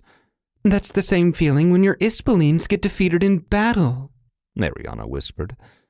Kovacs released them from class. Simon and Mariana were the first out of the room.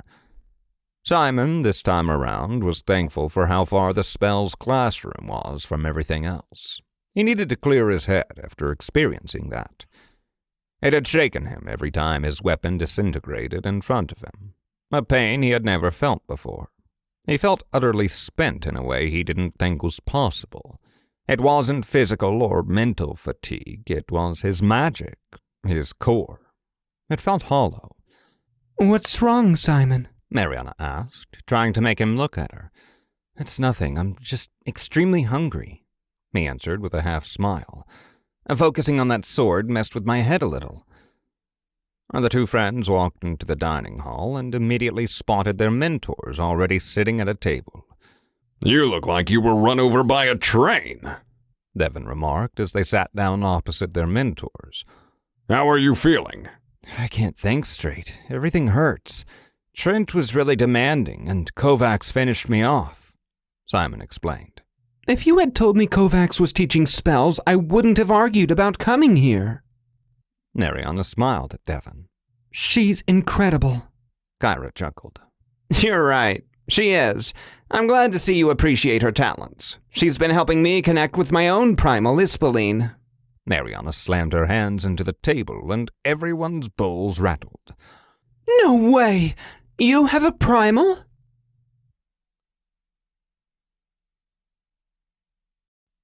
Chapter 6.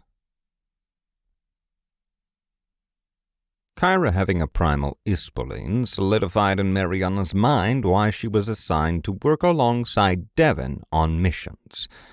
She might as well be the next Kovacs. Mariana could tell her mentor was no ordinary guardian ever since Jansen told her that Kyra specialized in illusionary and mind spells. Mariana was always fascinated by those, mostly because her family was always quick to overlook them, just like they were quick to overlook her. They underestimated the power of these fake spells, as they classified them. If those spells were so weak, how had the Syndicate used them to drive the Auclair into hiding all those years ago? As she thought back to the only other time she had run into their agents, Paris. They had sent an elite team of theirs. Mariana couldn't discern what was real and what were the lingering effects of their mind spells for 3 days. Which primal Ispoleen? Mariana asked after a pause. It wasn't going to matter much to her anyway. Simply the feat of a guardian being so in tune with their core in order to bond with a primal Ispoleen was impressive enough. Mariana, this isn't... Devon started saying, but Kyra cut him off. Lilith, the Shadow Claw, she answered. Mariana's jaw must have dislocated because she couldn't move her mouth to say another word. On the other hand, Mariana hadn't seen the woman smile genuinely before this. Kyra's eyes wrinkled and a dimple appeared on her left cheek. She must have been proud of that, and for a good reason. It was almost enough for Mariana to stop taunting her mentor, but still, something bothered her about the woman. She had a feeling that something wasn't quite right in the way Kyra acted around them. At first, she chalked it up to whatever was going on between Devon and her, but now she wasn't so sure. Simon tried to elbow her to straighten up. Judging by Mariana's reaction, wow, he mumbled. I'll show her in action when we get back from the doctor's appointment, Kyra promised. If you behave, of course. I would love to. I haven't seen a primal in action before. Mariana nodded. She chose to ignore the remark Kyra had thrown in about behaving herself. Her mentor wasn't even that much older than them. If Mariana had to guess, Kyra was in her mid-20s, and she was definitely younger than her brother. It was weird that she treated them like children. That didn't stop Kyra from rushing her so the two of them wouldn't be late for the appointment. When Mariana finally finished her food, Kyra swept her away, and the two of them walked through a series of corridors in order to get to the hospital wing of the academy, where Mariana had awoken the other day. The room was small, with a medical exam table dominating the center of the space. The table was covered in a crisp white paper. On a small desk against the far wall sat a computer and a few medical instruments, including a stethoscope and a blood pressure cuff. The doctor there made her undress, and Mariana was given the most thorough physical exam she had ever gotten. Dr. DuPont was very gentle, but spoke only to give her directions to what she wanted to examine next. She kept frowning at times, and it was getting Mariana worried about the information she was going to receive about her health. She put her red training clothes back on and sat down on the table again. Lastly, Dr. DuPont was going to draw some blood from her to run a few other tests. Silent panic overtook Mariana as she reeled in her magic, which was going haywire because of the bleeding. The exercise in the morning had helped her align her body and core, making it easier to control her Auclair gift, but she still had to exercise her will over it. I have good news and bad news, Dr. DuPont started. I'll start with the bad news. You really have to scale back any physical training. Your lower back has an old injury. If you have been experiencing any migraines recently, it's probably from that. The good news is that you can probably fix it with just some physical therapy, and it won't need an intervention. I'll communicate this to Trent, and he will adjust his training accordingly. What do you mean? Mariana asked, her face falling. It means no high-intensity training for you, and nothing that stresses the lower back. After the class, you will get a special training plan from me that will tackle this further. Mariana was about to argue. She felt fine. Hell, she outran all of those other guardians earlier that day. She had been training normally for months. She had no migraines, and she felt no pain. For how long would she have to do physical therapy?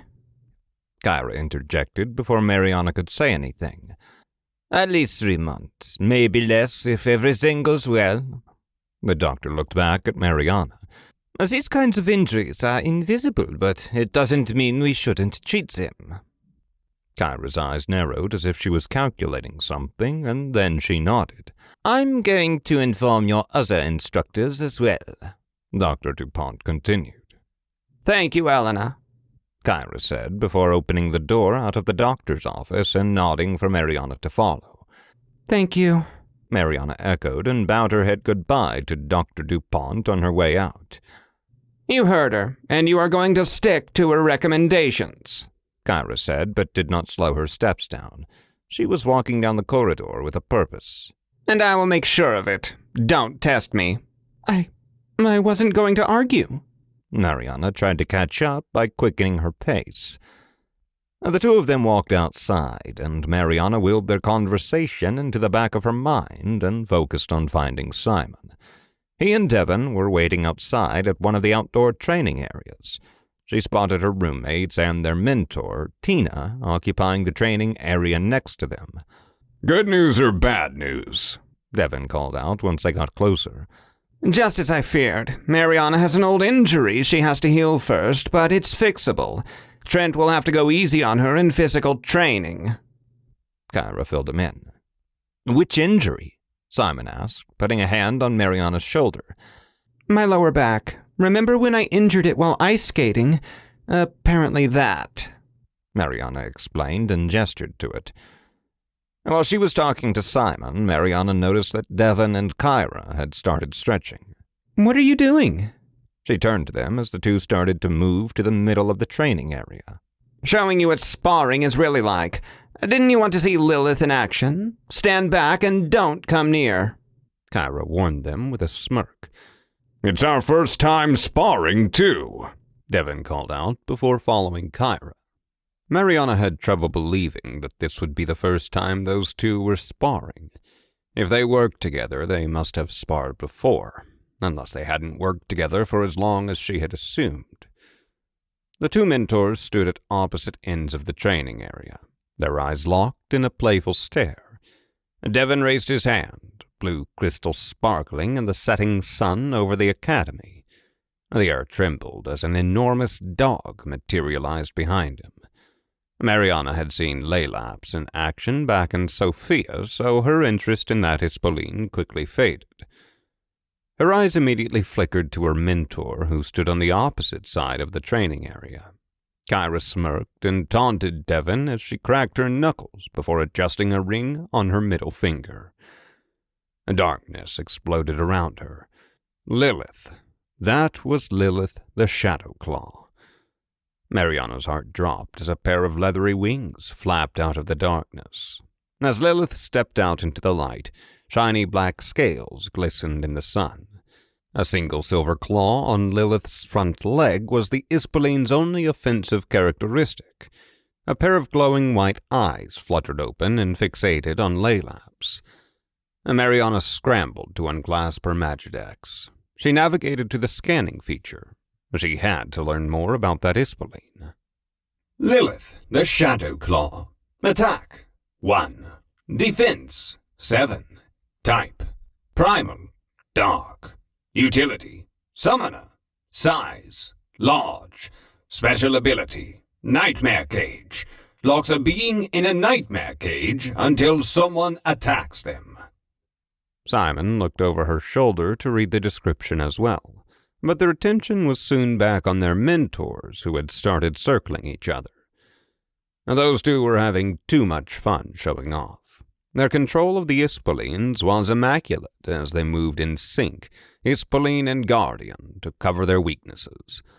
Until Lilith lunged forward, jumping over Kyra and Devon with her claw extended, darkness exploding all around her once again.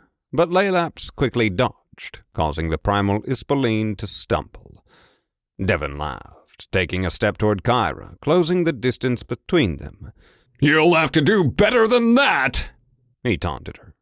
She grinned back, her eyes glinting in the setting sun. "Oh, I plan to," she replied, her hand tracing a pattern in the air as Lilith began to take on a more menacing form, stretching her wings. Devon sensed the shift in energy, and Laelap's ears cocked as he grew more alert, the dog's body tensing in preparation for the primal's next move. "Flashbulb!" Kyra hissed, and a flash of light blinded everyone in 100-meter radius, Mariana and Simon included, and maybe even some of the other Guardians who were practicing in the other training areas. Mariana could only see the shadow of two humans colliding in a fury. They could have been fighting or making out, judging by how they were ogling each other before they launched at one another. Whatever they were doing, it was quickly over. Darkness consumed the light. Lilith was behind Laelaps in a flash, claw making an impact with the back of his neck, and the dog was stunned. His eyes were blinking, but he was unable to move another muscle. Lilith flapped her wings as she hovered above the dog, waiting for further instruction. Focusing back on the fight between the two mentors, Mariana noticed that it was already over 2. Devon lay flat on his back on the grass. "You're no fun," Devon laughed, getting up from the ground. Kyra grinned, offering him a hand. "Oh, I think I can be plenty of fun." This time Simon was the one with his jaw on the floor, and Mariana made a point of elbowing him in the ribs to get back at him for earlier. "I think I finally understand what you meant by that bi-panic of yours, Mary," he finally whispered. She would give it to Simon. This was totally a bi-panic moment, and this didn't feel like something they were supposed to be watching. Their mentors had something going on between them, and Mariana was now sure of it. Simon couldn't believe that it took only a doctor's visit and a show match for Mariana to go full-on fangirl mode for Kyra. Devon tried to brush his defeat off, saying that he let her win, but Simon knew that even his mentor didn't believe what he was saying. He looked differently at Kyra because of it, and that was apparent. Kyra didn't waste time and took Mariana aside so they could practice her skills with her fire staff, which left Simon alone with his mentor again. Devon cleared his throat once they split up. Now for the important things. You have to learn to call upon your Ispoleen. Simon quickly learned that Devon was a lot like Kovacs in that he had a set way he thought things should be done, unlike when Mariana was explaining magical stuff to him. She always made it a point to give him all the different techniques he could use to cast a particular spell. It made Simon wonder if there was a difference in which way you learned it, and if there was a reason why both Kovacs and his mentor were set on their techniques for a reason. Get the crystal out and hold it in your hands, Devon instructed. Simon dropped down to the ground, settled on the soft grass, and did as he was told. Now focus on your power core like you did to materialize the sword today. The small ball of viscous magic in Simon's chest stirred, and something almost sparked as he was waiting for the next instructions. They didn't come for another minute. Now imagine a string of your power snapping to the crystal in your hands. He focused on the ball of magic again, and as it stirred, he felt a shiver go through his whole body like the time he had presumably bonded to it back in Sophia. As the magic stirred, he saw the spark again, but he forced it to start weaving itself into a string of light. A gust of wind blew past his core and yanked at the string he had been working on. You're an interesting one. Simon's heart dropped. Was that Riveros talking to him? Yes, I'm talking to you, dumbass. Do you have someone else occupying your head? No, he didn't. If you want to summon me, all you have to say is spread your wings, Riveros. Simon wondered if it was really that easy. Yes, it is that easy. For how long you'll keep me summoned, that's a different question. Go on. I want to stretch my wings. I haven't been out in your world for a decade. Spread your wings, Riveros, Simon said through gritted teeth, concentrating all of his energy on the string of light between his core and the crystal that he held in his hand. The wind swirled around him, so he opened his eyes. In front of him, a black worm floated in midair, slowly blinking at Simon. I did it. He reached out to the worm as he got up on his feet. The Ispoleen coiled around his outstretched hand as if to show him he was real. He then flew up into the sky before coming down. Devon slapped a hand on Simon's shoulder to congratulate him. And here I was, worried you weren't a natural. Before Simon could form a thought, Mariana jumped on his back, locking him into a hold. Eee! She screamed in his ear. You're a proper guardian now, Simon. A proper guardian? Simon wondered what she meant by that as she got off him and skipped over to inspect Riveros. Simon realized he felt different, too, and there was something more to his magical core now. That's me, he heard in his mind. Riveros had dove back to eye level and nodded to further prove his point. But as soon as he did, he turned to mist. A blink later, Simon felt the air get knocked out of him, and his body betrayed him as he tumbled to the ground. There it is. Devon clicked his tongue. Not bad for a first summon. That was a solid 2 minutes. Mariana helped Simon up from the ground. I'm so lucky you were the perfect height for an elbow rest, he joked as he leaned on his friend. She would have let him fall to his face any other day for that, and he knew it. She was too proud of Simon right now to do that, though. Kyra had also come over to congratulate him. You can't be the best at everything on day one. You'll have to work on your bond with Riveros. Still, good job. That was the most he could expect from her, he realized. Let's get you up to your room so you can rest before dinner. Devon nodded back to the gray castle of the Academy. Mariana was immediately on it, and Devon helped her drag Simon inside. Kyra had stayed outside, saying something about letting Vic's air out, whoever that was. And when the three of them got to Simon's room, Devon left him and Mariana alone.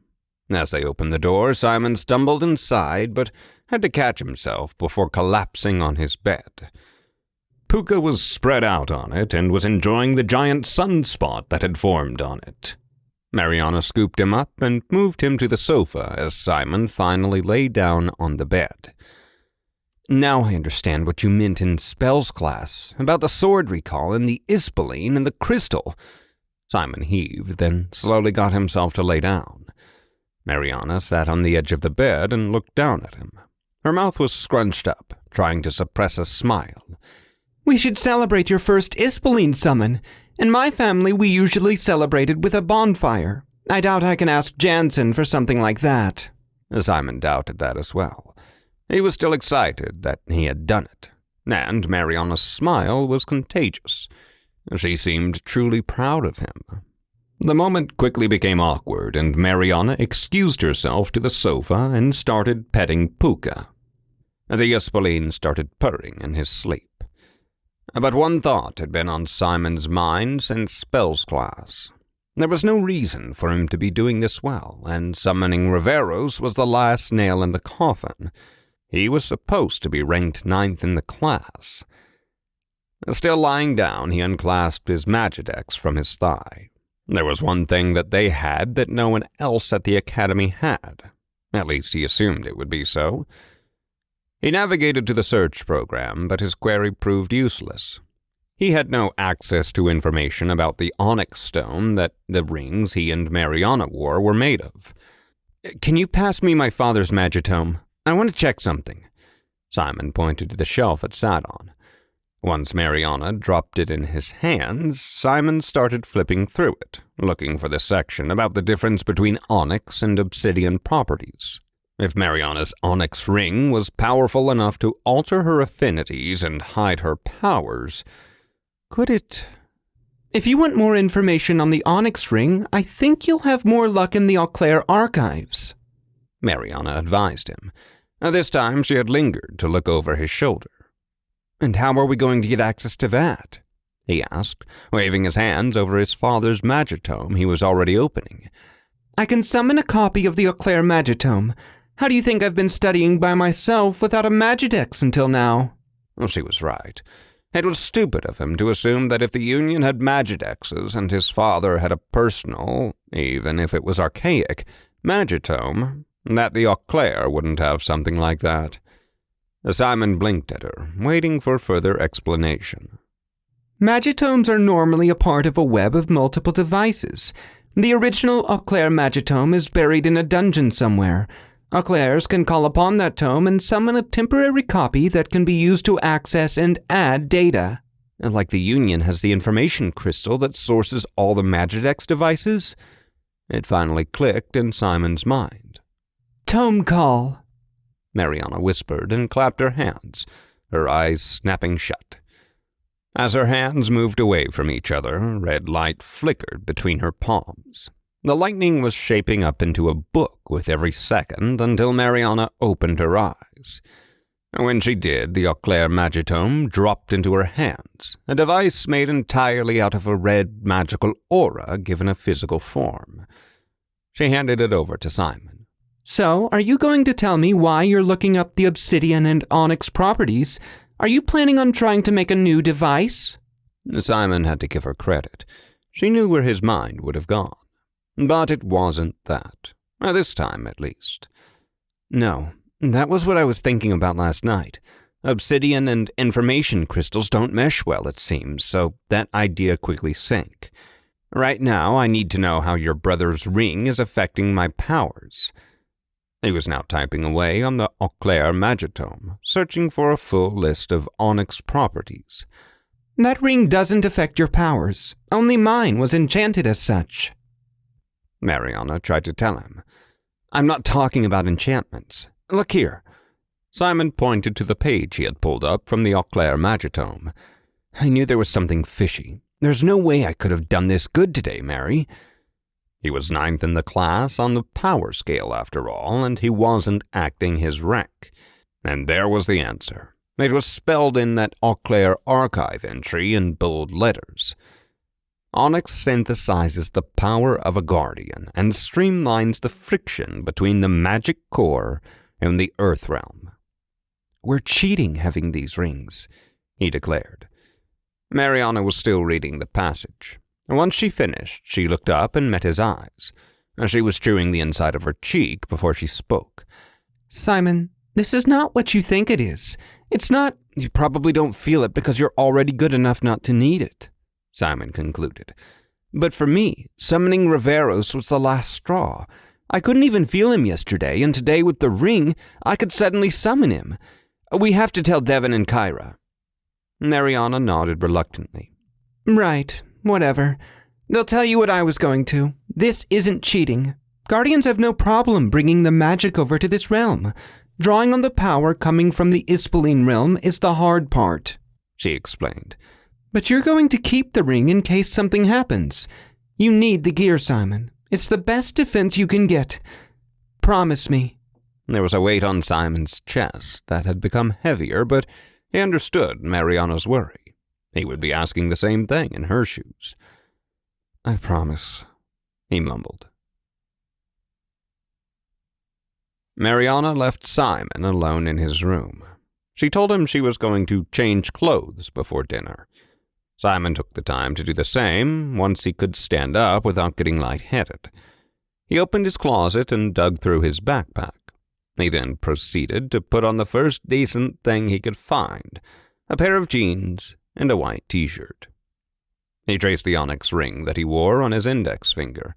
He knew he wasn't ready to summon Riveros again today. That was why he was feeling like shit after doing it anyway. He had some time before he had to leave for dinner, so he did his best to sort out everything that happened to him in the last few days. He must have spaced out for longer than he realized, because Kyra was banging on his door when he came to. Come on, we're going to be late, she shouted. He rushed to the door. Sorry, he stuttered. When he took his attention off Kyra, she started muttering something under her breath. Closing the door behind him and pocketing his key, Simon wanted to ask Mariana about where her room was, but the drained look on her face made him reconsider. As they walked into the dining hall, Simon spotted Devon at one of the tables in the corner of the room, talking with Headmaster Jansen. You two get your food, then come join me, Kyra instructed once she turned around to face them.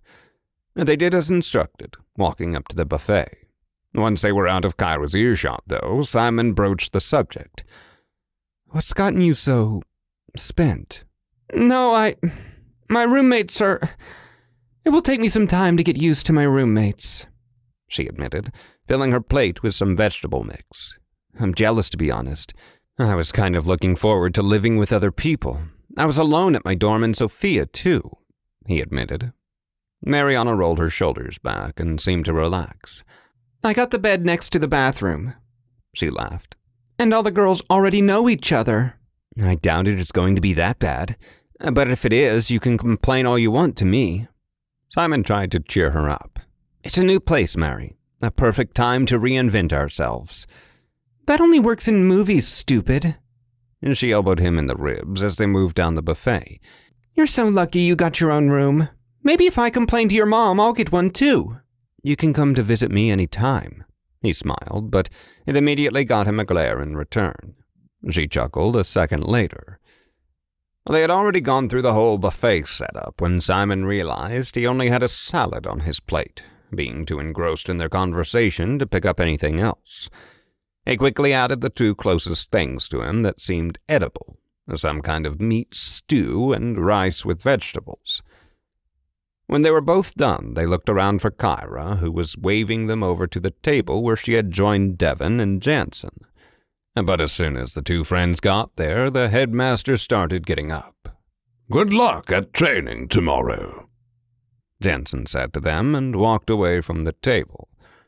They sat down, and Devon immediately started talking to them while the two dug into their food. It was amusing to see those two try to give this talk, whatever it was. Simon couldn't quite understand their dynamic yet. They seemed sensible, but even guardians like them probably didn't see eye to eye on everything. I get you've been friends for a while, but the Academy will test a lot more than just your personal limits. You will need to work on your teamwork eventually. I expect the two of you to cruise through the newbie class next week, given how you dealt with the agents in Sophia. I personally don't want to be shackled to the academy, and field missions are the best way to learn anyway. Simon took a mental note of that, and Devon talked about Sophia as if they both had fought, which wasn't true. Mariana had fought the agents. He had done nothing. And what Devon was saying right now equated to one thing. He thought Mariana was good enough to win the clash on her own. But Simon couldn't imagine having to partner up with someone he didn't know at the academy. Mariana had been his rock through so much over the years. I have to agree with Devon on this. The only true way to learn how to be a guardian is to get out in the field. Plus, Devon is the best guardian on the continent. It would be a shame if he couldn't go on all of his missions because you two will need to be babysat, Kyra continued. Mariana furrowed her brows at that and blinked slowly at her mentor. Simon had to admit that the word babysat got to him too, but he swallowed it. He knew Kyra was talking about him. We'll do our best, Simon nodded. That's all we ask of you, Devon confirmed. Now eat before it gets cold. You have 3 hours until curfew. Feel free to walk around the academy and get familiar with the place. He stood up and, after a brief goodnight, walked out of the dining hall, which left Kyra alone with them. You're old enough not to do anything stupid, so feel free to roam around. Puka is outside enjoying the fresh air, she said before she left as well. She was headed in the same direction Devon had disappeared in. And once she left, Mariana seemed to relax and stopped inhaling her food. Did you have a chance to look through our schedule? She asked. No, actually, but you probably did, Simon answered and smiled back. Yes, I did. We've got physical training every day with Trent, history with Patterson, and then spells with Kovacs before lunch. Then we have to spend another 4 hours with our mentors in our teams. While Simon was mulling over what Mariana was telling him, a hand dropped on his head and ruffled his hair. Simon! A familiar voice exclaimed behind him. It was Stella. She quickly sat down on the chair beside him, and her bright red hair became a whirlwind around her. She beamed at him for a second. So glad you made it here this year. If I knew you were coming, with Devon Leon nonetheless, I would have asked to mentor you. How excited are you? She rambled. Are you going to introduce me to your partner? Oh yeah, Stella, this is Mariana, he mumbled and looked between the two. Simon felt like a kid again. Stella had a way of making him feel like the biggest idiot in the world. She was very distracting. Mariana's cheeks had gone bright red. Nice to meet you, she blurted out and extended her hand across him to shake Stella's. Nice to meet you too. I heard you repaired the barrier the other night. We were getting worried about it, you know. There were talks of setting up a guard duty. You saved us from having to figure out the logistics of that, she continued, speaking way too fast. Simon was used to Stella being the way she was, but it was clearly flustering his friend. Thanks for letting my mom know what was going on. I had completely blanked out about calling her. Simon tried to steer the conversation in a different direction. No worries, she was worried sick, but when I let her know you were on your way here with none other than Devon, she calmed down. Honestly, I thought she would take it a lot harder that you became a guardian, but I guess she knew it wasn't a question of if, but when. After all, you're so much like your father, she rambled on. He tried to politely laugh that off, but then a light bulb went off in his head. Have you spoken to Katya? How is she doing? Simon tried to ask, but was cut off by Stella's giggle. Katya's doing great. She was going to move back after the summer to live with your mom so she could see you more often, she started. You were going to go to uni in Durham, right? Simon nodded, but the puzzled look on Mariana's face told him she was completely lost in what the conversation was about. He decided to fill her in. Katya is Stella's very good friend, he explained. Stella came over to babysit me often when my parents were out of town. On union missions, most likely. Yeah, whenever they had business to attend to, I came in to help out. Stella smiled, but then looked across the room where 2 girls were waving her over. I'll get going. I heard from Diana and Victoria you already got to know each other. They're waiting for me. We're going to the grounds for a walk if you want to join us. Their mentor, Tina, used to work with me. I'll pass, Mariana blurted out. I have some reading to do. Yeah, sorry, I'm not feeling up to it either. Still stiff from training and need some rest. Simon apologized. I would love to do it some other day. See you both around then. Stella bid her goodbye and left the table, heading in the direction of the two girls. A sigh escaped Mariana as soon as Stella was out of earshot. I'm going to be running on fumes by the end of the week, she mumbled under her breath. I know you hate socializing, but as soon as we settle, it'll get easier. Simon tried to encourage her. He sincerely hoped it would. He, too, had started feeling the exhaustion of being around all of these people all day. And maybe Devon was right. Having his room all to himself wouldn't be such a bad thing.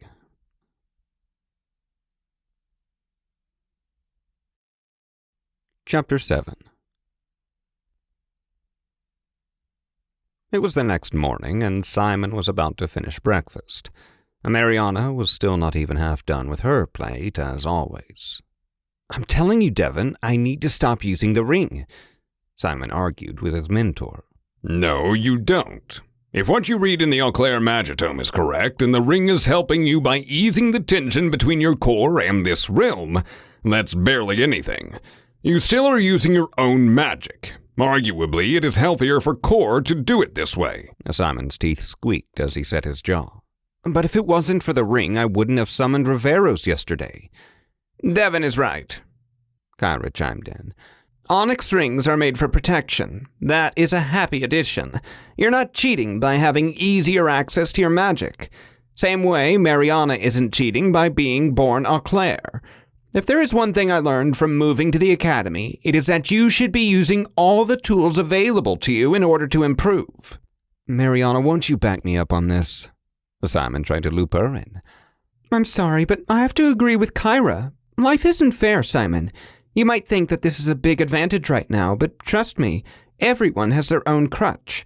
It's like telling me I should get a lower score than you on our history test because I learned the history textbook by heart, but you actually learned the material and understood it. We still got the same score. And when she said it like that, it felt insignificant. That didn't change the fact that Simon felt like a fraud. But, thinking about it now, no wonder the Auclair never sent their kids here. Kyra tapped her fingers on the edge of the table. They stick a ring on them when they manifest their powers, then chuck a Magitome at them. And by the time they are 15, they can take on every Academy graduate. Would you say that is a fair assumption, Mariana? We had tutors who made sure we wouldn't hurt ourselves, but yes, more or less, she confirmed. Simon blinked at his friend. The Auclair were that much more powerful than the ordinary guardians.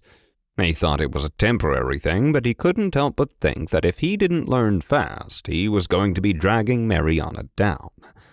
Besides, she was cruising through everything, even without her ring. If he had to use one as a crutch so he could catch up to her faster, then he would do it. A loud beep sounded, and a vibration rippled the air. Both Kyra and Devon reached for their Magidexes. It's mine, Kyra said, and pushed her plate forward to make space for her Magidex. That's what it sounds like when you get a mission.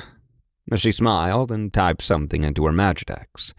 Jansen approved your request to go to Prague. This fast? Devon read over her shoulder. Yes. Now, Mariana, can I have the ring? Kyra looked up from her Magidex as she shut it off. I have a flight to catch from Geneva in 3 hours. Mariana took the black ring out of her pocket and slid it on the table. Please be careful with it. I will. Kyra nodded, her face dropping into a serious expression. I promise. And with that, she got up and walked out of the dining hall. Is it that easy to get assigned a mission for you? Simon asked Devon. No, not even for me. She's Jansen's new favorite, so for her it is, and for a good reason. Devon put his hands up. After a grueling training session with Trent in the morning, Simon and Mariana were once again sitting in history class. And for the first time, Simon was focused. And just as Mariana had predicted yesterday, they were starting a unit about the classification of the Ispoleens. Of course, those were being learned in the context of the way the Auclair were fighting the underworld demons. There were 3 different kinds of Ispoleens. primal, force paradox, and elemental. All of you here have an elemental Ispoleen bonded to your core. Those are the easiest to bond to because the elemental affinity at your core is the strongest. Its force is what initially connects you with the Ispoleen realm, Instructor Patterson explained. It is also the most fickle of the three affinities. You can theoretically bond with any elemental Ispoleen regardless of your affinity. Your elemental affinity is based largely on personality. Simon nodded along. That explained why Mariana could still summon and control Gecko Cat, who was an earth elemental, and she had a fire affinity without her ring. Force paradox Ispoleens always abide by the dual affinity, push or pull. Pull spirits are the creators of the paradox, while its unravelers are the push force. This affinity is based on how your magic interacts with our realm. Push, you push the magic out of your core and release it into the world. Pull, you pull on the existing magic around you and bend it to your will. The instructor walked back to his desk to take a sip of water and change the slide on the board.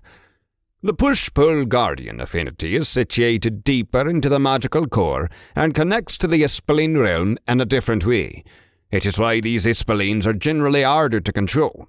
Currently, we only have 3 guardians with force paradox Ispoleens at the Academy. Stella Byrne with Atlas, a push defender Ispoleen, Devin Leone with Latex, a pull scout Ispoleen, and Kyra Alighieri with the Timesian Fox, a push scout Ispoleen. The opposite force, a Latex. Simon shot a look at Mariana, who was blinking at the instructor. I didn't know Kyra had that, he whispered to her. Neither did I. She didn't say anything about it. But do you really think it is a coincidence that all 3 of them are in Jansen's department? A half-smile grew on Mariana's face. Simon wiggled his eyebrows in answer. Are you saying we need to start sweet-talking the headmaster? Suggesting it? She shook her head and forced her face into neutrality. She then elbowed Simon to pay attention as Instructor Patterson switched the slide again. And last, we have the primal Ispoleens, light and dark. Simon thought back to Kyra's Lilith and how she was able to toy with Laylapse and Devon. Light or dark affinity is the primary energy of your cores. Light means your magic feeds on the light around you. Dark means your powers feed on the darkness and shadows around you. It was fascinating for Simon to finally learn what these labels meant. Unlike Mariana, he needed to understand every aspect of something in order to apply it, and this certainly put him one step closer to understanding his core and why his affinity was what it was. There are 2 guardians at the Academy with a primal Ispoleen in their arsenal. Your spells instructor, Petra Kovacs, with Einord, a dark warrior Ispoleen, and Kyra Alighieri with Lilith, a dark summoner Ispoleen. Kyra seems like quite the collector, Mariana whispered. She has 1 Ispoleen of each type at least. Even so, she isn't ranked high in the Union rankings, and I'm wondering how Devon can be the best guardian without a primal Ispoleen. And the rest of the class, the instructor spent talking about the Ispoleens used by the first guardian and his children, something that proved totally useless because he let slip that all of those Ispoleens were locked away along with the demons in a different dimension. A collective sigh from the guardians in training bounced off the walls of the auditorium as soon as the information sunk in. None of those Ispoleens were up for grabs. And lastly, we have Auclair's youngest daughter, the only original Auclair with a dark affinity. I know of none of the Ispoleens she used. Recovered writings tell us about her having been the only guardian to wield 2 primal spirits simultaneously, 1 light and 1 dark, before giving her lifeblood to seal the rift between our dimension and the underworld where the demons had come from. And that was the woman whose portrait Simon had spotted in their textbook, and she looked uncannily like Mariana. But by now he had pointed it out to her enough times. Mariana was avoiding this on purpose, and he was finally sure of it. Do we know her full affinity? Simon raised his hand and interrupted the professor. She's said to have the dark push fire affinity, the instructor answered a few seconds later. Mariana shared the same affinity with her ancestor. Not that it was hard to believe. There were only 16 different affinities after all, but Mariana didn't so much as glance up from her Magidex.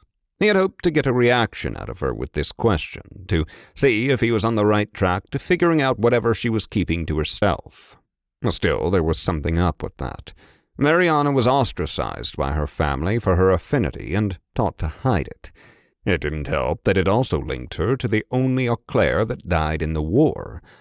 Simon would have to research this himself. She wasn't going to tell him anything. That's it for today, class. Tomorrow we'll be moving away from ancient history and we'll be discussing the founding of the Union in the 19th century, and we'll briefly touch upon its predecessor. And with that, Simon stood up from his chair and headed out. Mariana was by his side as they walked to spells class. She was holding her Magidex and still typing on it as they walked.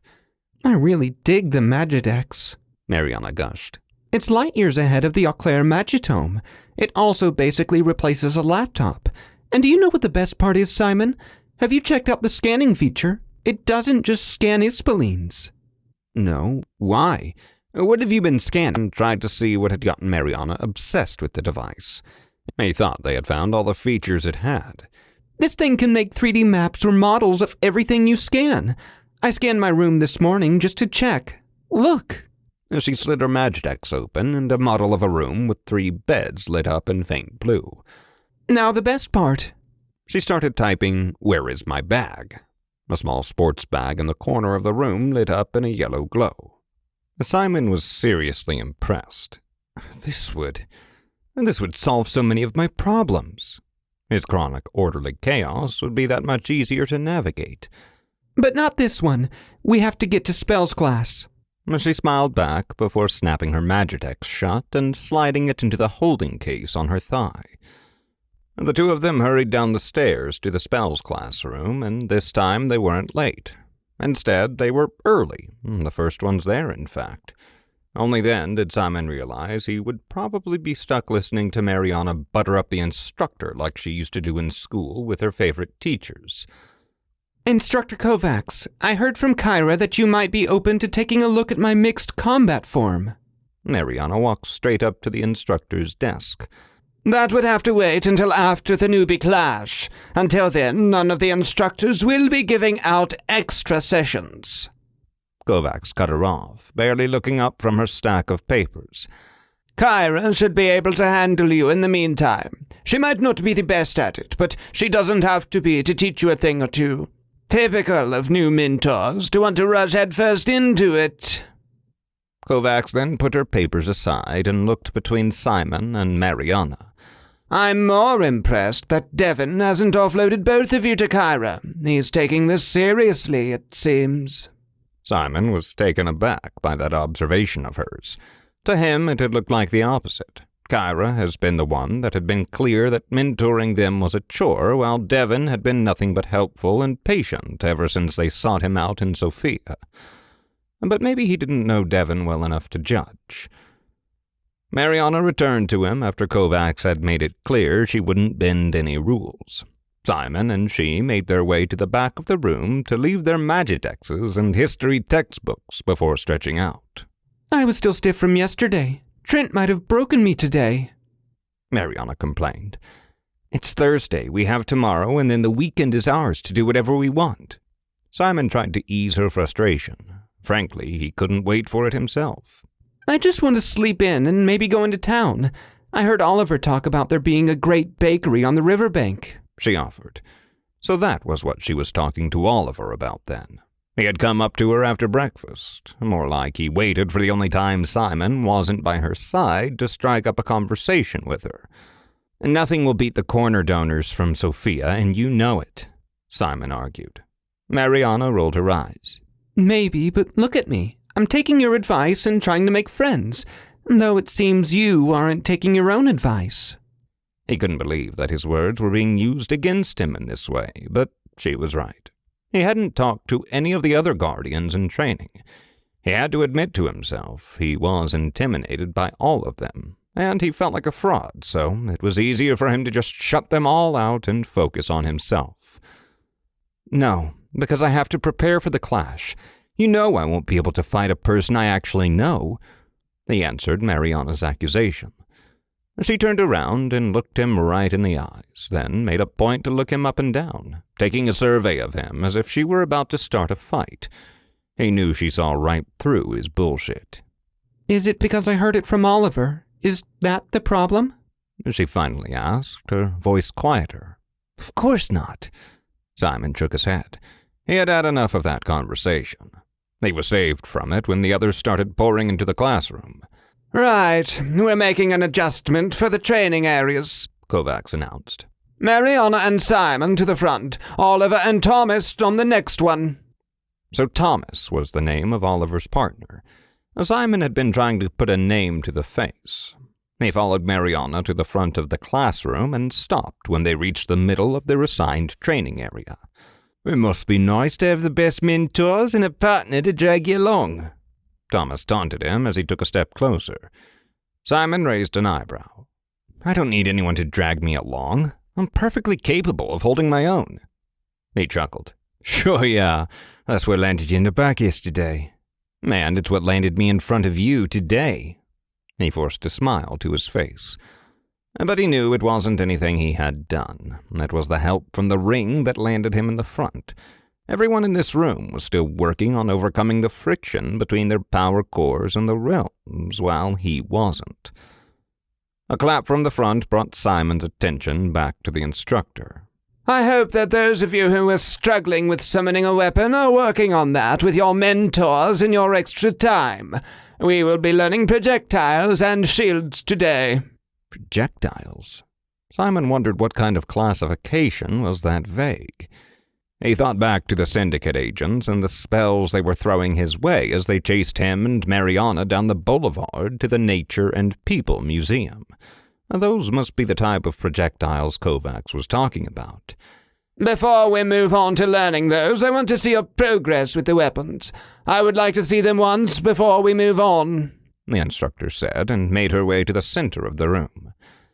Simon cracked his knuckles, closed his eyes, and imagined the broadsword from yesterday in his mind.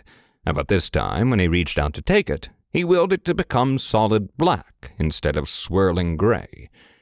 He felt the weight of it in his hand, and when he opened his eyes, he saw it was more solid than yesterday, but it was only a darker shade of gray, and the wisps of smoke like magic were still visible and swirling. He had hoped it would be as solid as Mariana's fire staff, but he was still struggling to get to that point. Good try, Simon, Kovacs encouraged him as she passed by him to get to the back of the classroom.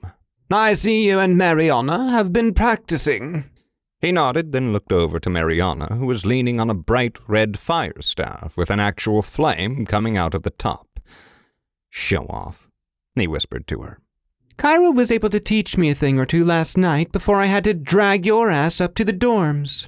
She smiled. Mariana's roommates, the two sisters, were last to try to summon their weapons. Both were successful in summoning them eventually. Diana summoned a long knife, and Victoria summoned an earth staff. Both of them couldn't keep them summoned for longer than a few seconds, though. Good progress, ladies. The instructor praised the two sisters and returned to the front of the room. Now we are starting on the projectiles. Mariana, would you like to help me demonstrate them? Simon was suddenly short of breath. He hadn't realized that they would be aiming those projectiles at each other. Is Kovacs going to shoot a spell at a student? Mariana practically skipped to the very front of the room and stood face to face with Instructor Kovacs. Simon didn't know if she had too much trust in the spells instructor or if she was that confident in her abilities. And maybe she was. After all, he had learned the Auclair were on a completely different power scale than the Guardians like him. I will demonstrate Light Strike and Frost Strike first, Kovacs explained. Mariana will have a stone shield to protect herself. After casting them, I will cast my own stone shield, and Mariana will cast the same spells on me. Kovacs turned to face Mariana. The two of them nodded their readiness. Light Strike, the instructor mumbled, and a bright yellow orb flickered around her hand. Stone Shield, Mariana hissed, and a transparent gray magic field appeared a few inches away from her. After a second of charging, the light strike orb left Kovacs' hand and slammed into the magical barrier Mariana had called upon. Frost Strike! Kovacs shot at Mariana again, not waiting for her to recover. This time, the blue projectile left the instructor's hand nearly immediately. The moment the frost strike hit the stone shield, it reflected it before becoming a mist, like the magical weapons did when broken. Mariana stumbled back at the impact, the stone shield disappearing. Did you take notice of the charging time for both of the projectiles? And the instructor turned to the rest of the students. It is like reaction time, and this is one of the things we will be working on first. I won't be teaching you how to cast any powerful projectiles if you can't cast them with half a thought, because frankly, they would get you into more trouble than they would help you. That made a lot of sense when Simon thought about it. If the projectiles could be negated with a shield like that, casting a projectile with more force would be a waste of energy if you couldn't do it fast enough to take an opponent off guard. Good. Now let's see your projectiles. Kovacs beckoned Mariana. And the stone shield was already in place for the instructor. She didn't even have to vocalize her spell. Mariana rolled her shoulders back in preparation, her hands dangling freely at her sides. Light strike! Yellow lightning crackled in her palm. In one fluid motion, she lifted her hand, and a blink later, the ray of magic was bouncing off the shield. A breath later, Mariana was ready for another shot. Frost strike! She aimed the blue projectile of magic the same way, but the instructor's shield did not budge at it either. That's a great start, Mariana, Kovacs said. You're free to return to your training area. Mariana nodded and walked back to Simon's side. That was awesome, he whispered to her. She smiled back and elbowed him in the ribs. I can't wait to blast you with something. You haven't asked. We haven't sparred. There was no use yet, but after today you'll know enough for us to try something. She smiled wider. Plus, I finally feel like I've recovered all of the magic I had to give up for the barrier to get repaired. Simon had nearly forgotten about that. To think that Mariana wasn't even at her full strength yet, and everything he had seen from her was just a small part, made his brain hurt. He had so much to learn in order to get on her level. This is how you cast a projectile. You have to use your magical core and direct the energy from it to your palm. Kovacs pointed from the bottom of her collarbone and traced the path from it along her shoulder and down to her wrist. She then lifted her hand and showed them the intersection of the thumb and wrist. This is where you should aim to shoot the magic out of. Refer to the tapestries as you try these spells on each other. From the corner of his eye, Simon saw a hand shoot up from someone at the back. Yes, George. Kovacs acknowledged him. Shouldn't we be in our obsidian gear if we will be using spells on each other? Good question. Simon had been thinking the same. He wasn't eager to be hit with a light strike from Mariana. No, you want to learn how it hurts to get hit with each one. Otherwise, your shielding will get weaker. You won't have your gear on you every day. What if the Syndicate ambushes you? Kovacs explained. And she had a point. And with that, they were ready to start the practical part of the lesson. Simon cracked his neck and tried to come to terms with the fact he would be shooting magic at his best friend. You'll go easy on me, right? He asked Mariana. Simon, when have I gone easy on you? She smirked and beckoned him to step closer to her. And that was true. She never had. But something about the glint in her eyes told Simon this would be the first time. You can start practicing the spells now. Don't forget to refer to the tapestries. They aren't there for decoration. I'll be around to correct technique. Kovacs reminded the students one more time, then headed to the back of the room to help the guardians that needed more support. And with that, Simon peeled his attention off the instructor and turned toward the middle of the section training area. He stood facing Mariana. She winked at him, and a determined expression painted her face. You get the first shot. Simon took a deep breath and blinked once. The image of his core swirling with that thick, dark smoke was burned in the back of his eyelids. He forced the magical energy down to his hand. Light strike! He shouted, and lightning gathered in the palm of his outstretched hand. With a flick of his wrist, the projectile shot out of his hand toward Mariana. But she was ready. In one fluid motion, she conjured a stone shield, deflecting his projectile away. You need to work on your aim and casting time. You won't have the time to stop and think about spells like this in real combat, she pointed out. But good job on the power. This one would have hurt. Fine, show me how you do it. I want to see how much that thing hurts, Simon taunted her. He knew it was a mistake to do so.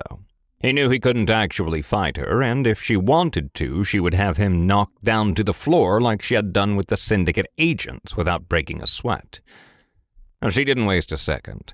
Mariana raised her hand and aimed it straight at him. Light strike, she shouted, and a yellow ball of energy crackled in her palm. Simon tried to deflect it. He lifted his hand and attempted to cast a stone shield. He wasn't fast enough. The light strike hit him square in the chest, and he stumbled backward. A shockwave of pain spread from his chest toward his limbs.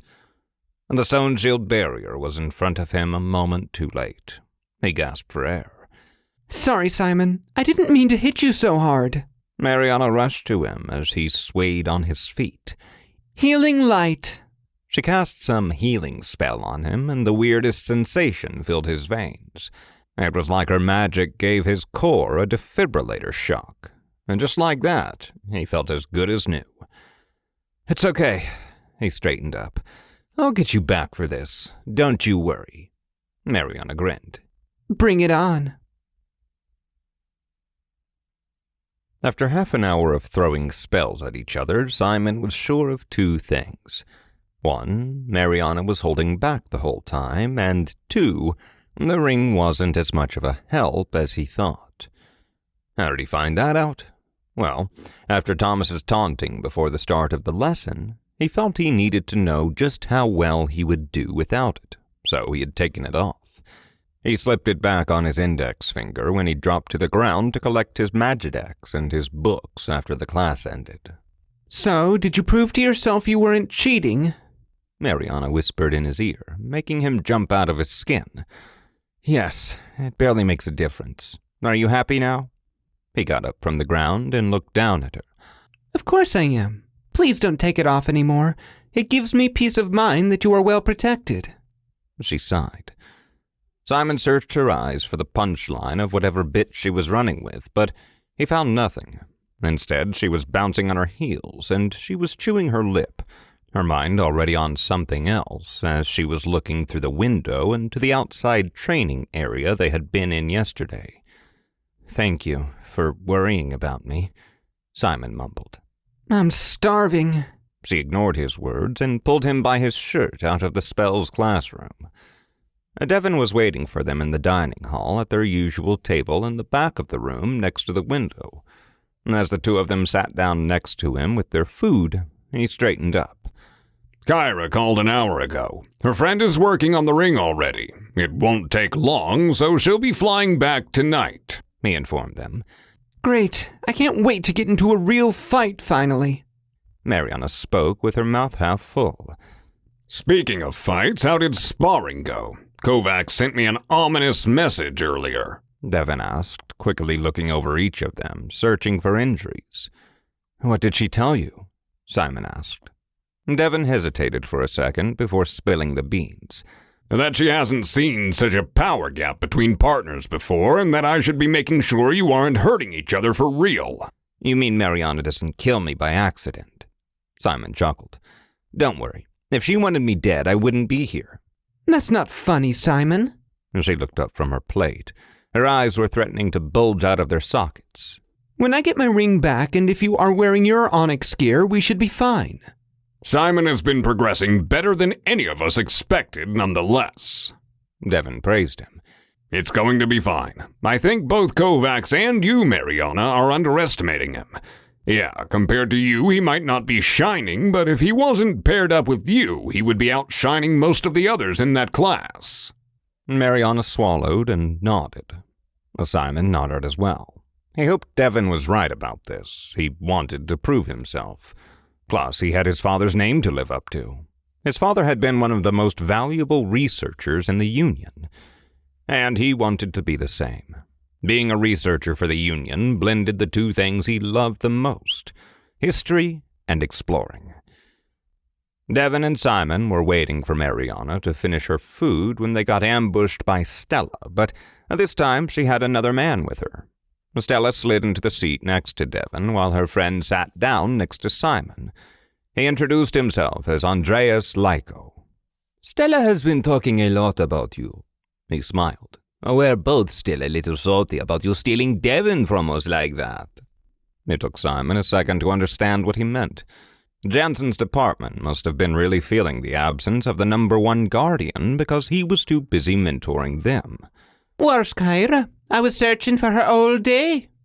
Stella asked Devon right away. There was this lack of pleasantries between the guardians at the academy that had made an impression on Simon. His mentor thought for a second too long, but eventually answered, She's in Prague, repairing an onyx ring for Mariana here. What's up? Can I help? I guess you can. I'm organizing a night out in Annecy for the new Guardians. I needed Kyra to help me convince Jansen to greenlight it. Stella explained. Devon's forehead wrinkled. When did I stop having a pull with Jansen for you to jump straight to Kyra? You're only useful for life or death situations. You used to listen to Kyra's reports daily, Andreas answered. After settling the matter with Stella's event, they continued talking about some kind of security device Andreas was installing around the academy. When they got up to leave, Stella didn't miss the opportunity to ruffle Simon's hair. Don't forget to call your mum. She would love to hear about your progress. And with that, the two of them were gone, Andreas following Stella out of the dining hall. What should I do with you now? Devon trailed off, refocusing on his two mentees. Kovacs has trained you. Any more spells training, and the two of you will start to get sloppy. Do you know where Puka is? I haven't seen him all day, Simon asked. He had started missing the fluffy little creature. Chapter 8. Simon found Puka in his room when he went back after lunch to change out of his training gear into something more comfortable. Devon was taking them to a different training area at the back of the Academy Castle, the place where the Union Guardians trained. Simon had to make sure he didn't step on Puka as he joined them on their walk and wouldn't leave his side. Just don't look at anyone too long, Devon warned. I'm not supposed to bring you here, but I thought seeing how a guardian really trains would help motivate you. Simon hadn't seen this area before. There were acres of flat land behind the castle and the outside fencing. The whole open area was divided into 3. On one of the areas stood a building that reminded Simon of the assessment chamber. According to Devon, that was where the magical tech advancements were made and where Andreas had spent most of his days before Mariana had repaired the barrier. The other 2 areas housed 2 different obstacle courses.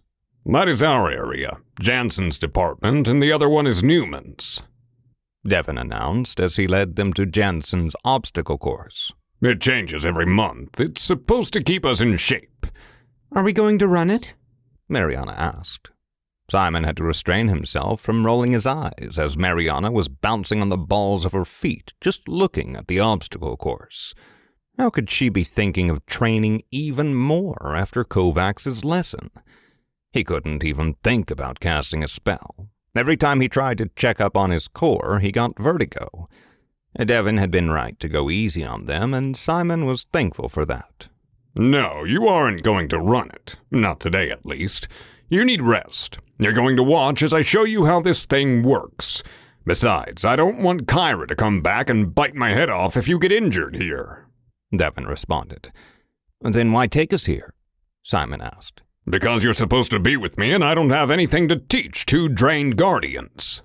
His mentor angled his head to look at Simon. Why are you complaining anyway? Would you rather be doing something else? For starters, I would rather be in the kitchen raiding the sweets cabinet, Mariana called out. But that couldn't be further from the truth. Her eyes were wide, scanning the whole place. That was the difference between Simon and her. She never stopped. She always needed something to do, and this seemed to be her current focus.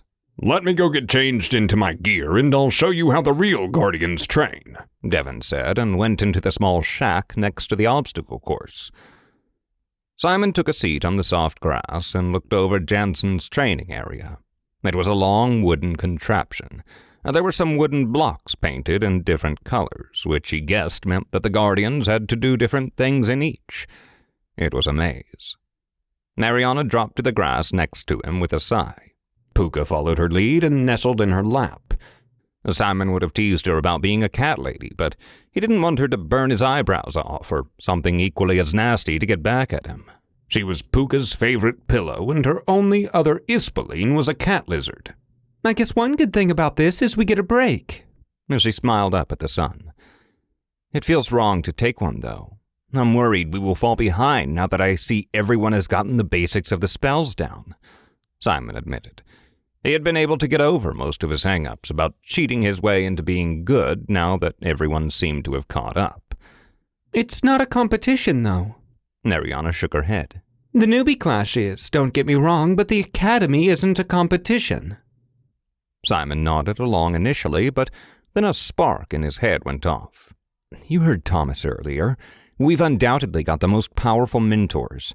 We both have names to live up to, and you have a legacy to live up to as well. They want us to be the next top guardians here. Yes, they do, Puka chirped. but you both have the potential to back that expectation up. Just your assessments alone. And you both want to be the best. You wouldn't be training as hard if you didn't. It doesn't feel like I'm training enough, though. I should be training more, Simon declared. You can't catch up to Mariana in 2 days, Simon, Puka continued. She has been in tune with her power for years now. You unlocked yours this week. Simon immediately regretted that he had confided in him about that the other night. The talking Ispoleen had a point, though. Mariana scooted over closer to Simon. You're right, and Jansen doesn't seem to try to hide it. The way Kovacs has been talking to us, she keeps bringing up your father or my brother. It's a dead giveaway, but still, they aren't pressuring us into it. At least I don't feel like they are. As they waited for Devon, one thing became clear in Simon's mind. Thomas was right. Mariana and he were getting special privileges on top of the head start they had for being descended from who they were. It all added up. Jansen's preferential treatment, their mentors, Mariana's onyx rings, even the access to the Auclair magitome and his own father's magitome was more than anyone else had access to. Simon jumped out of his skin as Devon crept up behind them. Their mentor cleared his throat. You're both wrong. Simon, Mariana, and Puka immediately looked up, and behind them, where Devon was standing, peering over them. Jansen is indebted to your brother. He had promised him to find and train you, and he nearly failed at that. As for you, Simon, your father was Jansen's partner at the academy. There's a lot more history behind this than you realize. Jansen cares about both of you. He wouldn't have assigned me to you if he didn't. How long had he been standing there? But Simon quickly started processing what Devon was telling them. Before they could ask his mentor to clarify his claims, Mariana was already questioning him. Did you know my brother? Mariana turned to Devon. If Jansen... I didn't know him personally, no. He cut her off. I'm older than him and had just finished the academy when he came in for his first year. Simon tried to run the math in his head.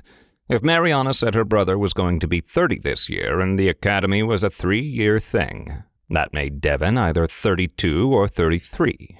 He didn't look it. Simon thought he was younger than that. He couldn't give that to Kyra either. She must have been a lot younger than him. Simon wanted to believe Devon, though.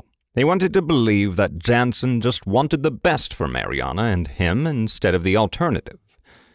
As if he had read his mind, Devon turned to him. Jansen might not expect you to be the best, but I do. I'm the best individual guardian the Union has. If you don't make a name of your own after I've mentored you, I would have lost the last few years I had at peak performance for nothing. Simon swallowed and looked at Mariana, who was still looking up at Devon. He hadn't considered that being a guardian had an expiration date, but it made sense. And no wonder Kyra was so adamant about them training, too. If Devon only had a few good years left, they were probably taking away her best years. Mariana would always have Simon beat. She was miles ahead of everyone in the class, but Simon wouldn't mind that. He was used to it. And after all, Auclair weren't really guardians. They were their own thing. They were on a whole different playing field with their Auclair gifts. So Kovacs was right. You don't really want to be a mentor. Jansen's forcing you to, Mariana said through gritted teeth. Devon's jaw set. No, this wasn't how I was envisioning the next 3 years. His face softened once the words were out of his mouth. Mariana got up from the ground without breaking eye contact. Why accept, though? Be honest with us. Be honest. Devon took a deep breath and looked between Mariana and Simon. Because he doesn't have much time left. He choked out. He's getting very sick and can barely take care of his work. Simon's heart dropped. If that was true, then for the first time he stopped to think that maybe his mother was right to be worried if Jansen... He doesn't look it, Mariana challenged. Simon wanted to shove those words back into her mouth. Why would he lie about something like this? Didn't she see the pain in Devon's eyes when he told them that? He is good at hiding it. Do you think the Union would have left him as headmaster if they knew? Devon admitted, and he had a point. Mariana's ears had turned red in an instant, and she looked flushed. I'm sorry. What is he sick with? Is there a cure? I haven't told anyone else, so this stays between us. Not even Kyra knows what he is sick with. I'm only telling you because you might know. Devon stared Mariana down. Simon knew that he wasn't really meant to hear this. The conversation was between Mariana and Devon. He knew practically nothing about all of this. Maybe he thought Puka would know too. He has the Force Paradox curse, they finally whispered. For a second, Simon thought that time had come to a halt. The air stood still for a long moment until Mariana's hands flew to her mouth. Puka straightened up as well. But that's... which paradox? She muttered. Devon just shook his head. He either didn't know or didn't want to tell them. Before he could ask for a translation of what that all meant, Mariana had turned toward him. The Force Paradox curse is what guardians that trigger the paradox events of the Force Paradox Ispoleens get cursed with. Your core starts to break down and it rots your physical body little by little. She filled him in. That jogged Simon's memory. He had read something about it in his father's Magitome. It was in one of those sections at the end where the information was grouped by artifact. I've tried every supposed cure I could find in the Magidex archives. Some help slow the curse down, but nothing has been able to cure it permanently. I've been searching for the better part of the last 3 years, Devon explained. He dropped his head and didn't meet anyone's eyes. You've bought him a lot of time. I've seen the curse rot guardians in a matter of days. Puka stretched and walked over to circle the mentor. 3 years is impressive. You're after the scepter. Pain flashed across Mariana's face. Something must have connected in her head. Devon nodded at her accusation. Yes, and Zachary Grimm was after it just before he disappeared. I saw his notes on it in the Magitome you brought me. You wanted to know my reason for mentoring you. It's that. And this made a whole lot more sense than the story he'd been running with until now. Simon wasn't surprised one bit that Devon just needed something out of them. And Jansen? He asked. Why didn't he ask to see my father's Magitome then? If this can save him. No, Jansen doesn't know about Zachary's Magitome, and you aren't going to tell a soul about it either. Devon peered over him. Or any of the information in that Magitome. If it gets back to Jansen that I'm still after the scepter, he made me promise to drop it, or he would... What would he do to you, Devon? Simon prodded him further. He has convinced the Union to officially ban me from pursuing the scepter. Jansen has given up hope of getting cured, so he made the Union strong-arm me into giving up too. If the Union knew why they were banning me, they wouldn't have, but he won't tell them. Simon stared at his mentor for a second. He was not only going behind Jansen's back, but he was also going behind the Union's as well. Not just that, but he was specifically forbidden to do what he planned to. Mariana smiled. I was worried you were a stickler for the rules. It was certainly admirable how much Devon valued his own mentor. Simon wondered if those were the usual relationships between mentors and mentees, or if it was just them. He wondered if, after the 3 years at the academy, he would be ready to do something of similar magnitude for Devon. I'm game. Finding the scepter will piss off my family, and I am all for that. Mariana smirked. Even then, you will need Auclair blood to get through the gate of the dungeon that it is locked away in. Unless you want to get cursed with an Auclair curse. That one is arguably even worse than the Force Paradox one. A surprise flashed across Devon's face. He must not have known that. After their talk, Simon and Mariana watched Devon cruise through the obstacle course. It looked like a walk in the park for him. Then he let them try it out. Simon couldn't even jump to the first platform. Mariana told him that he could only jump that high with Force Jump, a spell that made you jump thrice what you normally would. Was that what the Syndicate agents were using in Sophia? He recalled the leaps those wannabe spider monkeys were doing. Sort of. They were using a combination of hyperjump and spider touch to stick to the buildings like that, Devon explained. And the colors? You have to cast certain spells in each colored zone, right? Mariana asked, pointing to the wooden planks that were painted pink and green. Devon nodded. When are we going to run courses like these? Simon asked. He was itching to do something even half as cool as what Devon had done while running this training course. Next year. You'll love it. It was my second favorite thing at the academy. It is only second to an actual mission. I'll do one more run, and we can go back to the castle. After stretching out, Devon ran into the obstacle course again. Having run it once before, he got through it twice as fast this time around. Simon could barely follow along and recognized two of the spells he had used, Hyperjump and Light Strike. Simon made a mental reminder to come back and see someone else try to run it. He wanted to know what the gap between an average guardian and the best guardian was. Mariana was still mesmerized by Devon. She followed every move of his. Simon didn't know if she was studying how he ran the course or just admiring him. He wouldn't fault her for the latter, but it still put a sour taste in his mouth. When Devon walked back to them after finishing the course, his hair wet from the sweat that was dripping off him. He walked past them and straight to the changing room where he had gone before. He emerged a few minutes later, dressed in his normal clothes again. Now I need a snack too.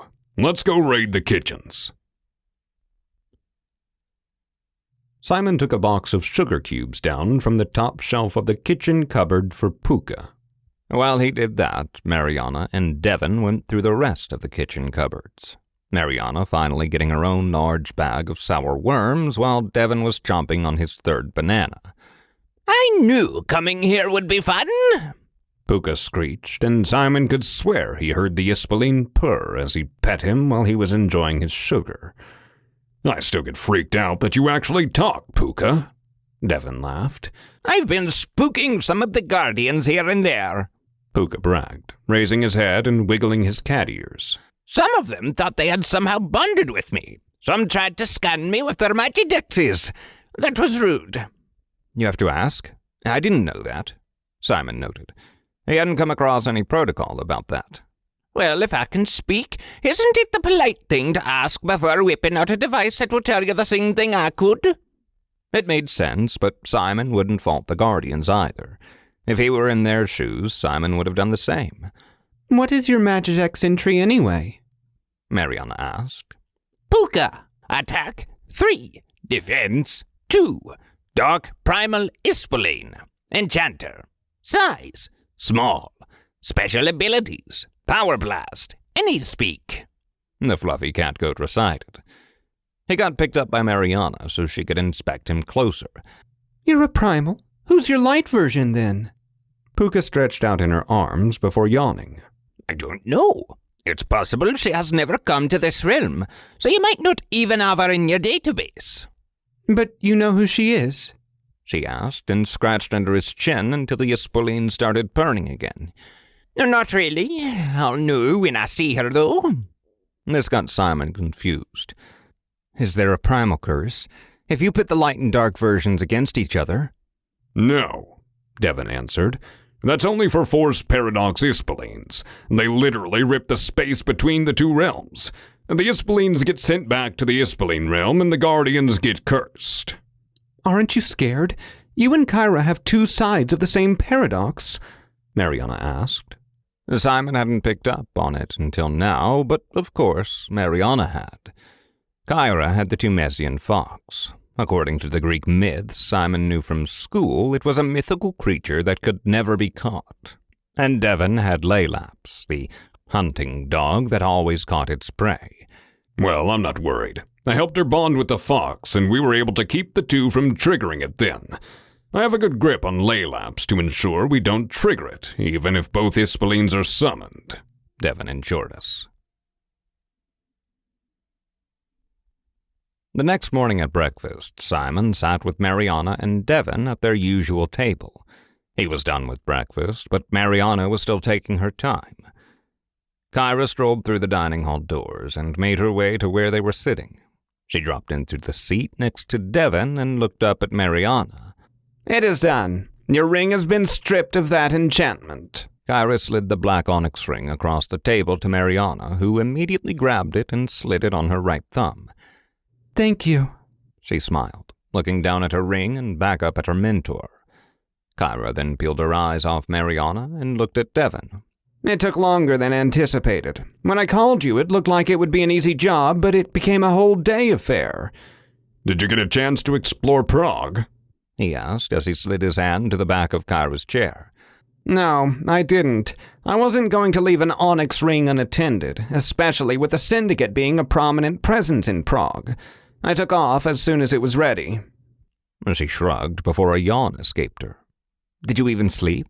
Simon asked, noting the dark circles under the woman's eyes. I got back here at 4. I'll catch up on sleep while the two of you are in class. She waved him off and stood up to get food. Mariana finished her own breakfast, and then she and Simon took off to physical training, leaving Devon and Kyra alone at the table. After a grueling workout with Instructor Trent, Simon was once again sitting in history class. Mariana was typing away on her Magidex next to him, taking notes from Patterson's slides. They were learning about the creation of the Union, which was the first well-rounded topic the instructor had taught them. For the first time, Simon had a concrete timeline to work with. Simon had opened his own Magidex, but instead of taking notes, he was reading the same information Patterson was teaching them, but taken from the Union's archives. He also wanted to make a comparison of the information being taught at the Union with the information the Auclair had. He would ask Mariana after class to summon her Magitome to compare. He wasn't going to take the word of the Union about their true creation. They could be embellishing their history. After all, who would challenge them? Simon would. He studied history for a few reasons, one of which was that when enough time passes, the truth seems to find its way to the surface, no matter what. The world moved fast, and most truths in the modern world got uncovered in a matter of a few decades. He had a feeling that for Guardians there was a lot more weight placed on their history, which may suppress the truth from different eras for a lot longer. And not to say that the Auclair would have truthful records. If their aim was to unite and keep together a huge family of powerful magicians, it may be one giant pile of lies as well. He knew that there was only one thing he could believe in both archives, and those were the stats for the Ispoleens and the item descriptions, because those would be so easy to prove wrong that they would have been corrected by now. As Simon's attention looped back to the lesson, Patterson started a new chapter in the textbook. And one thing still bothered Simon.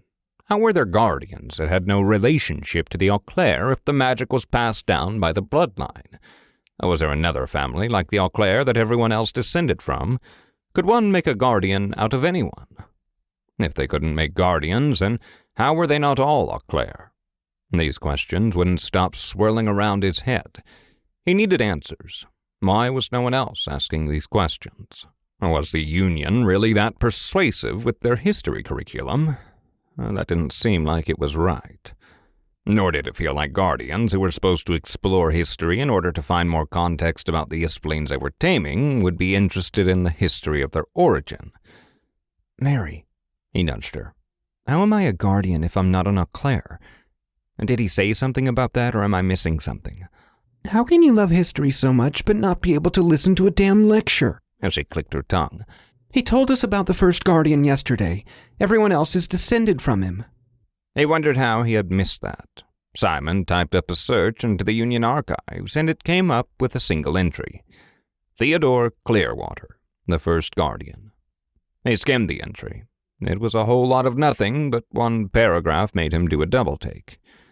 Theodore was given magic so he could protect his wife, Lord Auclair's youngest daughter. He was made the first guardian, and that is why they called themselves guardians. That made so much sense now. It also explained the dedication the Union had to the Auclair, even after they cut themselves off from the world. It also explained why they would fight the Syndicate on their behalf. But Simon still couldn't shake this feeling that something was wrong with the story. It didn't quite make sense. But then again, things that happened too far into the past could get muddled with time. This would satisfy his curiosity for now. And that's it for today. Tomorrow we will tackle the creation of the Syndicate and the start of the tensions between the two factions, Instructor Patterson announced and turned off his projector. It had started raining outside, and Simon was thankful they had finished physical training before that. He hoped that the ground would dry out by tomorrow's physical training lesson. Simon and Mariana stopped in the kitchens for a snack and walked into Puka arguing with Oliver over a box of sugars. "Who the hell feeds an Ispoleen sugar?" Oliver pointed to Puka, who wasn't pleased being talked down to. Do you really think you can tell me what to do? The small black fluff screeched. Now give me back my sugars or I will— "You will what, little kitty?" Oliver interrupted him. "Don't speak to him like that," Simon said through gritted teeth. Oliver's head snapped to him. "Maybe you should teach your Ispoleen some manners." He smirked in his direction. "You brought him here. Maybe look after—" Simon banged his hand on the table. If there was one thing he hated more than incorrect history, it was bullies. He still hated Mariana's slow chewing more. Are you really that insecure you have to pick on a tiny Ispoleen, Oliver? Mariana was standing between the two of them immediately and pushed Simon away from Oliver. Drop it. Save it for sparring if you're going to fight, she hissed while shooting one of her death glares at Simon. She then turned to Oliver slowly. And you are going to apologize to Puka immediately, or I will make sure Jansen hears all about how you are treating an Ispoleen he has taken a special interest in. I doubt he has a tolerance for guardians that abuse their power over Ispoleens. Oliver stared at her as if he had swallowed his tongue. He might well have. Simon knew exactly how Mariana's death glares felt. He stumbled back and nodded his head. "I'm sorry. I didn't mean to—" he started. Oh, you meant to offend him. Don't you even try with that. Now, get lost before I reconsider my decision and beat you up myself, Mariana threatened. A moment later, Oliver stumbled out of the kitchen and the door was closing behind him. Mariana shook off whatever had gotten into her and scooped Puka into her arms for cuddles. You're going to tell us if someone picks on you again, right? She cooed and Puka laughed, the screeching sound of it echoing off the kitchen walls. Of course, he said. I could have blasted him myself, you know that, right? Yes, but you'll get in trouble for it. I won't. I think you and I both would, Simon protested, but was totally ignored by those two. It was strange, though. What had gotten Oliver that mad at Puka for no apparent reason? It was strange. He didn't strike Simon as a cruel person, especially when he frequently caught him looking at Mariana. She, on the other hand, took a few snacks for later with her and dragged Simon out of the kitchen to the spells classroom. Puka had decided to join and watch them practice, which Simon tried to discourage him from to the best of his abilities. The three of them walked into the classroom and headed to the back, where Simon left his Magidex. Puka went over to their classmates to introduce himself, and he saw Oliver shoot a look in his direction. Simon shrugged. He wasn't going to make this a thing. He just wanted to get on with his day and didn't want to make enemies out of any of these guardians. As Kovacs entered the room, she shouted out the assigned training areas. Simon and Mariana were in the very front, no surprises there. And the area next to theirs was once again occupied by Oliver and Thomas.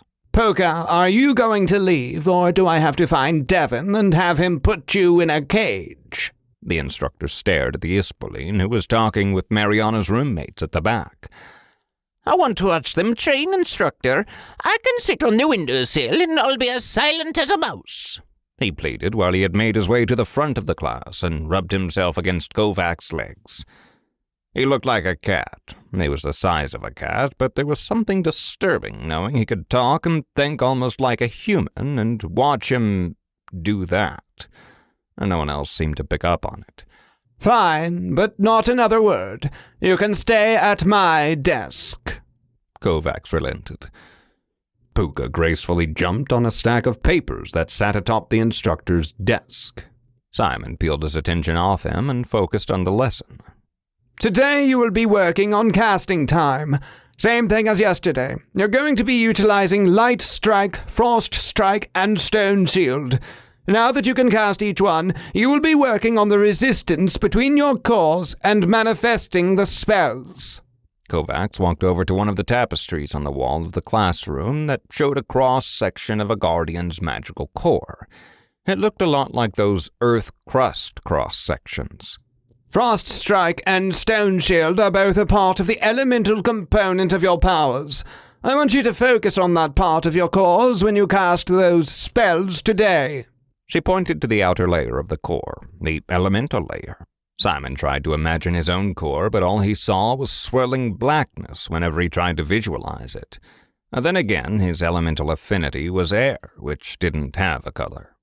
Mariana's was probably a bright ember, given hers was fire. Light Strike will be harder to master. The light-dark part is the deepest part of your cores, so naturally, this spell will have a longer casting time. She pointed to the center of the core on the tapestry. It was half white and half dark. There is a different amount of light and dark in the center of your cores. Don't be fooled by your affinities.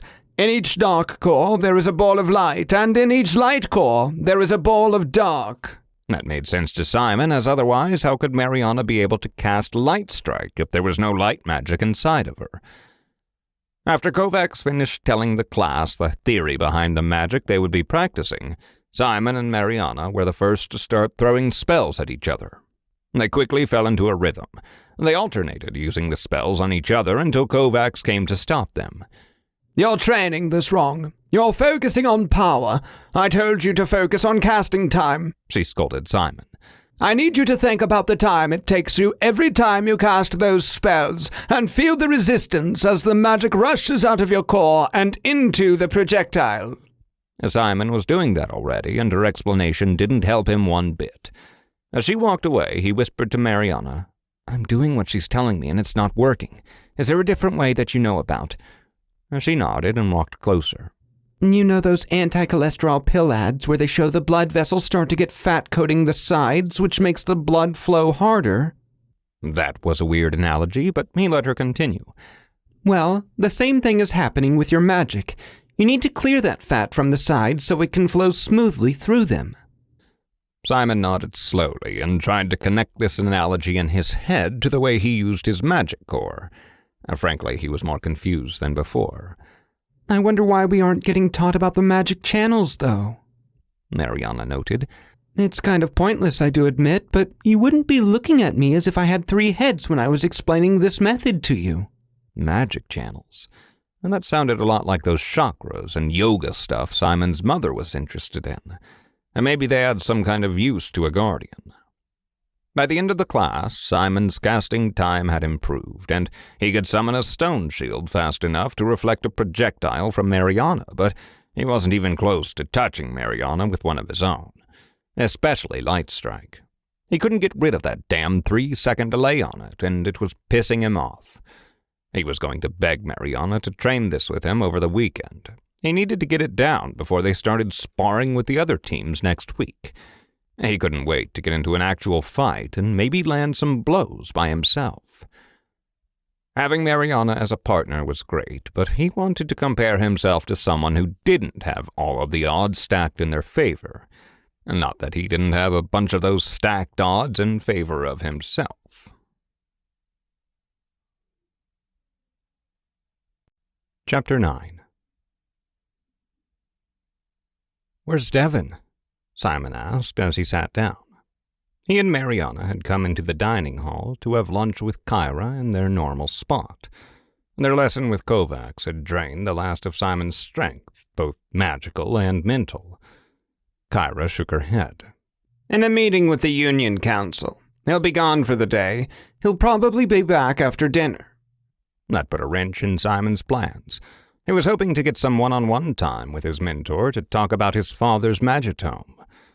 Puka had made it his mission that day to get Kyra to warm up to him, so he was sitting in Devon's place, staring up at her with his large star-speckled eyes. "What do you want, Puka?" She finally acknowledged him. "I want to come on the mission you're planning for them." He smiled. "Sure, no one is going to stop you." Kyra dropped her hand on his head and scratched him behind his ears. "Why do you want to come, though?" "Those two have grown on me." Puka snickered. "And you're probably planning something challenging anyway. I want to get out and get challenged as well."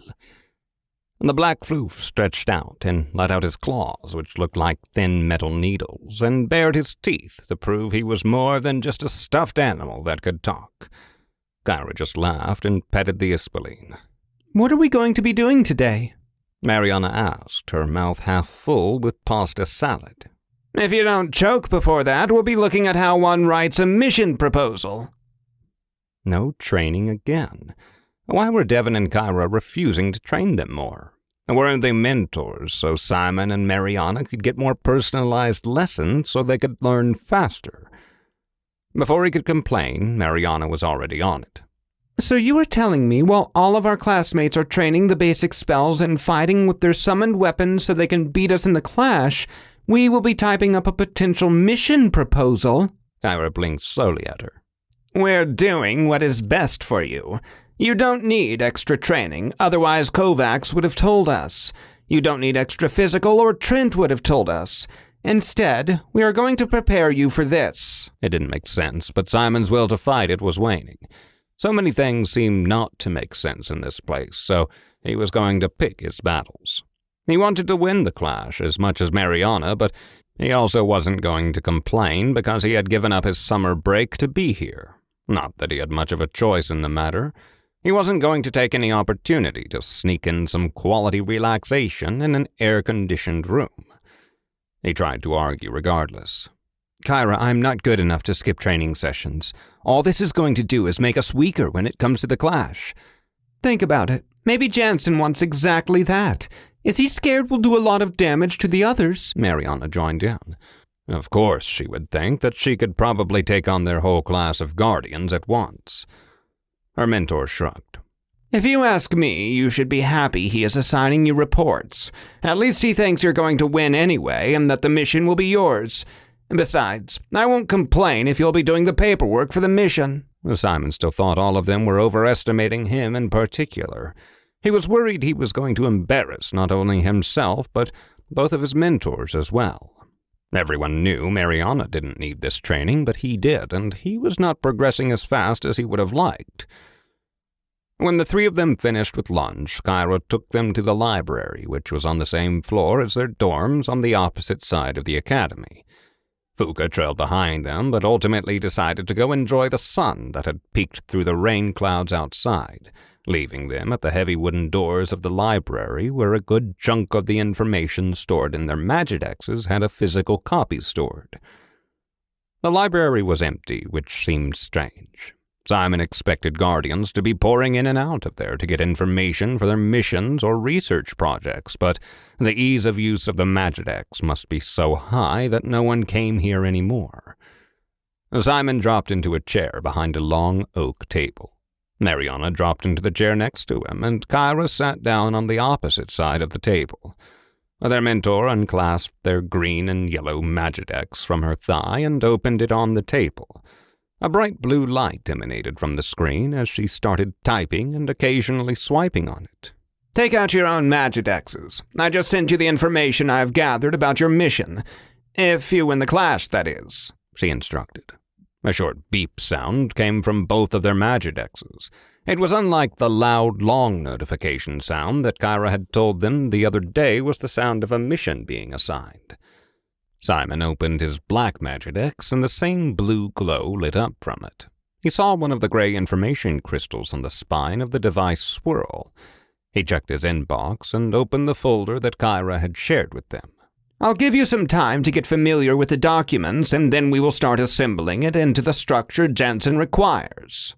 Skimming the text, Simon smiled. We're going to Alnwick. Is it a problem? Kyra asked. Your mother said we should pay her a visit, and that's the closest place that has 2 Ispoleens that would be perfect for the 2 of you to tame. No, it isn't. Would we be staying there for the holiday after? Simon responded. Yes, that's the plan, Kyra confirmed. Mariana looked up from her Magidex. This is our only option. I thought you were going to take us somewhere challenging. Our only other option with Ispoleens for both of you would be Paris, and I made the decision we weren't going to take that one, her mentor shared. A small nod from Mariana was the only thanks she offered. Simon doubted she wanted to go back there, especially knowing what he knew now about her family. Instead of going to her home city, they would be going to his. It was funny how Simon had been looking forward to traveling this summer, and instead he would be going back home. He hoped at least his older sister would be back in town so he could see her. When Kyra finally started explaining the layout of the mission proposals, Simon was properly invested. If this was Jansen's procedure, Simon could see himself working with that man. He thrived on documentation and follow-up procedures. The only thing he didn't like was the proposal meeting, their mentor explained. Before a mission proposal is accepted, Jansen holds a proposal meeting. In that meeting, he will go over your proposal and make changes to it and either agree to assign the mission to you, reassign to someone else, or discard it altogether. Simon listened carefully as Kyra talked them through the union's procedure. He'd hated presenting research projects in school, so this part of it he was not sure about. The thought of coming up with researching, putting together a mission proposal, and then the mission going to somebody else sounded like complete bullshit to him. After he approves the mission proposal, he assigns the team. You would have had recommendations on who you would want on the mission squad, but Jansen will have the final say. Kyra laid it out for them. After the mission squad is finalized, you get 2 planning meetings in which you would be creating a detailed plan with your squad, and then a 3rd meeting with Jansen that he will sign off on the mission.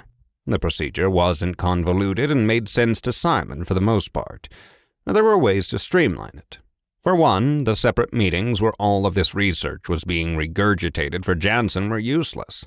He could just read over the documents himself instead of calling a meeting. But this was the procedure for a casual mission. Of course you would be jumping through hoops to get approval for something unnecessary. But what happens when there's an emergency? Simon asked. There's a rift and a hostile Ispoleen slips through a crack between the realms. Then what? To be honest, I don't know what happened in that case until 3 weeks ago either. The procedure for that is a lot more streamlined, and thank the heavens for that, Kyra shared. When there is an emergency mission, the dispatcher that is the head for the relevant region does all the planning, picks the team, and writes the dispatch paperwork. You got assigned an emergency mission, Simon prodded further. Tell us about it. Kyra's brows furrowed for a second as she considered what she was going to do. Simon started even pondering if his question had crossed some line he hadn't meant to. Yes, I got assigned to an emergency mission, she started. I was assigned to it as squad leader so Jansen could figure out if I was a good fit for his department or not. It is how I met Devon, Stella, and Andreas. Simon nodded along. He couldn't have guessed Devon and her had only met a few weeks prior on a mission. Those two seemed like they had known each other for ages, at least judging by their banter. Is that how you tamed the Tunisian fox? Mariana finally spoke up. Simon had forgotten all about that. He and Mariana had talked about how Kyra had been collecting some of the coolest Ispoleens of each type, and how she and Devon had the 2 sides of the same force paradox in history class the other day. Yes, that's how I did it. She had slipped through a crack in Thebes and was bound by the ruins there. A dungeon was forming. We got there and tamed the fox before it was even discovered by the syndicate. They have no idea we have her," she answered, and pulled out a bright orange crystal on a leather cord from under her shirt. "So before that, you were in Newman's department?" Simon asked. "Yes, and his procedures are child's play compared to what I'm teaching you right now about Jansen's. Believe me, you aren't going to land in Newman's department, not with the personal connection you have to Jansen." But what if Jansen died? Was the first thought in Simon's mind. That man was fighting a curse that normally killed people in a matter of weeks. He had been enduring it for 3 years. Simon didn't want to think about the likeliness. Jansen was still department head in another 3 years. Who would replace him? After going over the whole procedure again, Kyra left the 2 guardians in training with a bunch of loose files she had compiled for the mission. They had to read over them and organize the research into a mission proposal. Simon was a slow typist, so Mariana took over that side of it while he read out the relevant information she needed for the proposal. They had done plenty of projects together at BISS, so they fell into a familiar rhythm and were done with it in the span of 2 hours. Simon sent a message from his Magidex to Kyra when they were done. He read over the mission report one more time as they waited for her to make her way back to the library. Mission: the Ispoleens at Alnwick Castle. Mission aims: the main purpose of this mission is to give a first exposure to the fieldwork done at the Magidex Union to 2 guardians in training. Alnwick Castle, as one of the lowest security syndicate-controlled areas, is a perfect place for that. There are 3 known Ispoleens currently at the castle: Gargoyle, the Dragon Knight, and the Umbra Banshee. The Guardians will be tasked to find and tame Gargoyle and Dragon Knight without disturbing the Umbra Banshee. Background information: Alnwick Castle is known to be a low-security syndicate-occupied dungeon. Researchers revealed that the Ispoleens there are being experimented on, which has been causing disturbances between the Earth and Ispoleen realms in the surrounding area. Ispoleens: Gargoyle, attack 3, defense 4, type elemental air blaster, size average, special ability storm surge. Gargoyle is an Ispoleen capable of flying great distances with incredible speed despite his body being molded out of stone. His mastery of the winds allows him to monitor all movements through the air currents with ease. His special ability, Storm Surge, is a dual air and lightning attack that synergizes well with Light Guardian calls. Dragon Knight, attack 5, defense 8, type elemental fire defender, size colossal, special ability dragon breath. Dragon Knight is an Ispoleen with a dragon-like body covered in tough, scaly armor. He can summon large wings, and his powerful claws can easily rip through stone and metal. His size allows him to easily crush smaller opponents with his weight. A Dragon Knight's special ability, Dragon Breath, is a powerful fire attack that can be charged up to achieve greater fire damage. Proposed mission plan: infiltrate Alnwick Castle and disable the Banshee curse that the castle is under. The Ispoleens are each contained in a specially designed facility within the castle grounds. Break open each facility and defeat the Ispoleens contained in each before bonding with its crystal. The mission will be complete in less than 48 hours once the squad arrives on site. Proposed mission squad: squad leaders Devin Leone, Kyra Alighieri. Squad members: Simon Grimm, Mariana Jones-Auclair. Simon was worried that the proposal was too bare bones, but Mariana had insisted it was good enough. When Kyra arrived, she turned Mariana's Magidex around and started studying their proposal with a critical eye. She nodded slightly. "It's great on paper, short and to the point. Jansen would love it, as if I had written it myself." Simon blinked at that. "You made us do your work for you?" "Of course, but you would have had to learn this eventually. It'll save you time in the long run," she argued. "Plus, it only took you 2 hours to do it. It takes Devin 4 on a good day." "And how long does it take you?" Mariana asked. An hour on a good day, she smiled. And today hasn't been a good one. That is going to change, though. Stella got the night out approved by Jansen. We're leaving the academy in 3 hours. Simon couldn't have been happier about that. He was excited to let go and relax a little bit on a Friday night. He had been giving 110% every day in class, and he desperately needed something to distract him from all of this Guardian stuff. "Where are we going? Do you know?" he asked their mentor. She managed to reserve one of the clubs in town for the whole night, so there'll be a Guardian-only party there, as is tradition.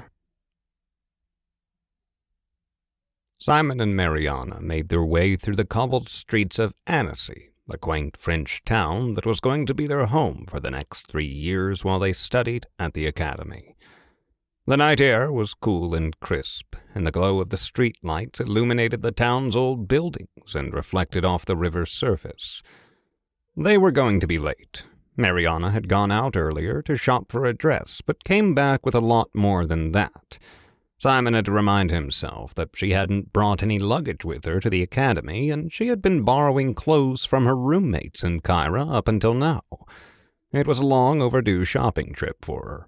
As Mariana led the way, her long caramel hair was swept back by a headband and swished behind her as the click-clack of the short heels she was wearing echoed through the street. Simon followed behind, trying to keep up with her brisk pace.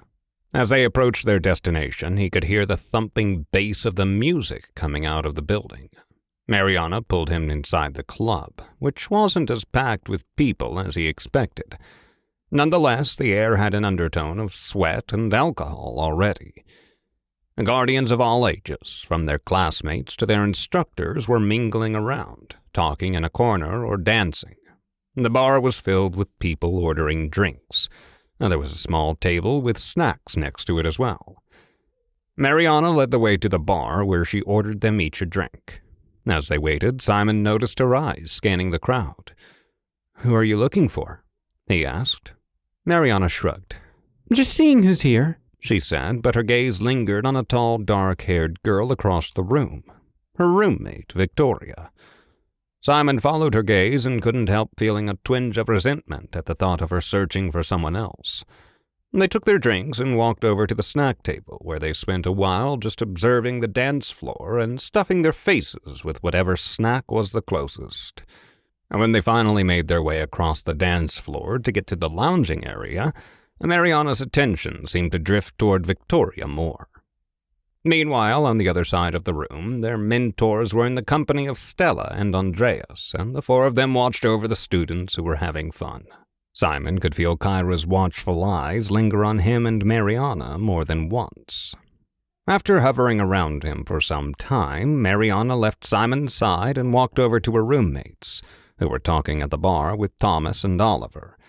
He silently prayed that she wouldn't get snappy with either of the guys over their exchanges in spells class, but he had a feeling she was going to get along with them a lot better without him tagging along.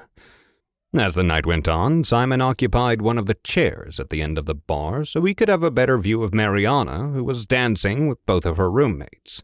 But soon enough they were tired as well and made their way to where Simon sat at the bar. The three girls, Mariana, Victoria, and her sister Diana, all took a chair next to Simon. "So, how's everyone's night going so far?" Victoria asked, taking a sip of her drink. "It's been great," Mariana replied, a smile on her face. "Stella knows how to throw a party." "Hey, isn't that Kyra and Devin over there?" Simon shouted over the music, pointing toward the back of the room. Mariana followed his gaze and nodded. Kyra and Devin were dancing together in the corner of the room, lost in their own world. Simon watched them for a moment and got the same strange feeling as when you see your parents kiss. He scolded himself for that and made a point not to look back in their direction again. The night wore on, and as the party began to wind down, Simon dragged a half-asleep Mariana out of the club. "That was so much fun." Mariana's words slurred as she spoke. Simon couldn't help but smile back. She wasn't drunk. Simon had made sure of that. She had only 2 gin and tonics over the whole night. and with how much she frequented the snack table, he was sure it was a lack of energy rather than intoxication that got her into her current state. As they made their way back to the academy, Devon and Kyra were following close behind them. Simon had survived the party, but as they walked away, he couldn't help but wonder what would have happened if he had mustered the courage to dance with Mariana instead of hugging the bar top, watching her flirt with someone else. Simon woke up with a pounding headache. He groaned and rubbed his temples, trying to shake off the remnants of the night before. As he sat up in bed, he noticed that Puka had curled up next to him. You look terrible. Puka yawned with his usual snark. Simon groaned again. Thanks for the reminder. So what did you do last night? Drink the old barjay? The black floof stretched lazily and yawned once more. Simon winced at the memory. I wish. I didn't even drink that much. It was just intense. Puka's ears perked up. Intense, huh? Sounds like you had fun. He shook his head, the memories of Mariana flirting with her roommate making his stomach churn. No, it was kind of a disaster. I didn't get up to dance even once. Mariana didn't coax you into even one dance? No, she had other things on her mind. And with a sigh, Simon got out of bed and headed to the bathroom to splash some water on his face. He still felt terrible, but he knew he had to face the day. As he stared at himself in the mirror, he ran a hand through his black hair in an attempt to smooth it. The bags under his eyes were nearly as dark as his own eyes. All in all, he looked exactly how he felt, like he had just crawled out of a trash can. He threw on some clothes, and before leaving his room, he instinctively looked down at his hand to make sure the onyx ring was still on his finger. It had become a habit for him to reach for it whenever he felt unsure of anything. He now understood why his best friend had a habit of fiddling with hers. As he entered the dining hall, he spotted Mariana and their mentors already sitting at their usual table in the corner. He quickly made his way through the buffet, the smell of bacon, eggs, and fresh bread making his mouth water. He filled his plate to the brim and walked over to his usual seat. Mariana looked up and gave him a small smile. Rough night? She asked, a hint of amusement in her voice. Simon groaned again. I feel like death warmed over. As he sat down at the table, he couldn't help but feel a little embarrassed about his current state. Next to him, Mariana was flipping through the Auclair Magitome, her caramel hair falling in a halo around her as she was hunched over and reading. What are you planning to train today, Simon? She asked without looking up. I was thinking of working on my light strike casting time. Devon nodded in agreement. Good thing to focus on, given you're starting sparring in teams on Monday. Kyra chimed in from across the table. And what about you, Mariana? What do you want to work on today? Actually, I want to spar with you. I want to sharpen my moves with my fire staff. Mariana grinned, twirling a strand of her hair between her fingers as she looked up at her mentor. The sun was shining brightly over the training ground, casting long shadows of the different buildings. Simon and Devon had made their way outside to the front training area.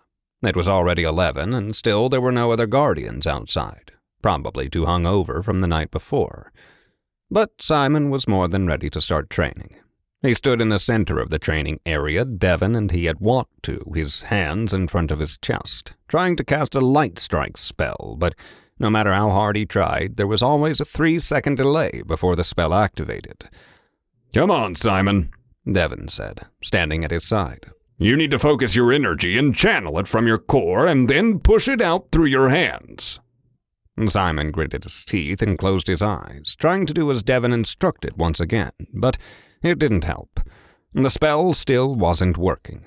He was starting to get frustrated and impatient. I can't do it, Simon said, throwing his hands up in defeat. He had been trying for the better part of half an hour.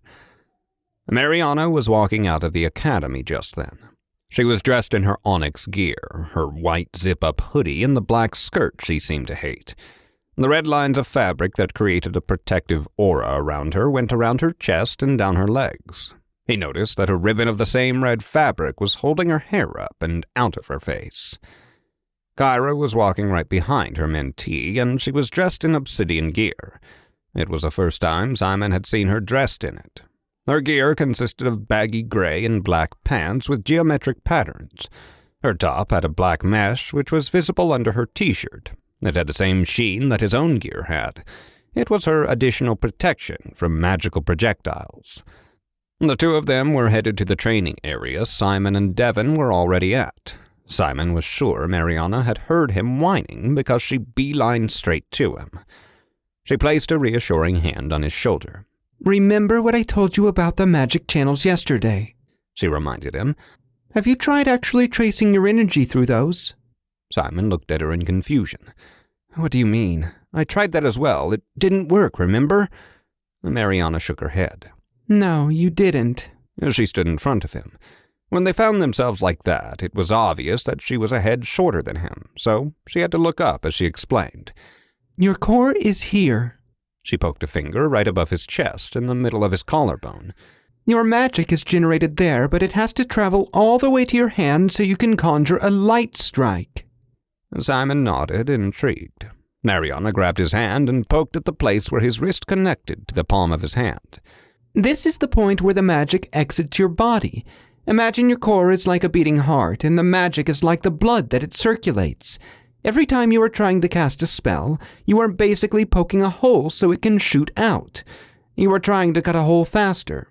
Instead, you should be thinking of how to make your heart beat faster so the magic would flow out faster." His actual heart had started beating faster indeed. Being this close to her had made it skip a beat. Mariana's analogies were just as bad as always, but her explanation from yesterday about the cholesterol made a little more sense now. She took a step back and encouraged him to try casting Light Strike again. He closed his eyes and focused on his core, trying to imagine the energy flowing from it all around his body like blood would flow and circle his entire body. He then willed his core to cast Light Strike. Nearly instantly, he felt a surge of energy at his palm as it began to glow. A blink later, it shot at the ground. "Whoa!" Simon exclaimed. "It worked!" It wasn't instant, but it was less than 2 seconds, which was already better than anything he had done before. Mariana grinned. "See? Sometimes you just need a different perspective." Devon looked between the two students. I never would have thought of that. Is that how the Auclair teach this? "No, they just tell you to figure it out. And, well, that's how I figured it out." Mariana shook her head. Kyra rolled her eyes, pulling Mariana away. "Now that he's got it, we should go get started with our own training." Mariana summoned her fire staff again and spun it around with one hand as the two of them walked away to the next training area. Simon's eyes followed where they went. He watched as they started sparring, and they circled each other, each waiting for the other to make the first move. Mariana was quick on her feet, dodging Kyra's lunge and putting distance between them with her staff. Kyra was skilled with her twin daggers, but Mariana's staff gave her more reach and flexibility. Stop staring at them. You have to practice, Devon called out. Simon peeled his attention from them and continued to practice his light strike casting, now with much better results. They were out there until the sun got too hot for them to continue, and they decided it was time for a lunch break. It had been only around 3 hours of training, but Simon had become extremely exhausted. Nonetheless, he was satisfied with his progress. He had gotten the casting time of his light strike to a little bit more than a second. After lunch, Mariana opted out of training further. She could already summon Gecko Cat at will, and Simon was going to be summoning Riveros again. Instead, she chose to do some more research. She sat alone in the library, surrounded by shelves filled with old, dusty books. Ever since the Magidex was created, most of these books had probably not been touched. This made the library the perfect place for her to do what she was about to do. No one came in there, so she wouldn't need to be careful when she did her research into the scepter. At breakfast, she had read up on the Force Paradox curse while they waited for Simon and found out how brutal it was on the body and magic of a guardian, even if they were eventually cured of it. Then she read about how differently it affected the Auclair. If they got a cure in a reasonable amount of time, the curse would barely affect them long term. There was a difference between her family's magic and the one the Guardians used. It was apparent whenever she noticed the vastly different ways curses and different artifacts interacted with them.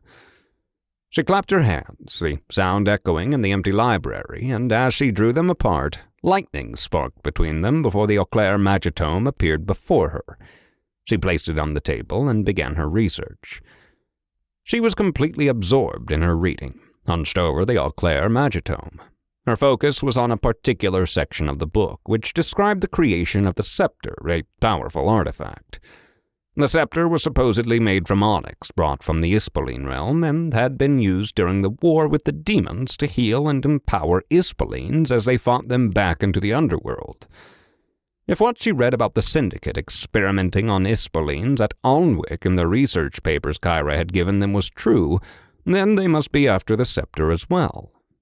She couldn't let that happen, and she knew her family would protect the scepter at all costs. That explained a lot.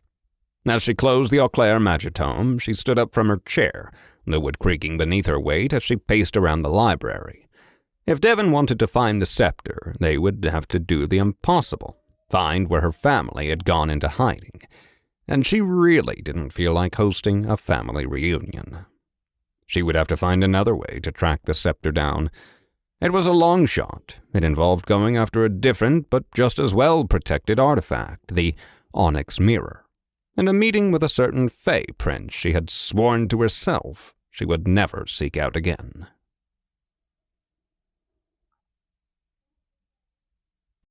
Chapter 10. Early Saturday evening settled over the academy, but Simon was still in the training area trying to summon Riveros. Mariana had opted to stay inside, and he couldn't blame her, as she didn't need any additional training. He also had a hunch that something was still up with her magic after she had repaired the barrier, despite what she had told him before. Devon sat on the grass nearby, watching intently, and there wasn't much he could help Simon with besides reminding him of techniques to keep focused. "All right," Devon said, his voice firm but encouraging. "Remember to latch on to the bond between you and Riveros. Feel his presence and draw upon it. Instead of pushing it out like you do when summoning a weapon, draw it into your core." Nodding, Simon closed his eyes and took a deep breath. He reached out with his mind, searching for the sensation of Riveros' presence circling his core. And when he called upon it, he squeezed the Ispoleen's crystal in his hand before shouting out loud, "Spread your wings, Riveros!" His voice wavered slightly from the effort he had put into the summon. As the words left his lips, a swirl of darkness appeared in front of Simon, and a blink later, it materialized fully into a small black worm who shot up in the air. Simon's eyes snapped open, and he stared at the creature for a second before pumping his fist into the air. "Finally!" he sighed. His concentration wavered, and Riveros flickered, threatening to turn to gray smoke as the connection weakened. It was only the second time Simon had been able to summon the Ispoleen that session. Devon stepped forward, his voice calm but stern. "Focus. Remember, you need to maintain that connection. Talk to him through your bond. Don't let it slip." Simon took another deep breath, steadying himself as he traced the string of magic that connected his core to the Ispoleen in front of him. He reached his hand out to Riveros. "Fly here," he sent down the bond. He hoped it would work, even as his mind was racing with the thrill of succeeding again. Devon was frowning, but he encouraged him. "You're getting closer. Keep it up." Simon nodded. Sweat trickled down his forehead, even though he hadn't moved a muscle. "Fly here, please," he sent down the bond to the worm.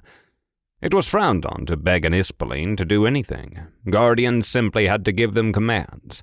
At least that was what he had read in the Magidex. They were the masters once the Ispoleen was tamed, and it had to obey no matter what. But Simon had been getting desperate, and he wanted to get this over with at any cost. To his surprise, Riveros responded to that and flew right to his hand and wrapped his long tail around his wrist before winking at him. "Good work. What did you do?" Devon asked him as he walked closer to inspect the Ispoleen himself. I said please, Simon mumbled. He could swear that Riveros was laughing at him as he bobbed his head and bared his teeth. Devon must have been caught off guard by that, because a strangled sound between a snort and a choke came out of him. You're going to give him a heart attack. Riveros sent down the bond. Simon's eyes widened. He was once again talking to the little worm. Kyra had made her way back to the training area, and as she approached them, one of her Ispoleens, an ethereal air elemental fox, trailed behind her. Simon noted her approach, but he couldn't spare her much of his attention as he fought to keep Riveros summoned. She observed Simon's efforts for a moment before stepping forward. Simon, may I offer some advice? Simon looked up. He felt like he was burning up from exhaustion. Of course, Kyra. I'll take all the help I can get. His voice was hoarse. When summoning and maintaining the connection with an Ispoleen, it is important to become so familiar with their presence that it becomes second nature. Maintaining the bond as your primary focus will not help you, she told him. You need to focus when you are summoning him initially, but once he is summoned, you need to immediately push the bond to the back of your mind and just expect it to hold. She's right, but it's so flattering to have you try so hard, the worm said to Simon.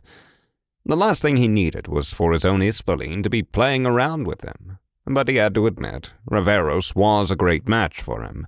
He would have found his sense of humor hilarious if he wasn't struggling to concentrate. Try to internalize that connection, Kyra suggested further.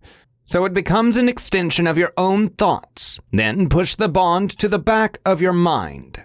Simon took her advice. As he focused once more on the bond, he attempted to integrate the connection as an extension of his own train of thought, and while it was still a struggle, he could feel a sort of streamlining in the string that connected his core to Riveros.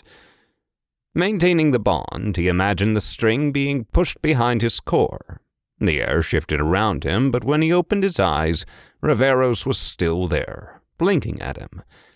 Nicely done, he sent through the bond, but the voice in Simon's mind was fainter. That was when Riveros let go of Simon's hand and flew right up to Kyra's fox Ispoleen. He wants to race him, Simon laughed. Oh, Vixair won't back out of a race. Let them have their fun. Kyra encouraged it. Devon opened his mouth to say something, but a sideways glance from Kyra made him reconsider. The two Ispoleens seemed to be able to talk to each other, and both had dropped to the ground before taking off, flying high into the air and then bolting all the way to the fence of the academy. Simon couldn't help but notice Mariana's absence at dinner. He sat in their usual spot for 2 hours, waiting for her to finally show up, but she never did. Concern gnawed at him as he wondered what was wrong. Could she be avoiding him? Determined to make sure she wasn't going hungry, as she had a habit of doing whenever she was spiraling, Simon picked up food from the buffet at the dining hall and carried the plate up to Mariana's room. He knocked softly, but when the door opened, he found only her roommates, Diana and Victoria, inside. Hey, have you seen Mariana? Simon asked, trying to hide his disappointment. Victoria exchanged a glance with her sister. She's not here, but you can leave the food with us, she offered. Simon hesitated. No, I'll find her myself. Thanks, though. He quickly retreated out of there, hearing a giggle as he shut the door behind himself. He wandered the halls and eventually found his way back to the library, the only other place he thought she might be. Unsurprisingly, Mariana was there, her head buried in the Auclair Magitome. The device emitted a faint hum, barely audible over the sound of Mariana's rapid typing that she was doing on her Magidex. Mary, you didn't come to dinner, so I brought you some food. He set the plate down on the table next to her. As she jumped out of her skin and the back of her head nearly slammed into his nose, Mariana shook off the startle and glanced up at Simon, her eyes red from the strain of whatever she was reading about. She didn't reveal what she was investigating, but she accepted the food. Thanks, Simon, she murmured. You know you shouldn't be eating in the library. Simon teased, trying to lighten the mood. Mariana rolled her eyes, but smiled before digging into her food. "What have you been looking into?" he asked eventually. "Let me finish my food first," she said, after swallowing a mouthful of food. Simon rolled his eyes. "Oh, so now you're a stickler for manners?" "Fine. I've been researching the Force Paradox Curse." Mariana relented. "But the difference in information about the scepter and the Magidex and the Auclair Magitome." "What's wrong?" "Only the Auclair elders know the location of the dungeon that it's hidden inside of," she started off. Simon shook his head, not understanding how that would be a problem. "Then we have to find them, right?" "Most of the elders died, Simon. It's why the Auclair went into hiding. The Syndicate attacked all of the safe houses at the same time. If any survived, they would be in hiding along with the rest of my family, and maybe even separately from them." Simon pondered on the information. He had already assumed something similar, so it wasn't anything groundbreaking like Mariana was making it out to be. Devon had probably already figured that out. "No, I found this information in the Auclair Magitome, along with the exact locations of the 6 other sacred Auclair artifacts. The Union Magidex had no mention of the locations of any of the Sacred 7. The Auclair were hiding their locations from the Union too, it seems." "Then you should talk to Devon about this," Simon concluded. "But why didn't the Auclair trust them with this?" The next day, Sunday, a gentle breeze rustled the leaves of the trees surrounding the academy. Sunlight dappled the grass, casting shifting patterns as the clouds drifted lazily across the sky. The scent of freshly cut grass and damp earth filled the air. Simon knew the moment he smelled the air that, "Achoo!" Mariana sneezed, and the grass was not her friend. Soon enough, that turned to coughing and red eyes. Regardless, Mariana wasn't backing out of training that day, and she must have wanted to spar with him as much as he wanted to. Today, Devon had told Simon he was going to train to fight while also keeping Riveros summoned. He needed to master the art of commanding Riveros while simultaneously casting his own spells. Mariana, in turn, agreed to be a target dummy for him. She would be working on her defense. Kyra had mentioned trying to teach her a movement spell called Step Out, which she said was normally taught in the 2nd year at the academy. Her mentor had decided it would complement her fighting style when using her fire staff.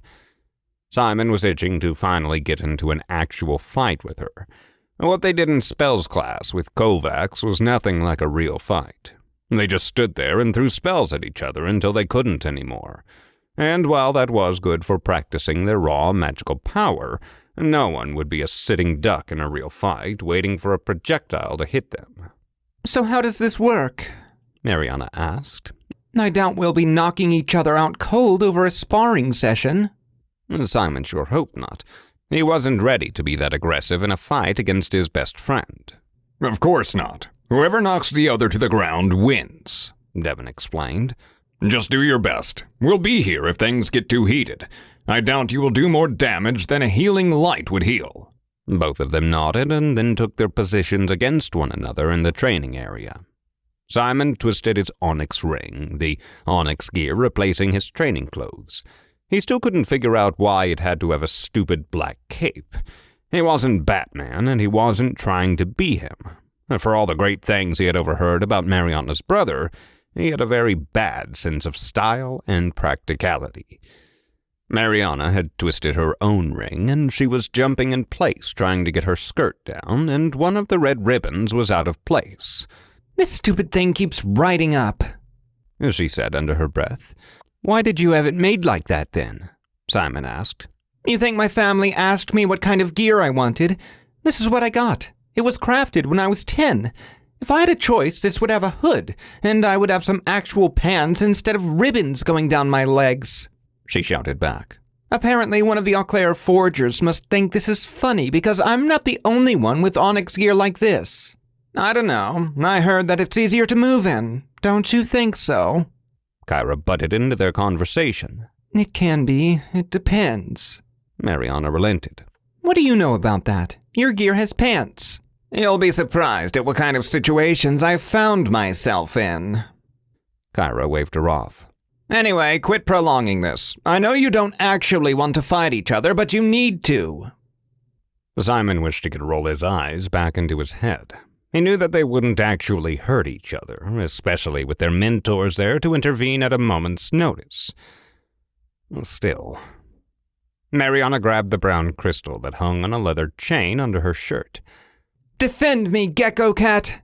As she called upon her Ispoleen. A blink later, a cat lizard the size of a cocker spaniel was at her feet. Simon took his own crystal from under his shirt and squeezed it in his hand, closing his eyes for a moment, and concentrated on the link that connected him to the worm that lived inside him. "Spread your wings, Riveros!" he shouted, determined to get this right from the first time. When he opened them, he extended his hand, and Riveros materialized in a swirl of gray smoke, his scales shimmering like the onyx rock of his ring in the bright sun. It got easier every time he summoned the Ispoleen. "Ready when you are," Mariana shouted, a playful glint in her eye. Across the training area, Gecko Cat had grown twice his initial size now that Riveros had also joined the fight. He was the size of a large dog. Simon took a second to push the string of magic that bonded him to Riveros behind his core before summoning his sword. Mariana chuckled and summoned her fire staff as well, spinning it around for the show. In the back of his head, Simon was scared of what would happen if Gecko Cat charged at him. The cat lizard looked like he could do a lot of damage if he got close enough to bite him. "Riveros, can you make sure to keep Gecko Cat occupied while I fight Mariana?" Simon asked his Ispoleen. "Oh, I would love to play with the kitty cat." The worm snickered and flapped his wings. Riveros lunged forward, his lithe body ripping the air and filling it with an electric charge. Mariana smiled and charged at Simon instead, leaving Gecko Cat to be occupied with Riveros. He had a split second to react. He called forth a stone shield. The shield aura appeared near instantaneously, its surface reflecting Mariana's light strike like a mirrored surface. Riveros was clawing at Gecko Cat's eyes and was able to successfully land a few nasty scratches. Simon was aware of his fight happening close by without having to look. He could feel what was happening through his bond to the Ispoleen. Mariana must have been aware, but she held strong, her face a mask of concentration.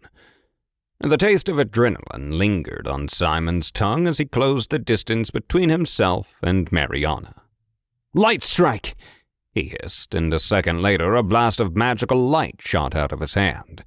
He had aimed it at nearly point-blank range. He had swung his sword, too, making sure that if Mariana tried to dodge the projectile, she would be hit with the sword.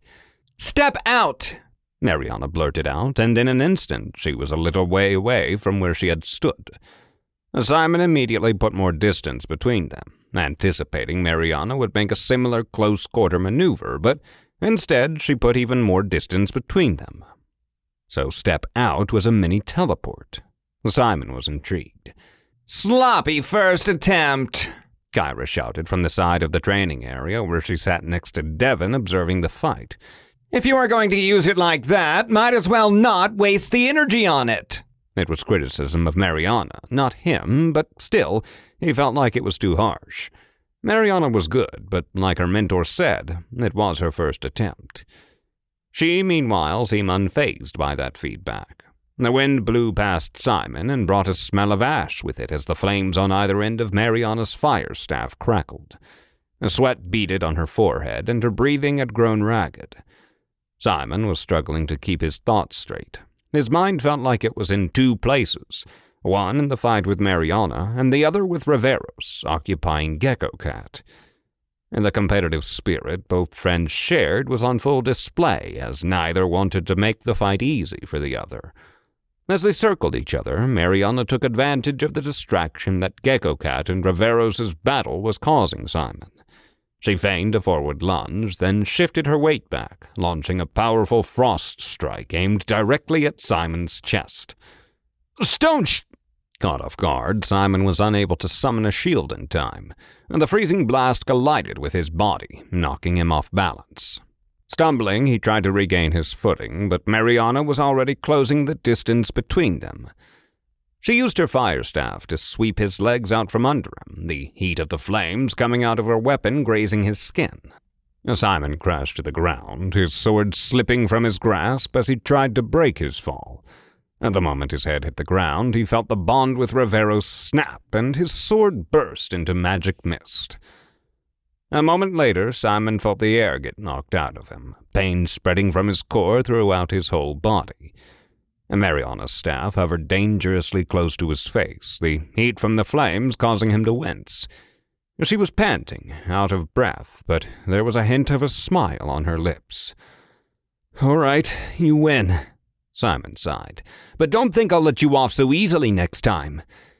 Mariana laughed, pulling back her staff and offering a hand to help him up. "I wouldn't have it any other way." He waved her off as he couldn't find the strength to get up just yet. His body still not fully under his control, his muscles spasming lightly from the pain.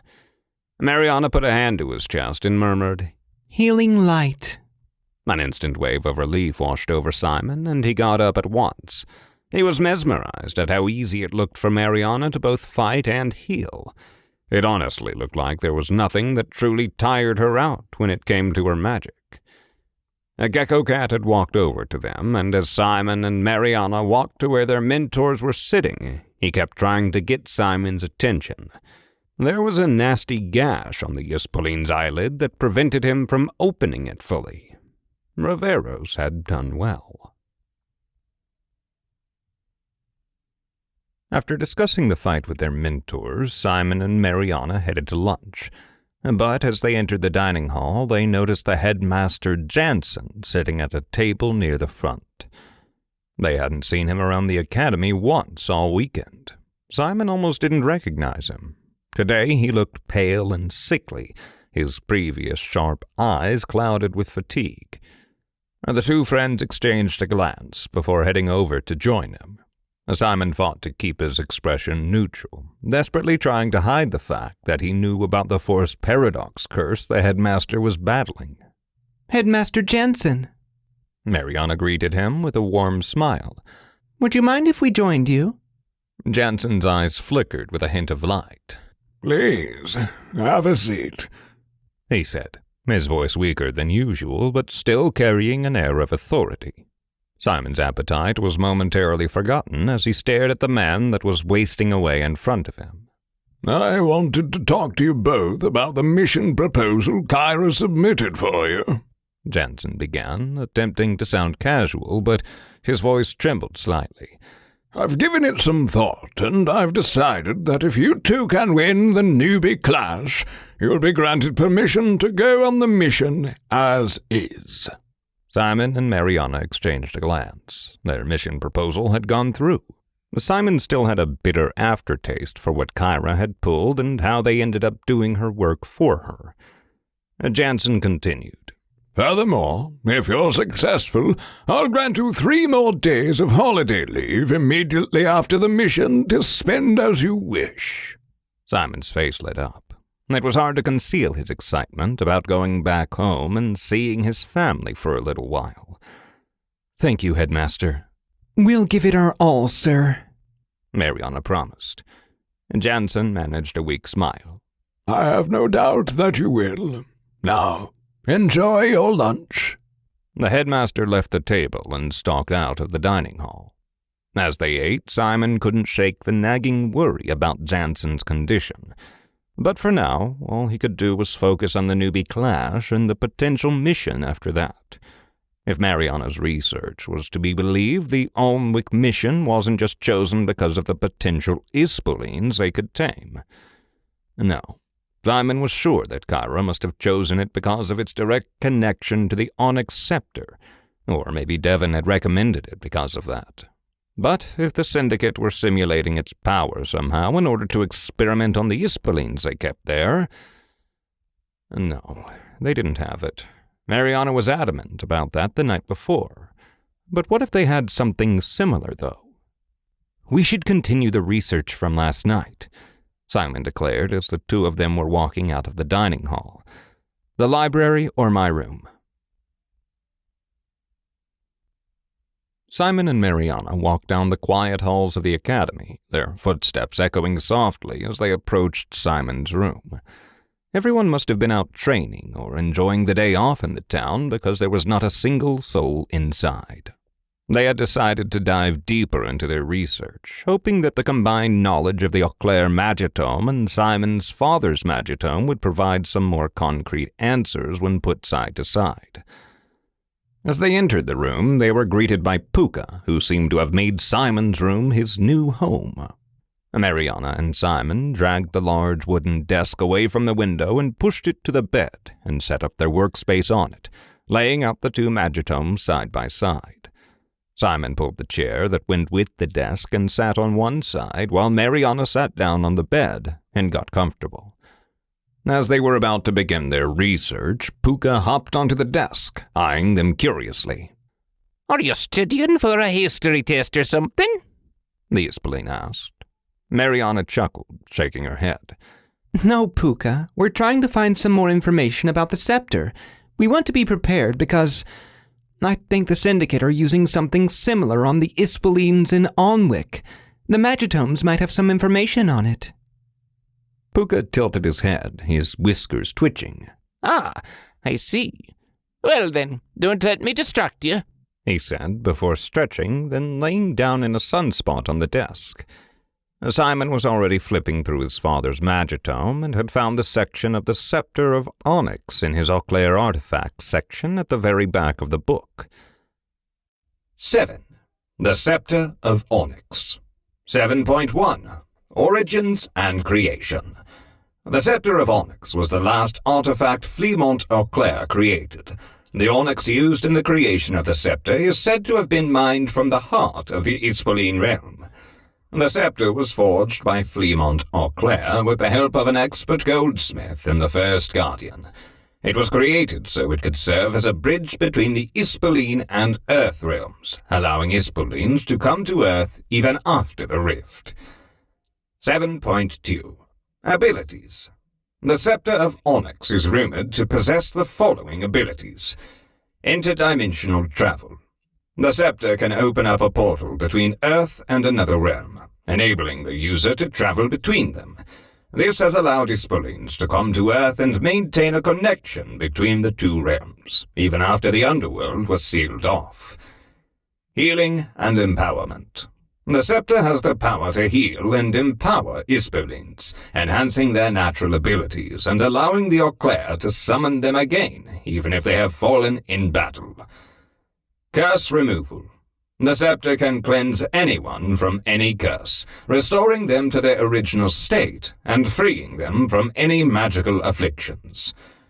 A resurrection. It is thought that the scepter has the ability to bring a person back to life, the same way it can resurrect the Ispoleens.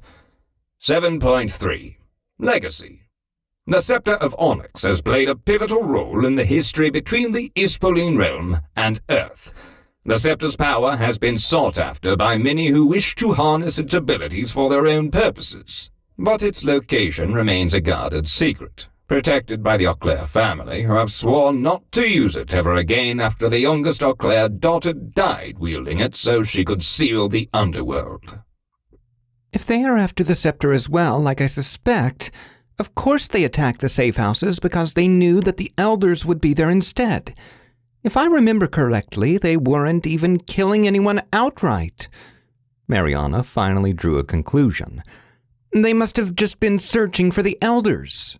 That was his opportunity to put his mind at ease about Mariana's past. Maybe you can tell me more about your brother, Simon prodded her.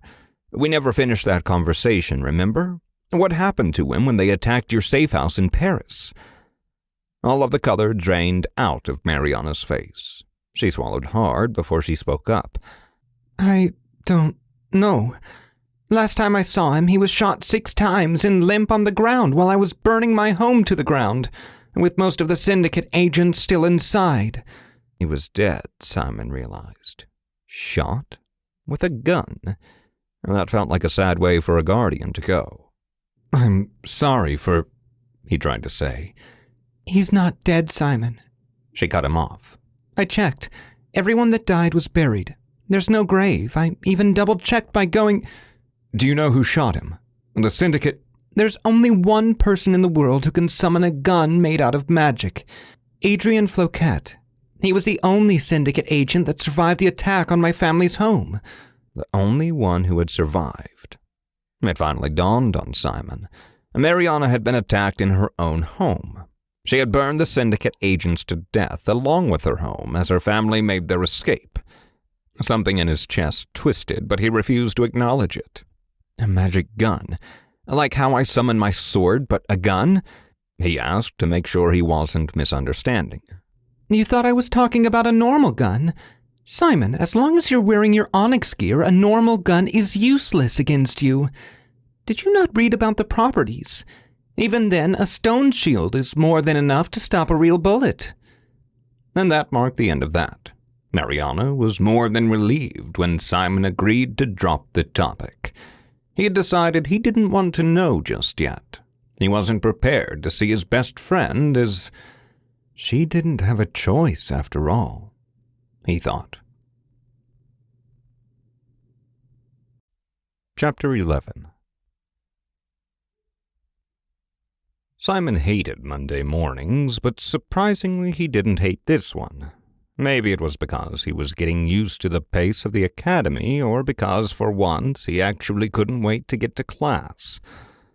The real sparring would start today, and after having a taste of what it was when fighting against Mariana, he couldn't wait to hit someone else and see how well he would do.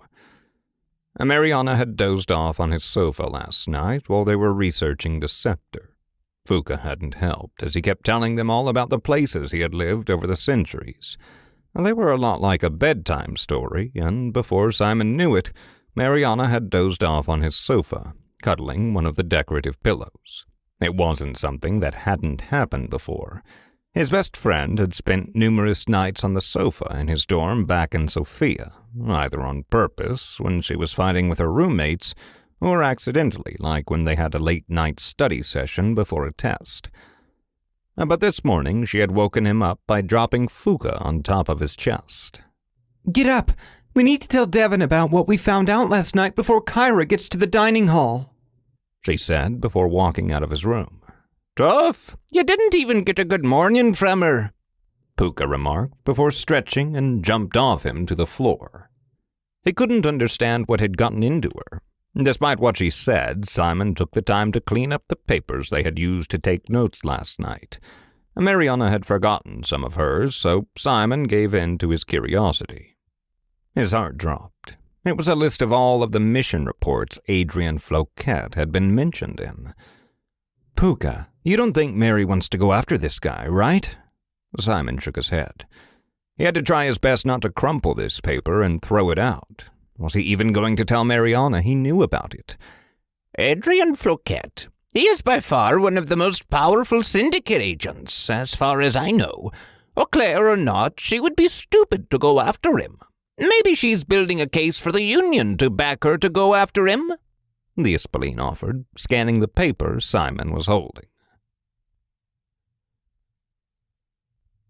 Even though Simon had taken his time getting ready, he still beat Mariana to breakfast.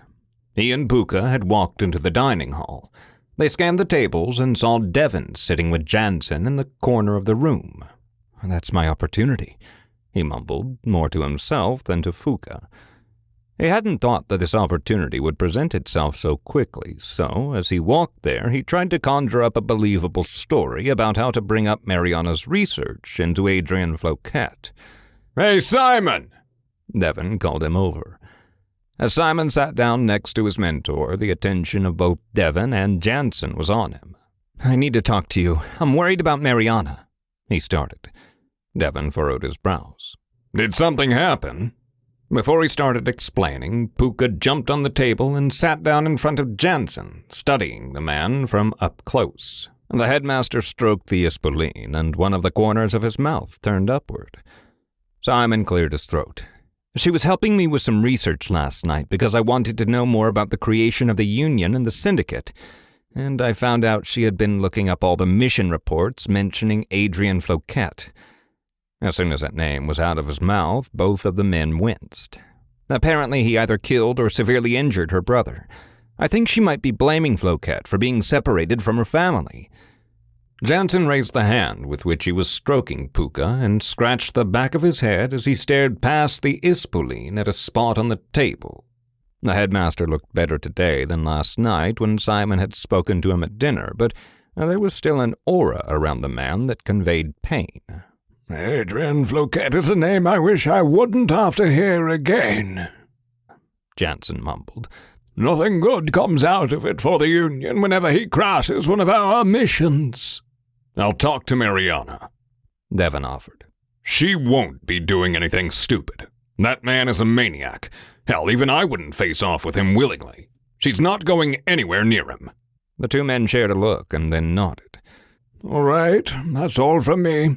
I have to go get started on today's pile of work. I'll be sending Andreas and Stella on their first mission as co-leaders. It's about time. Stella has wanted to prove herself for a while. Devon smiled. Don't be too worried for them. They have been preparing for this since we came back from Thebes. I'm always worried. And with that, Jansen left Devon, Simon, and Puka at the table. That went better than expected, Puka screeched. You're 100% sure she was doing that? Devon asked. Simon nodded. She told me he had shot her brother 6 times before running away the night the syndicate had attacked her home. She has been snappy with me ever since. And here she comes. Devon's eyes focused on Mariana, who had just entered the dining hall, and smiled at her, waving her over. She was wearing her usual training clothes, but her hair was up in a ponytail rather than swept back with a headband. She had her Magidex strapped to her thigh, but she was also holding the Auclair Magitome. Have you started filling him in on what we found out last night? She said to Simon as soon as she dropped into the seat opposite Devon. Simon shook his head. No, he hadn't. There were more important things on his mind. Come on, spill the beans. What did you find? Devon prompted them. Simon and Mariana took turns summarizing what they had found out the night before and what Mariana had found out about the elders on Saturday. Are you already planning the mission without me? Kyra startled them. She had come out of nowhere. Simon even wondered if she had teleported next to them, just like Mariana had done with Step Out while sparring yesterday. Simon shared a look with Mariana. He wasn't sure if Kyra was entitled to this information if Devon hadn't trusted with telling her about what exactly Jansen's condition was. The silence at the table stretched. Fine. Sorry I asked. Kyra waved them off and dug into her food, a stack of American pancakes. We were talking about Jansen and the scepter, Devon finally said. I told them I hadn't told you everything about the situation yet, so... You don't have to tell me, Kyra repeated. She gathered her utensils and was grabbing her plate. If you want, I can leave so you three can continue. Really, it's not a big deal. If you need my help on this, though, you know I will say yes. Stay. Devon reached out and pulled her wrist. I was going to tell you the reason I need the scepter. Jansen has the Force Paradox curse, and nothing else can break it. I figured it was that or the Auclair curse, though I doubted the latter would have left him this healthy after 3 years. Kyra nodded. So what did you find out? What's the plan?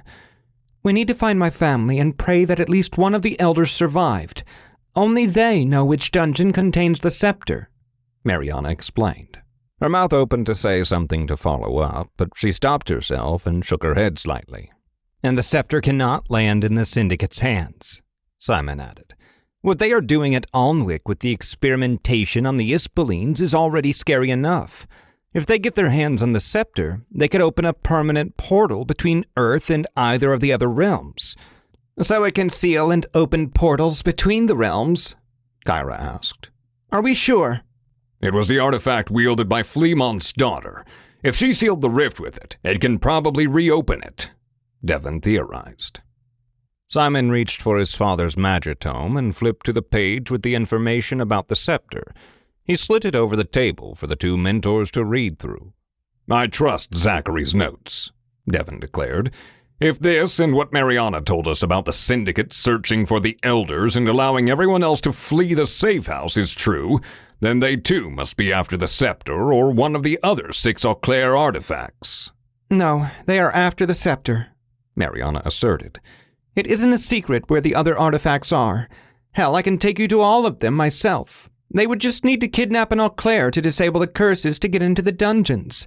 They could have done this centuries ago. They never did. Kyra was nodding along until something made her stop. But they are a secret from us. Maybe not to the Auclair, but we don't know where they are. The Syndicate probably doesn't either. Well, not from us, Mariana said, and summoned her Auclair Magitome using Tome Call. Because it's all somewhere in here. After breakfast, once their mentees had left for their physical training, Devon pulled Kyra aside. We need to talk to Mariana, he started off. She's planning on going after Adrian Floquet. Simon caught her researching him. Kyra's eyes widened, and she angled her head. She had prayed for years to never have to think about that psycho. Adrian Floquet? Is she crazy? What did he do to have her? He might have killed her brother. Devon cut her off, even though she seems to be denying it. A shiver went through Kyra. She tried to blink away a memory that had floated to the front of her mind. Her cool was slipping. If that's the case... Kyra's voice trembled. She bit her tongue to shake off whatever had gotten into her, then continued.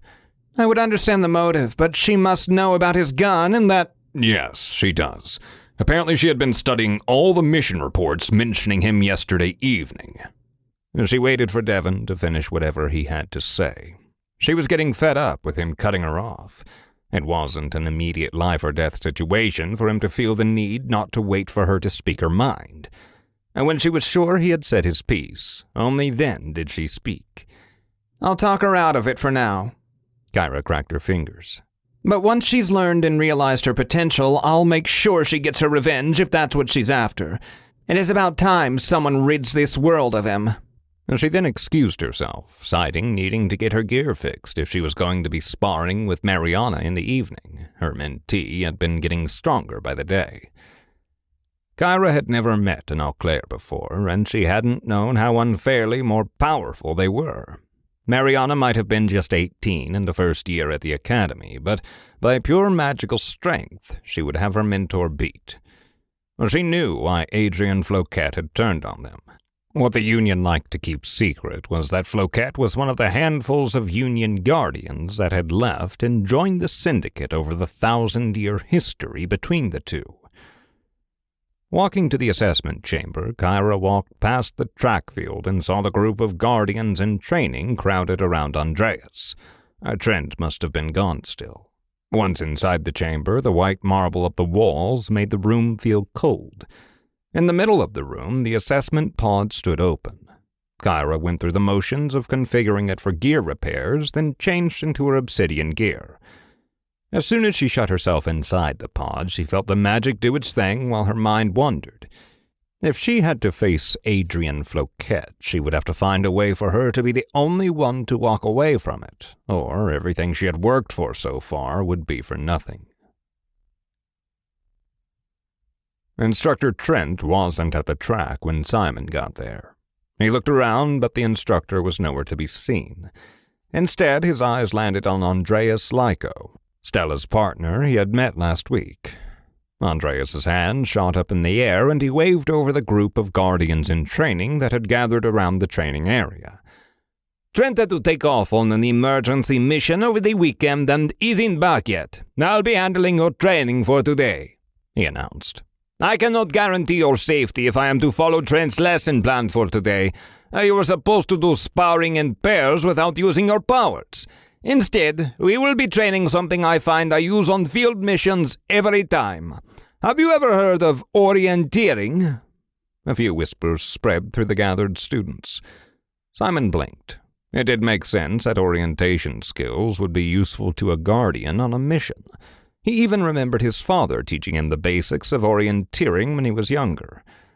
Andreas let it go for a few moments before he clapped his hands, snapping everyone's attention to him once again. Your goal today will be to navigate through a series of checkpoints in the woods behind the Academy in the shortest time possible, using the built-in Magidex navigation system that was recently overhauled by, you guessed it, yours truly. The substitute instructor wiped invisible dust off his shoulder before continuing to explain the challenge he had devised for them. Listen carefully. I will not repeat myself. These are details of today's 5-checkpoint course that I have set up in the woods. After explaining the checkpoints to them, Andreas led the class out of the academy and then outside the barrier. They entered the forest, and only then did he instruct them to unclasp their Magidexes from their holding cases. Simon lifted the plaque device to eye level and opened it. He started hearing beeps from everyone's Magidexes as they were receiving the map they would be using for the orienteering exercise. We will be doing a staggered start, 2 minutes between each team. I don't want you walking all over each other. You will be doing this with your academy partner. There will be 6 groups then, Andreas announced. I know your ranks are still hidden from you, though you'll have a good image of where you stand once the clash brackets come out tomorrow, but it is the easiest thing for me to assess how well you would do in this. I do not want to send out the slowest group first by mistake, after all. Simon wanted the earth to swallow him whole because he knew it was coming. Mariana and Simon, you're up first, the stand-in instructor shouted. Mariana, who was standing next to him, dragged him to the front of the group. It was never going to change. As long as he was partners with her, Simon would always be first in everything, even if he didn't deserve it. Andreas was holding a stopwatch. Whenever you're ready. Closing his Magidex, Simon nodded toward Mariana. She kept hers open. They were going to navigate through that. He had already memorized the direction to the first checkpoint anyway. They took a step inside the forest, and he heard the click of the stopwatch. Getting to the first checkpoint was easy. From the edge of the woods, Mariana led them northeast, following a small footpath. Taking a better look at the map that the Magidex was showing, even this small path had been mapped out. Keep your eyes open for a large oak tree with a hollow at the bottom, Mariana told him. The checkpoint we're searching for will be inside the hole. Simon took in the forest landscape and spotted the supposed tree some 10 meters to the right of where they were. He pointed it out to Mariana, and the two of them walked up there. He kneeled down and stuck his hand inside the hollow and took out a glowing gold ball. Let's go. The next one is this way. His friend hurried him, so he pocketed the ball and followed her. He was sure there probably wasn't anything dangerous in the forest, but he still felt compelled to be on edge and monitor every sound. Thankfully, he wasn't hearing any of the other groups, which meant that they were making good time. Do you think it will be cheating if I let Riveros out to fly around? I think he will enjoy the woods, Simon asked, but as soon as he did, he realized it would be for sure. Yeah, no, better not push it. But if we get lost, it could be what gets us out of here easier. I wouldn't even think about summoning Gecko Cat either. The two of them were headed west and crossed a small stream. It had rained the other day, so it came up to their shins, and they had to walk through the water, or they would waste at least 3 more minutes trying to walk around it. After that, they continued uphill until they reached a small clearing with a cluster of large mushrooms arranged into a fairy circle. And the checkpoint with the basket with golden balls was inside that fairy circle. Why did you stop? They're right here. Simon pointed to the basket. Should I go get them? No. Mariana pulled him back. What if we anger the Fae? She must have been joking with him, but just to be sure, Simon decided to double-check. Don't tell me the Fae are also real. Not in the way you think, she said, her face serious. There is this one race of demon that was part Ispoleen, and they are what we would call Fae or fairy folk. They stayed on Earth and used to be friendly with my family, until they weren't. That seems to be a pattern, Simon noted. But what's with the circle? Don't tell me the legend about the Fae kidnapping people who go in and disturb the circles is true. I don't know. I've heard it both ways. Mariana shook her head. But if Andreas had gone in to leave them, the circle must have been okay to go in. He had come out. Simon stepped over the small mushrooms and made sure not to disturb any of them. He only stepped inside with one leg and stretched his hand to grab one of the balls. Out of the corner of his eye, he saw something move behind him, and the realization of it made him jerk back as soon as he had a hold of one of the balls. Mariana had gotten a hold of his waist and pulled him even further back. He nearly landed on top of her as they both tumbled to the ground. You're such scaredy cats! A familiar screech sounded through the clearing. Did you think I was a fae? I will kill you, Puka! Mariana hissed and lunged at the Ispoleen, who had come out of the shadow of the trees surrounding the circle. If we get disqualified, or worse, lose this because of you, I will send you back to the Ispoleen realm myself. That was a harsh over-exaggeration from Mariana, but par for the course. When she was scared, she always resorted to violence. At least she didn't blast him with something before seeing it was him. Go scare someone else. I don't want to see you again until I'm finished with this stupid exercise. She shouted and dusted her training clothes off before stomping away to wherever the map on her Magidex was leading her. You're being unfair, Mary. Let him come. He's bored. Andreas won't disqualify us for having him along, Simon argued, picking up his little fluffy friend and helping him get on top of his shoulder where he had made it a habit of sitting. Sometimes he wondered if there wasn't something part parrot in Puka for him to prefer that spot. Fine, she gave in. I can't stay mad at this floof for long anyway. Simon caught up to Mariana, who had already set off on the path she deemed correct. But when he glanced at the map, he had to stop her. We need to head south now, right? Simon traced the path. But look at the steep incline here. We'll have an easier time walking through the thicket. The checkpoint is on the edge here anyway. Why go around? If I remember correctly, Andreas said it was near a fallen tree. Mariana agreed, and they went with Simon's plan. But soon he realized why she was more willing to do the hill incline than the thicket. The low bushes and the prickly grass were scratching at his bare thighs as they made their way through it. Once they made it through, Mariana spotted the fallen tree immediately and picked up the gold ball from there. 2 more. I think we're doing well. It has only been 15 minutes, maybe, she remarked. And the last 2 are closer together. Look. As she traced the path, she was proposing to get to checkpoint 4 and then to 5. The 5th one is right at the side of the main academy entrance, which we came through with Devon's car. Andreas is probably waiting for us around there. Simon thought out loud. I had a similar thought. Mariana nodded. Let's get moving. The 2 guardians in training walked southeast, keeping the stream they had passed earlier to their left. Puka pointed out a small pond they passed by before they reached the large flat rock they were searching for. Next to it was the basket of glowing balls. Mariana ran up to the rock, but in her haste she failed to notice the slippery moss and algae that covered the ground around it. As her foot made contact, it slid out from under her. A second later, gravity took over. With a yelp, she landed flat on her backside.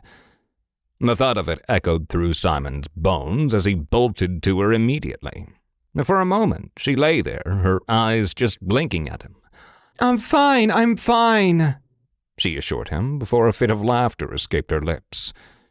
Puka, who had cautiously approached the rock too, couldn't help but join her laughter. Mariana's cheeks flushed with embarrassment, but she took the fall in stride. Simon offered her his hand and pulled her up. She tried to dust off the moss and dirt that now covered her clothes, but it was useless. Well, that was humbling, she admitted, still laughing. Let's get this checkpoint and move on before I find another way to make a fool of myself. Simon couldn't agree more as they headed north, crossing the stream again, this time using stepping stones that were littered inside it. Continuing along the vague footpath, Simon kept an eye out for the fork in the path that their map was indicating. Once they reached it, they took the right fork and allowed it until they reached the end of the forest. Just as Simon had predicted, the checkpoint was right at the main entrance of the academy. There was a table, a basket with the same golden balls on top of it. Not a bad time at all. You took these shortcuts, didn't you?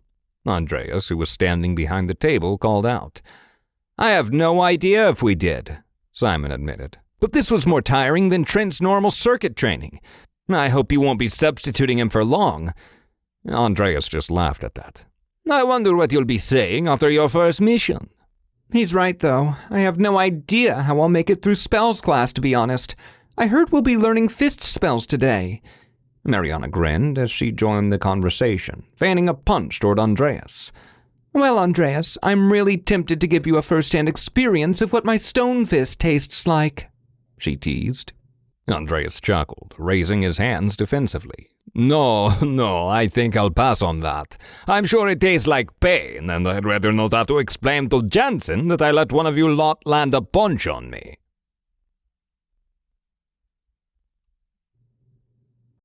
Chapter 12. No one was paying attention to the history lesson about the creation of the Syndicate, except maybe for Mariana, who was still trying to take notes on her Magidex.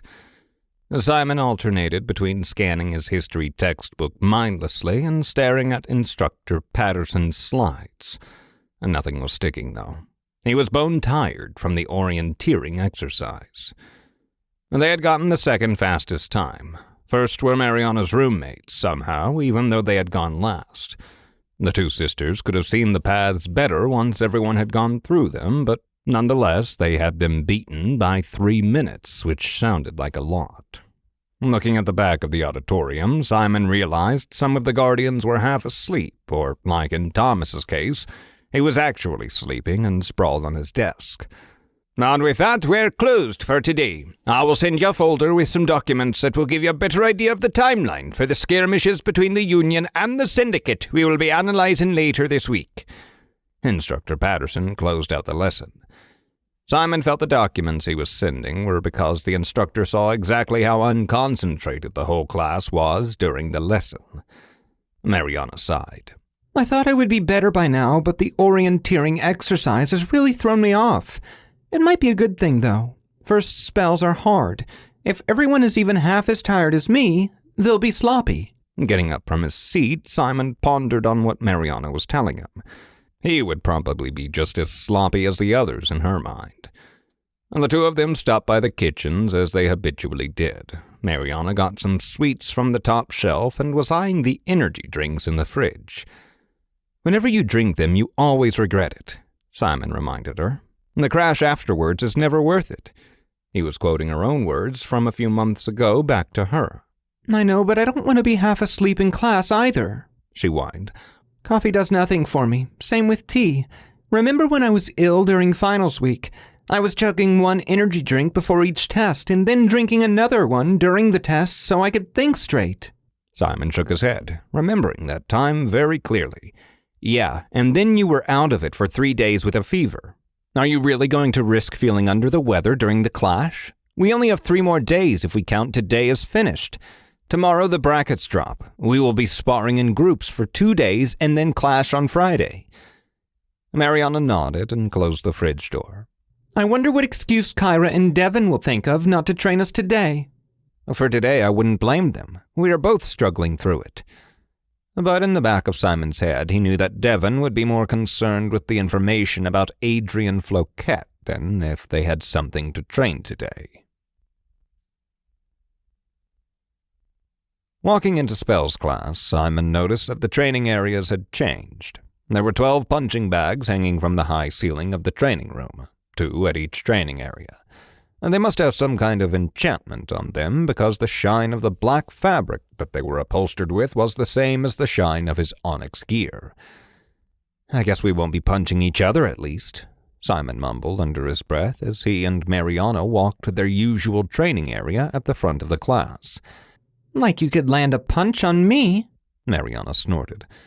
It wasn't like he wouldn't be able to. It was more like that he didn't want to. Simon was still getting over that he would need to spar with her consistently. He wondered how Devon could do it, spar with Kyra. Maybe he was confident enough that she could handle her own. But Simon was never worried about hurting Mariana. He knew she was better than him, and it wasn't for his own safety either. Pushing that thought aside, he watched Mariana drop her things right outside the training area and followed her to the punching bag. She seemed impatient because she punched it with all her might. No magic, just normal human strength. The punching bag barely swayed. She then set her jaw. Stone fist, Mariana hissed through gritted teeth. She punched the bag, and the chain it hung from rattled as it swung back. Mariana had to stop it on the front swing using her whole body. "Now that's what I call a punch," Simon called out. "My regular one hurts as well. Don't be patronizing," she laughed. "You could feel it for yourself. We should spar without magic today and see how well we can do." "Just you wait until I get better at this guardian thing." Simon sighed and returned to his punching bag. He punched it without putting any of his magic into it. The bag swayed slightly, and the chains barely made a sound, but his knuckles stung from the impact. The bag was indeed covered in either obsidian or onyx fabric. Simon still couldn't feel the difference between the two. As the other students were pouring into the room, Kovacs strolled in. After doing her regular reorganizing of the pairs in the training areas, Simon looked back at the rest of his classmates. He and Mariana were still in the front. Thomas and Oliver were next to him, but behind them everything had changed. Mariana's roommates, Victoria and Diana, were in the training area right behind them, rather than in the very back of the room where they had been the whole of last week. "Everyone here has already mastered projectiles, so the fist spell we will be learning today should be easy enough for you. Stone fist. If you do well enough, I will teach you an extra fist spell. Iron fist." The instructor started off. She looked around the class. "You will be using the punching bags to start with, but I will take the ones that I think are doing well so you can demonstrate the use of stone fist in an actual fight." Simon was nodding along as Kovacs continued. "Fist spells are nearly instant casts and are one of the spells that don't rely solely on your magical strength. The spell amplifies your usual punch by adding a magical component to it.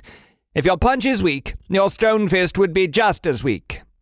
A small smirk grew on Simon's face. So the fist spells worked in a similar way to force jump. Maybe he could outpunch Mariana. She wasn't big into punching, and her physical strength came in a different form. Kovacs explained the theory behind the stone fist to them, pointed to the tapestry in the back of the room that explained it more in depth, and let them get started on punching the bags that hung in their training areas. Simon walked up to his punching bag again and stared at it. It seemed simple enough to cast. He just needed to get the magic from his core to travel to his palm. From there, it would just enhance the punch he was already throwing. He prepared mentally for it, his core swirling with the black smoke he was now more than familiar with. For a moment, he focused on the feeling of his magic circulating through his body, like Mariana had taught him when he struggled with Light Strike. She called them magic channels. Mariana was already punching away at her bag, alternating her left and right punches. There was something cold in her stare as she let out her frustration on the punching bag. What exactly she was doing that for, Simon couldn't guess.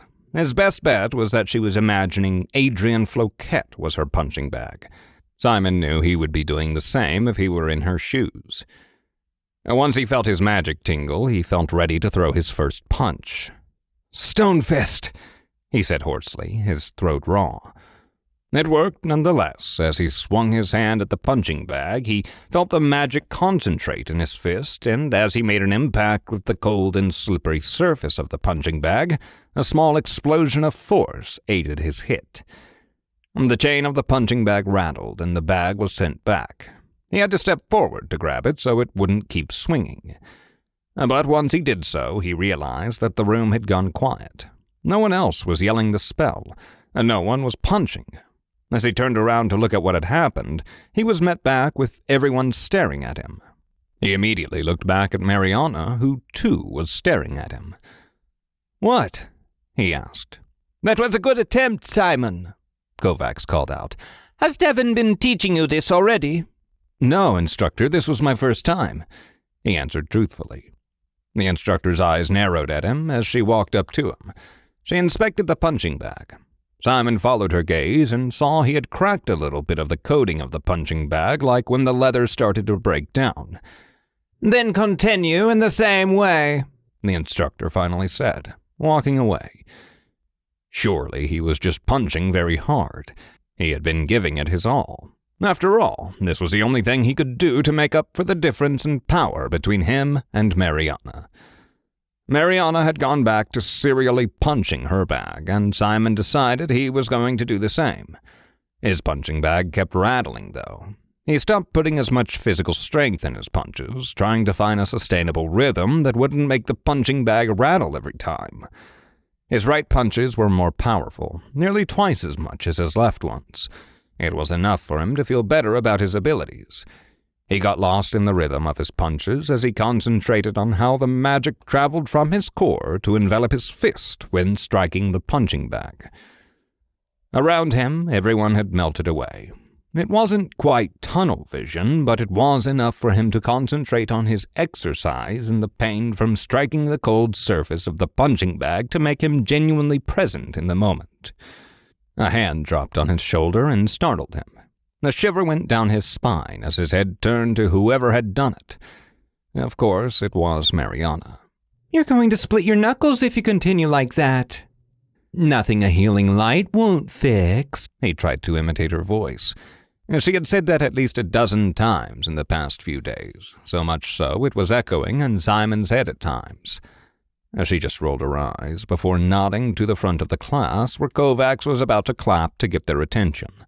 After she did so, the whole room fell into silence. Good enough. We clearly have a few standout guardians. Training with Trent must have gotten you into shape faster than I realized, she called out. Don't forget that fighting is a lot more complicated than just casting the spells we learn here. Simon nodded along, and there was a lot more to it for sure. He had already realized that there was an aiming component to every projectile and another layer of control to the movement spells Mariana had learned with Kyra. Now there was a physical strength component to the fist spells. Now for a demonstration. Let's have Simon give it his all for a stone fist. Kovacs waved toward him. For once, your tendency to put all of your magic strength into a single spell can pay off. So she had noticed it too. Regardless of what she had said, he prepared to throw his best stone fist at the punching bag. His magical core was swirling with the dark gray smoke of his power. As he swung, he shouted the incantation, "Stone Fist!" When his fist was about to make an impact with the punching bag, magic enveloped it. Simon barely felt the impact of the punching bag as it swung back higher than before. It nearly hit Mariana, who had been standing too close and was too busy studying his technique. That's the spirit. Good work on that. Better than some graduates even. You need to work on timing it correctly so you don't hurt your hand, but otherwise, good. Kovacs praised Simon and commanded everyone's attention back to herself. I will come up to everyone and tell certain people who can move on to learning the Iron Fist technique. As she walked to her desk, looked at the Magidex she had opened, and typed something. Simon followed her from the corner of his eye. The rest of his attention was on Mariana, who was cracking her fingers and rolling her wrist. As Kovacs came back to their training area, she cleared her throat. You two are ready to move on to Iron Fist. Once you get the hang of it, we'll have a mini sparring session to test your skills. The shiver went through Simon's spine, but warmth was spreading through his body, chasing away that shiver. He had gotten it. He had found something he was naturally good at, and he was eager to practice these skills. Kovacs demonstrated the new fist spell, which required a different incantation and a slightly more complex flow of magic. Iron Fist will not only enhance the power of your punch, but also encase your fist in a shell of magic to harden it, increasing the damage it can deal and protecting your hand from the impact. If you need to punch through something, this is the way to go. Simon's eyebrows shot up at once. Could he punch through something with an iron fist? An image of him punching through a wall played in his head, and the corner of his lip threatened to turn up. Once Kovacs left them, Mariana walked up to Simon. I want you to fuck me up in that sparring session. I don't want to see you holding back, she whispered. You're better at this than me. I'm not sure that's the case. Simon shook his head. Mariana snorted. I might be fit, but I'm not very strong when it comes to... She held her hands up and made them hit each other. I have next to no arm strength. Simon nodded. He could agree with that. The physical element of the fist and movement spells and the combat that Guardians engaged in had a strong foundation on physical fitness. No wonder why they had a whole class dedicated to it. It wasn't just PE for PE's sake. Simon would have to rethink his understanding of that. As they began practicing the new spell, he found it more challenging than Stone Fist. It took a few tries before he managed to cast it correctly, but the satisfaction of seeing his fist covered in a magical sheen as he hit the punching bag and feeling nothing of it was worth the effort. After some more attempts, both Mariana and Simon managed to cast Iron Fist consistently. Kovacs came up to them, satisfied with their progress, and decided it was time for a sparring session to test their skills. Remember, this is just practice, but there's no need to hold back. Use what you've learned with Stone Fist and Iron Fist and see how you can incorporate them in a close-quarters combat. As the two friends squared off, Simon could see Mariana's determination in her eyes. He knew she would give it her all, and he would respect her and do the same. Simon and Mariana stood in their training area, their eyes locked on each other as they prepared to face off. The air was thick with anticipation as the scent of sweat permeated the room. Circling each other, they evaluated their opponent's movements, seeking an opening. Simon decided to make the first move. "Iron Fist!" he hissed, and he felt the surge of magic flowing to his fist. With a burst of speed, Simon launched himself at Mariana, aiming his Iron Fist straight for her face. It was the easiest target for him because of their height difference. He was sure she was going to dodge it. He was right. Her instincts and training kicked in, and she quickly muttered, "Step out!" In a blur of motion, she sidestepped Simon's punch. He felt the rush of air as his fist passed the place she had occupied a split second before. Seizing the opportunity, Mariana counterattacked, summoning a stone fist of her own. Her fist drove into the side of Simon's ribs. The impact reverberated through his body, and he stumbled backward, momentarily winded as he bent down. Ignoring the pain, Simon regained his balance and launched a second punch aimed at Mariana's abdomen. The force of his iron fist connected with her midsection, and she gasped for air, feeling as if the wind had been knocked out of her. The two continued exchanging blows, the sound of their heavy breathing, gasped spell incantations, and the impact of their fists echoing through the room. Simon managed to land a solid hit on Mariana's left shoulder, causing her to wince in pain. But Mariana would not let herself be outdone, retaliating with a well-placed stone fist to Simon's thigh, making him grunt in pain and leaving him momentarily unsteady on his feet. "I need to stop," she panted, raising her hand in a signal to cease the fight. Her other hand was up to her mouth already, and he noticed a drop of blood she sucked out of her knuckle. Simon nodded as he shook off the iron fist he had cast in to answer her previous punch. He understood that it was better for them to scale back if she had gotten hurt. He didn't feel ready to push her to see how powerful her Auclair gift made her. And with that, Kovacs ended the class. She went to the back to talk to some of the Guardians who were doing worse with the fist spells while the rest of them walked out of the room. As they walked toward the cafeteria for lunch, Mariana realized that she had wiped her bloody knuckles on her clothes before she had healed them with healing light, so she headed back to her room to change her clothes. "I'll be right back if you can get me lunch before it runs out," she asked, glancing down at the blood stain on her pants. Simon nodded and continued toward the cafeteria. There he saw Kyra was just getting in line as well, and he waited behind her in line for their food. "Where's Mariana?" Kyra asked while they were making their way down the buffet. "She went to change." Simon also explained about their little sparring match. The sound of clattering plates and the aroma of the day's menu filled the air. There was fish being served, which made Simon brace himself for whining from Mariana. She hated fish.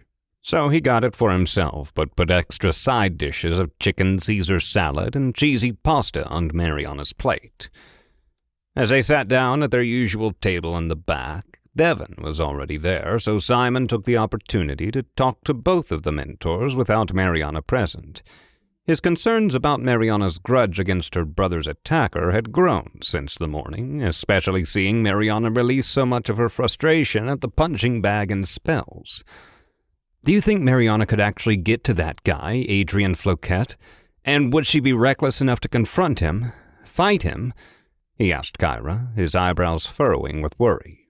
Don't look at us, Simon. You've known her for a lot longer. You should be able to tell us, not the other way around. Devon shot right back at him. A non-answer from Devon was all Simon had expected, but Kyra had hesitated. Her eyes took on a distant, pained expression. She played with the hem of her shirt, her fingers tapping nervously. I doubt she could track him down herself. She would be thinking of luring him out. At least that is what her research would suggest to me. Kyra, have you fought against that guy before? She nodded slowly, her gaze meeting his. Something like that, she admitted, her voice barely audible over the cafeteria noise. Devon blinked at her, but he wasn't really surprised. He had probably known. The murmur of conversation around them, the clink of silverware, and the hum of the cafeteria seemed to fade into the background as the sound of a chair scraping against the floor signaled Mariana's arrival, and everyone straightened up. She had changed into fresh clothes and approached the table. Her face was still red from the exertion of the long day they had ahead. Sorry I took so long, she said, her voice slightly hoarse. What did I miss? Simon and Kyra exchanged a glance. Mariana raised an eyebrow, waiting for an explanation. Kyra quickly came up with a cover story. We were just talking about Andreas's orienteering course and how it was dangerous for him to set up the markers in a fairy circle. She lied smoothly. Mariana looked skeptical but didn't press the issue. As they finished their lunch, the conversation shifted to their plans for the one-on-one training they would do with their mentors. Devon told Simon that he needed to play to his strengths and learn how to better utilize the fist spells before the clash. The tension of earlier had eased, but the lingering concern about Mariana's research remained in Simon's mind. Once Mariana finished her food, they walked out to the front of the academy and took the closest two training areas. They found Puka sitting on a nearby rock, basking in the sun. Hey, Puka, Simon called out, waving to the Ispoleen. What have you been up to today? Puka blinked and looked up, his big eyes sparkling.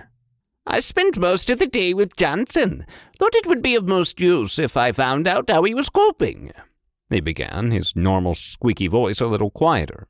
He's been drinking some kind of powder he makes from a quartz rock you got for him, Devon, and it seems to keep him mostly well. Devon's eyes widened. I got that from one of the Fey dungeons. I could probably pick up another one on the way back from Alnwick, and there was one in a cave close by, he said, the mentor's face betraying the cogs turning in his head. We'll have to look into it later. Something flashed over Mariana's face. Simon was getting suspicious about how she reacted whenever the Fae were brought up. Simon and Devon moved to the middle of the area, while Mariana, still tired from the day's activities, chose to rest and soak up the sun with Puka and Kyra keeping her company. As Simon and Devon squared off, the sunlight glinted off the beads of sweat forming on their brows. Devon began their training session by teaching Simon how to effectively integrate his fist spells into close-quarters combat. All right, Simon. First, let's work on your stance, Devon instructed, demonstrating a posture with his feet shoulder-width apart and knees slightly bent. A strong foundation is key for powerful and accurate punches. Simon manipulated his body into the same stance, his shoulders naturally tensing slightly. Now, from this position, you can easily undertake a high, middle, or low blow using Iron Fist and Stone Fist. Always remember to use your entire body, not just your arm strength when leaning into the punches. Punches.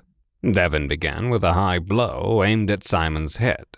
For a high punch, twist your hips and pivot on your back foot while extending your arm. Keep your fist tight and strike with the first two knuckles. You can use the Iron Fist spell for added force. Next, Devon demonstrated a middle blow, targeting his chest. For a mid-level punch, use a similar motion, but aim for your opponent's center. Finally, he moved on to the low blow, directed at the opponent's abdomen or lower back.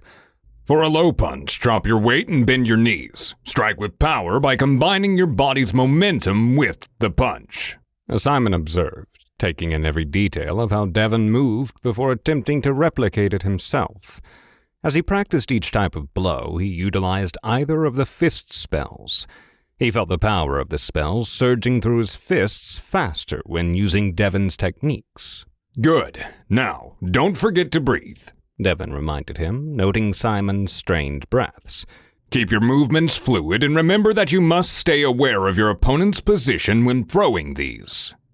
With this advice, Simon began to move more naturally, his fists finding their targets with increasing accuracy.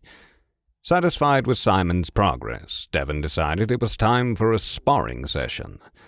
All right, let's put what you've learned to the test, Devon said, a hint of a challenge in his voice. Just remember, this is practice, so keep it controlled. As they began to spar, the sound of their fists connecting resonated through the air, accompanied by the occasional grunt of effort or exhaled breath. Their feet dug into the soft earth beneath them, sending small puffs of dirt into the air with each swift movement. Simon found himself growing more confident with each exchange, his strikes landing more accurately and his timing improving. He could feel the energy coursing through him, the power of his spells amplifying his natural abilities. As Mariana, Kyra, and Puka lounged in the afternoon sun, the warmth of the rays enveloped them like a comforting blanket. Mariana's senses were filled with the smell of the grass, the sound of the gentle breeze rustling the leaves, and the feel of the sun on her skin. She was watching Devon instructing Simon on proper punching techniques. Simon was learning fast, not just this, but in general. It was as if being a guardian truly called to him. She hadn't seen him this excited about lessons since... No, she had never seen him like this. Kyra, unable to contain her curiosity, tapped her mentee on her shoulder. So, what was up with you ditching Simon at the party and hanging out with your roommates? And Thomas and Oliver? Really? Didn't those two annoy the hell out of you and Puka? She questioned, her eyes narrowing playfully. Puka stretched and nodded in agreement with Kyra. And the party was still fresh in Mariana's mind. She had thought about it a lot as well. She made the mistake of flirting with her roommate and regretted it. She thought it would be harmless, but their awkwardness had intensified. Mariana chuckled regardless, remembering what had happened that night. I guess I just wanted to have some fun, and it was a good opportunity to let loose a bit. She hesitated, her eyes darting to Simon as he landed another punch. And maybe I wanted to put some distance between Simon and me. Kyra raised an eyebrow. Why? I thought you would want the opposite. It's blatantly obvious that you two are more than just friends. Mariana sighed, her eyes never leaving Simon.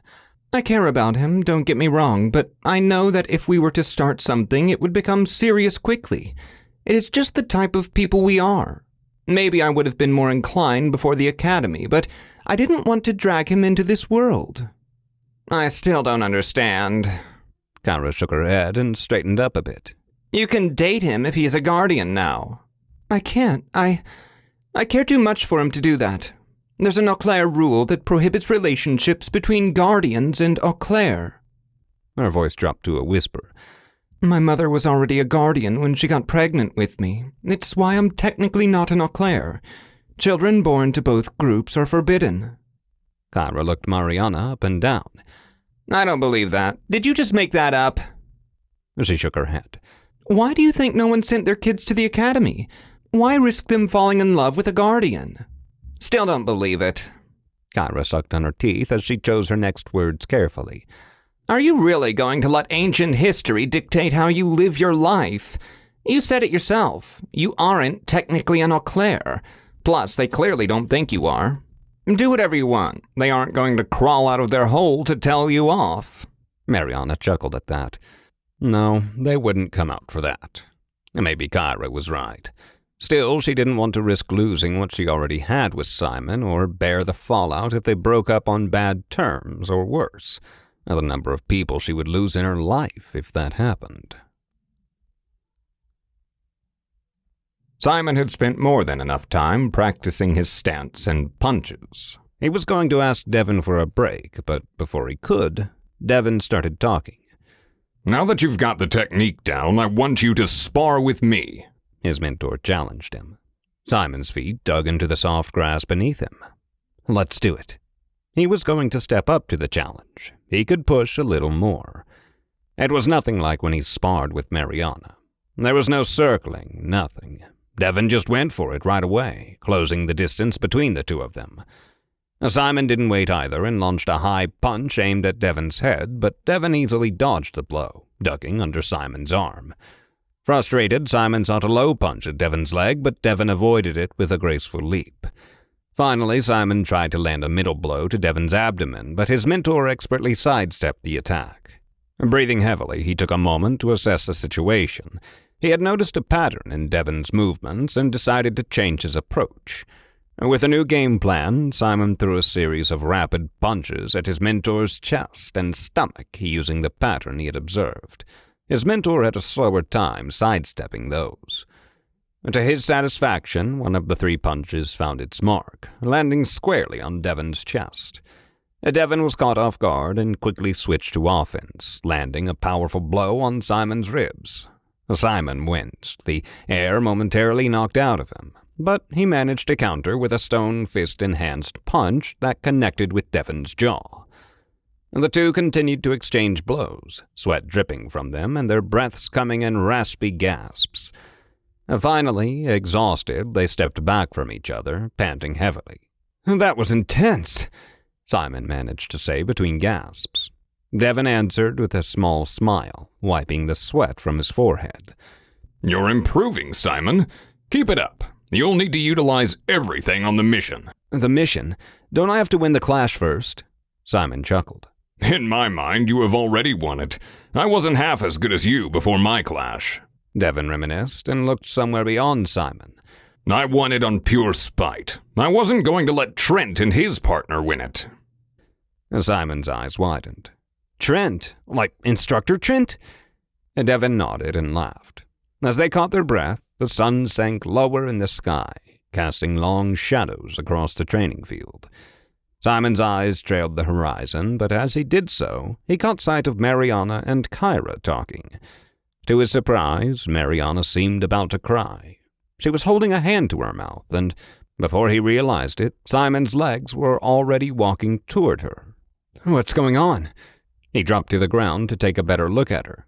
"I think I just chipped a tooth," she mumbled. "Puka made me laugh too hard."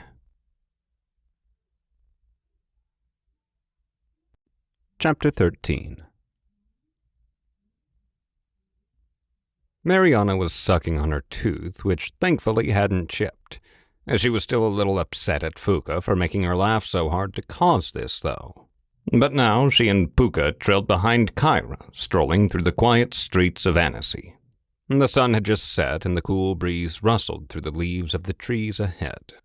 Mariana's eyes wandered to the picturesque house on the other side of the river and the storefronts of the small square they were headed to. It was another shopping trip, so Mariana could replace her belongings. She was still missing some essentials. She had picked up most of what she needed for the day-to-day last time, but she still needed some proper summer clothes and a travel bag should they win the clash and have to leave for Alnwick. Pausing outside a store, Kyra turned to Mariana, sighing. "Please tell me that what you're wearing right now isn't what you normally wear." As she gestured at Mariana's current outfit, which consisted of long jeans and a long-sleeved shirt worn underneath an oversized t-shirt she had stolen from Simon's stuff. Fuka blinked as well, taking a better look at it, and shook his head. Mariana shrugged, a wry smile playing on her lips. She couldn't argue with them on that. Mariana had no sense of style. Thankfully, they had a uniform in school, so she had never actually embarrassed herself with that. Back in her dorm, she perpetually lived in hoodies and sweatpants. The three of them entered the store, the scents of stale fabric and vanilla room spray filling their nostrils. Kyra strolled in with a purpose and went immediately to a display further into the store. While her mentor already knew where she was going, Mariana looked over the array of clothing racks in the front, fingers dancing over delicate linen and soft cotton as she browsed. Puka, ever-curious cat-goat Ispoleen, hopped from one display to another, his eyes wide as he kept spooking the staff with the noise he was making, and the people around them couldn't see him. It made Mariana giggle every time she had to pretend she hadn't heard anything. As they made their way through the store, Kyra helped Mariana pick out a few essentials, along with a black leather backpack she would need when traveling on missions. Then Kyra pointed to a smaller purse that was displayed above a rack of clothes. "I've always wanted one of these," Mariana commented. "I could never think I would get enough wear out of it to get one. I always just seem to reach for a backpack. I hate my hands being occupied." "Trust me, you will love it." Kyra smiled and took it off the high shelf and handed it to her. After trying on clothes for more than half an hour, they left satisfied with their purchases, and Puka had gotten a kick out of messing with the staff. As soon as they walked out, Mariana dragged Kyra to a nearby takeout joint to treat her mentor to dinner. Kyra was hesitant at first.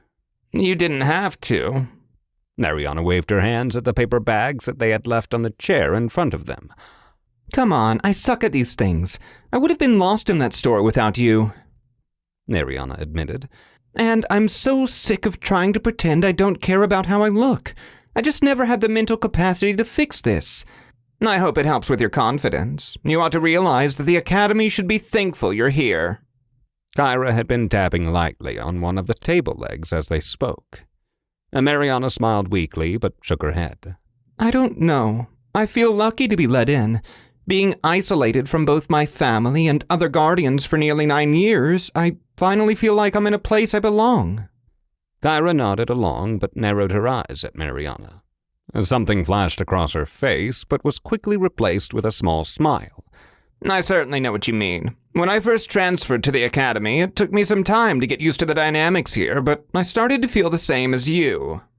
The conversation fizzled out as the two of them dug into their food. While fiddling with her silverware after finishing her food, Kyra finally decided to broach the subject of Adrian Floquet with her mentee. "I've been meaning to ask you, are you really after Floquet? Simon told us he had caught you researching him and that he might have killed your brother." Mariana chewed thoughtfully on a greasy French fry before replying. "No, not exactly. I want to learn how he summons that magical gun of his. If it is so good to earn him the reputation he has for hunting Auclair, then it is stupid to let him be the only person with such power. And a gun made out of magic is an objectively better weapon than my staff or sword." Kyra nodded and rubbed the side of her forehead. "I'm glad to hear that. Floquet is someone you don't want to find yourself face to face with." "Oh, and my brother is not dead for me to want revenge," Mariana added. "If he were, there would have been a grave for him, and the Fae would have known if his soul had traveled into the beyond." Eyes wide and mouth slightly agape, Kyra stared at Mariana for a moment before regaining her speech. "You've talked to the Fae. Is that why you were scared of the fairy circle that much?" "Scared? Not really, but if I could avoid them, I would. As for how I talked to them, I tracked them down during the ritual on the 7 lakes in the Rilla Mountains a few years ago. They wouldn't tell me why they had a falling out with my family, but their prince was nice enough to confirm for me who was still alive from my immediate family. For a price." "Why does that not surprise me? So you just hijacked their ritual?" her mentor asked. "Something like that." Mariana waved her off. Kyra was blinking in disbelief. "And what was the prize?" "Just a dance with them." Mariana smiled and rolled her shoulders.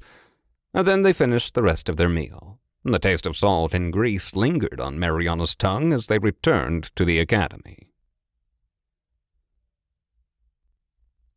Simon sat in his room, the evening air heavy in his lungs as his chest expanded with each breath. Dust danced in the corners of the room from the light breeze that was coming through the half-open window. His fingers trailed along the spine of his father's magitome. He was hoping that its pages held an answer, any answer. He desperately needed something to focus on. But the problem was, Simon didn't know what the question he needed to ask was. Was it where the Auclair had gone? How to get to the scepter. Maybe something else completely. His father's friend was dying, and he wanted to help him. Jansen was a good person who cared for the people around him, and maybe if he found the scepter, Simon could maybe get closure about his father. He had never let himself think that his father was dead. As long as there was no body found, he wasn't going to believe that his father had died. It was stupid of him to still hold out hope, but for some reason, finding out about the Guardians and the Ispoleens had brought him hope that it wasn't just a delusion to think that his father could still be alive. He took a deep breath, closed his eyes, and took out the green crystal from under his shirt. "Spread your wings, Riveros," Simon murmured. A rush of wind followed the small dragon's appearance, ruffling the worn pages of the open Magitome. Riveros tilted his head, his beady eyes searching Simon's face. "Can you tell me more about my father?" Simon asked, his voice barely a whisper. Riveros cocked his head, understanding his guardian's request.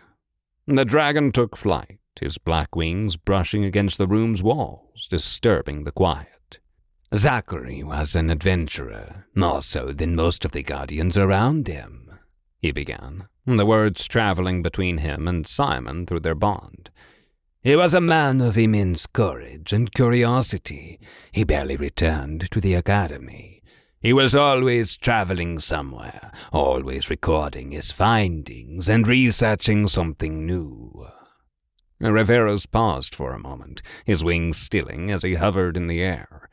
"He found me in the heart of a fey dungeon in the forest that it occupied. It was the kind of dungeon where the very air was filled with magic because of how old it was. It was one of those dungeons that had been forgotten by the Guardians, and the Fae had fancied it for a time, but eventually abandoned it for a better one." The Ispoleen continued, and a younger version of Zachary Grimm surfaced in his son's mind. "When he stumbled upon the cavern my crystal was hidden in, his core called to me as soon as he entered. When he took my crystal in his hand, our bond was forged nearly instantly. There is a lot of him in you, kid. I immediately recognized the same energy in you."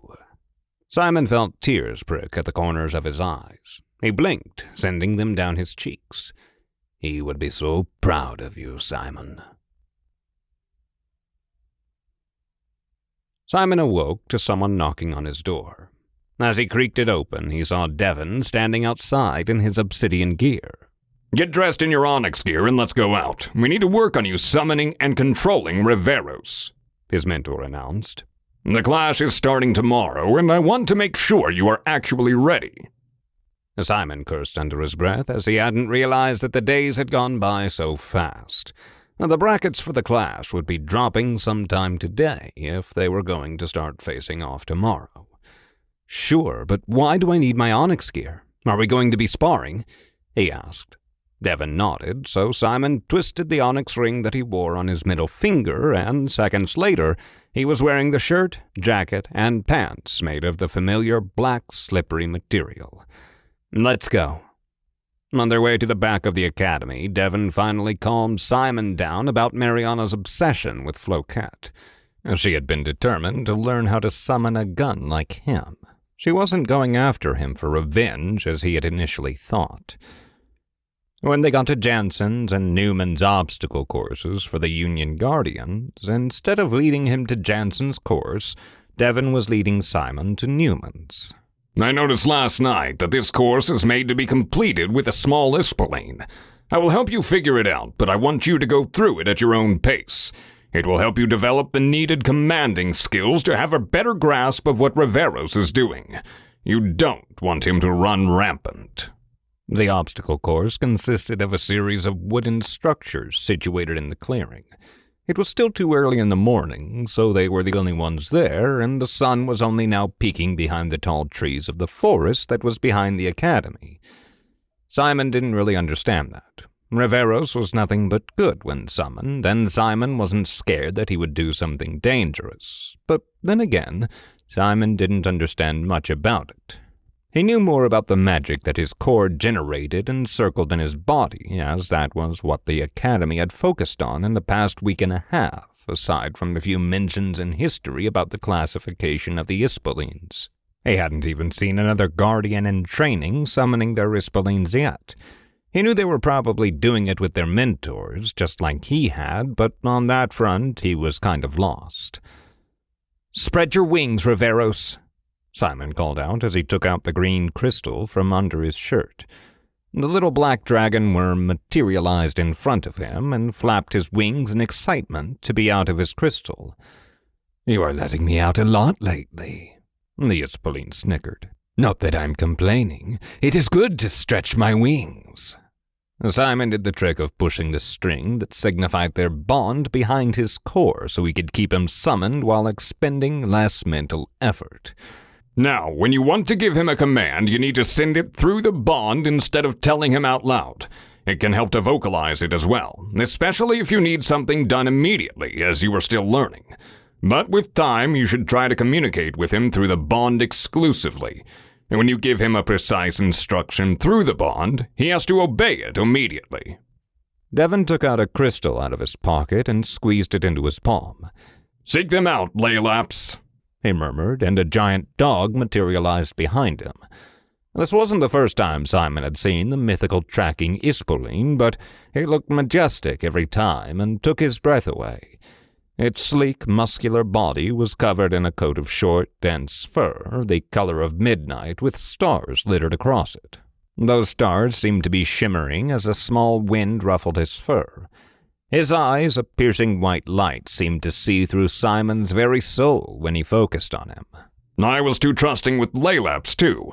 Up until a month ago, I have to admit, I let him do whatever he wanted. But then, when I was sent after the Tumesian fox, it nearly backfired on me. I lost all of my control over him for a second, and he nearly got sent back to the Ispoleen realm along with the fox," Devon explained. "This is especially true for the Force Paradox Ispoleens, but you have to practice control with all of your Ispoleens, no matter how much you may trust them." "He is right." Riveros sent down the bond. "If you have a plan and you don't communicate it clearly to me, it can get us both in a lot of trouble." Simon nodded. If Devon was working on furthering his control of his Ispoleens, then Simon would do the same. It still felt unnatural for him to just demand Riveros to do the things he told him, but if it was that important, then he was going to get over it. Devon averted his eyes, and Laylaps went flying into the sky to circle the whole academy. "He hated it at first, but we found a balance. I let him out sometimes, like right now, and he can do whatever he wants, but when I summon him to a battle, he will obey my every command." "Would that work for you too, Riveros?" Simon asked through the bond between them, and the string that represented it tightened. "Yes, it will. I loved last night when I could just stretch and talk with you," the little dragon sent right back through the bond. "I would love to see Gecko Cat and Vixer, too. Those two were a lot of fun." "Devon, how do Ispoleens talk to each other?" Simon asked. He had realized he didn't know anything about that. It was probably general knowledge, but it had missed him completely. "It is not in the way we talk. They have their own way to communicate certain things, like hostility with each other, but not like we speak to each other and to them," Devon explained. "It isn't a language." "That's why some of us like being tamed," Riveros explained. "It is nice to talk to someone like this." "And then let's do this obstacle course, then." Simon beckoned his Ispoleen, and the little dragon did a loop in the air to show his excitement. Simon walked up to the starting point with the Ispoleen wrapped around his hand. He patted the dragon's head, and together they examined the course ahead. Once Simon thought he had sufficiently analyzed it, he gave Riveros a signal to begin. The Ispoleen launched onto the wooden poles that made up the first part of the course. They varied in height and were spaced unevenly, which required Riveros to hop from one to another. Simon felt like a dog trainer as he had to indicate how far his Ispoleen had to leap each time. The little dragon's wings remained tucked at his side for the most part as he did so, but he had to flap them a few times to get to the correct place, as Simon had miscalculated his directions. Upon reaching the next part, which was a network of swinging strings, Riveros hesitated for a moment. Devon walked up and ran his hand through all of them to disturb them and get them to swing erratically. Simon gauged the timing before sending a command down the bond. Now. And with a burst of speed, the dragon leapt into the narrow window that would allow him to keep any of the strings from hitting him. It was almost like controlling one of those battery-operated toy cars, but instead of using a remote, he was using his thoughts. Then they went to the last obstacle, which was one big target. You need to tell him how to aim his special ability here, Devon explained. But Riveros doesn't have one that is targeted, so instead, let's go back to the other two again. After making his way back to the start of the course, Simon felt a lot more confident in how to instruct his Ispoleen and with sending thoughts and instructions down the string that was a visualization of their bond. He still had to think about it consciously, though. For a first time, it isn't that bad. You will need time and practice to get any meaningful improvement on top of this, but at least you won't be giving him any verbal instructions like a fool. Devon clapped Simon on the back. This will give you an edge in the clash. Kovacs won't be teaching this for another month at least. We haven't learned anything about summoning Ispoleens with Kovacs, though. That's right. You won't really learn anything about them until after the clash. Jansen's curriculum focuses on developing a good foundation with your core first before adding Ispoleen control to the mix, Devon explained. There is just too much to learn about it. Simon nodded and patted Riveros on the head again. The dragon had once again wrapped himself around Simon's hand. It seemed to be his favorite spot. Are we going to breakfast now? I'm starving, Simon asked, making Devon chuckle. His mentor motioned him back to the Academy's castle. Let's get going then. But keep our training between ourselves. I want you to surprise Mariana with it this afternoon. As everyone gathered in the dining hall for breakfast, the air was thick with the rich, earthy scent of freshly brewed coffee. Everyone had a cup, and some people had more than one. Simon and Devon settled down at their usual table, joined by Mariana and Kyra 10 minutes later. It's not every morning you get up hours before me. Mariana greeted her friend while rubbing her eyes and sipping on her coffee. She had Gecko Cat summoned, and he was walking by her side. Simon's eyes lit up as he answered, Devon had things for me to do. Mariana furrowed her brows in question, but Simon waved her off and told her that he would tell her about it later. As they began to eat, Kyra turned to Mariana. So, how are you feeling about the clash? Mariana hesitated, glancing at Simon before answering. If we don't win it, it will be on you. Simon and I have done everything we could. Simon nodded in agreement, his mouth full of pancake. Mm-hmm, he mumbled, swallowing quickly before adding, I could really use a vacation. Devon smiled reassuringly. Don't worry, you two. I'm confident you'll both do great, especially after what I have prepared for you this afternoon. After breakfast, Simon and Mariana strolled out to the front of the academy where Trent was already waiting for the students on the track. His enthusiasm to be back was infectious, even if everyone always complained that his exercise routines were grueling. Today, we're going to focus on a full-body exercise I've designed especially to get you ready for the class, as this will be our last lesson before it, Trent announced. By the end of the lesson, everyone was utterly exhausted, including Trent, who had joined them for moral support. Simon's limbs were heavy, and he felt exhausted beyond his physical body. As he trudged, bone-tired, back toward the academy, a chorus of beeping Magidexes erupted. Every single guardian in training around him had gotten an email alert. Wide-eyed, he saw Mariana pulling out her Magidex to read the subject. Simon did the same and opened his Magidex to read the subject line of the email. He quickly opened it and scanned the graphic that was inside. Their first opponents were going to be Diana and Victoria, Mariana's roommates. Glancing over at Mariana, he saw her chewing on her cheek while she must have pondered over the brackets. Knowing her, she was running all potential opponents they would be facing if they were to win. He then looked beyond her and noticed the two sisters already whispering to each other and shooting icy glares from across the courtyard at him and Mariana.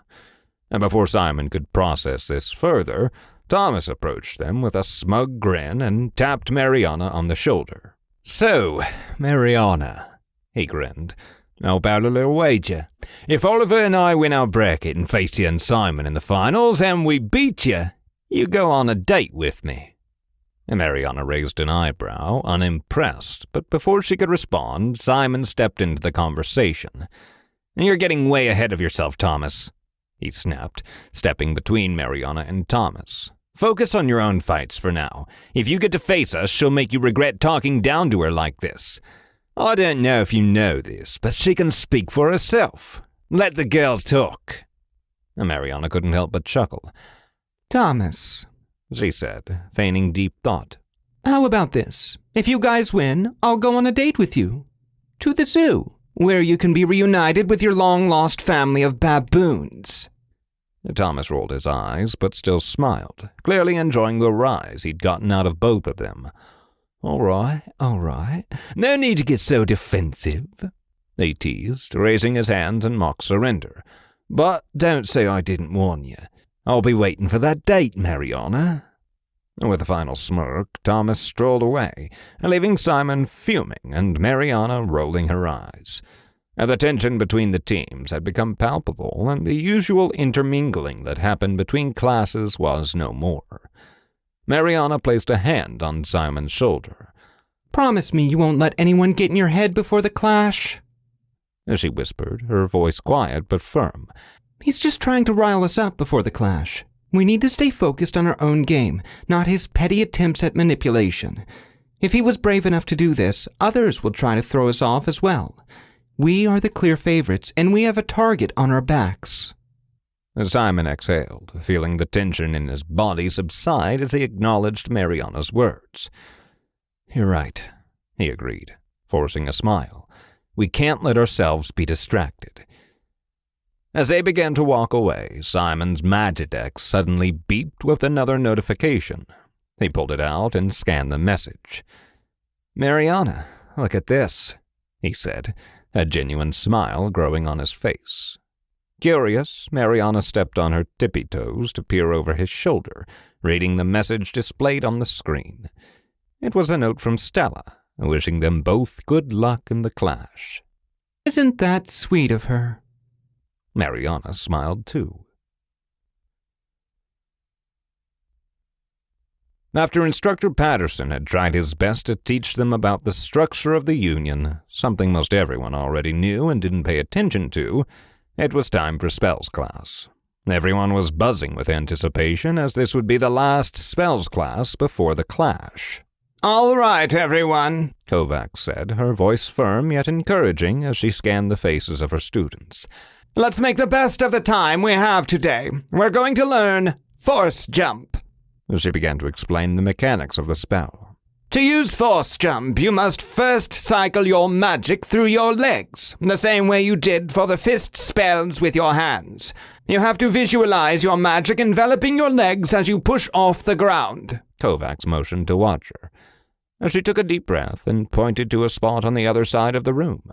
Her leg muscles tensed as she channeled her magic, and with an explosive jump, she leapt nearly across the room, landing gracefully at the other side. Simon's jaw dropped. He hadn't even seen Devon jump that far in the training course the previous week.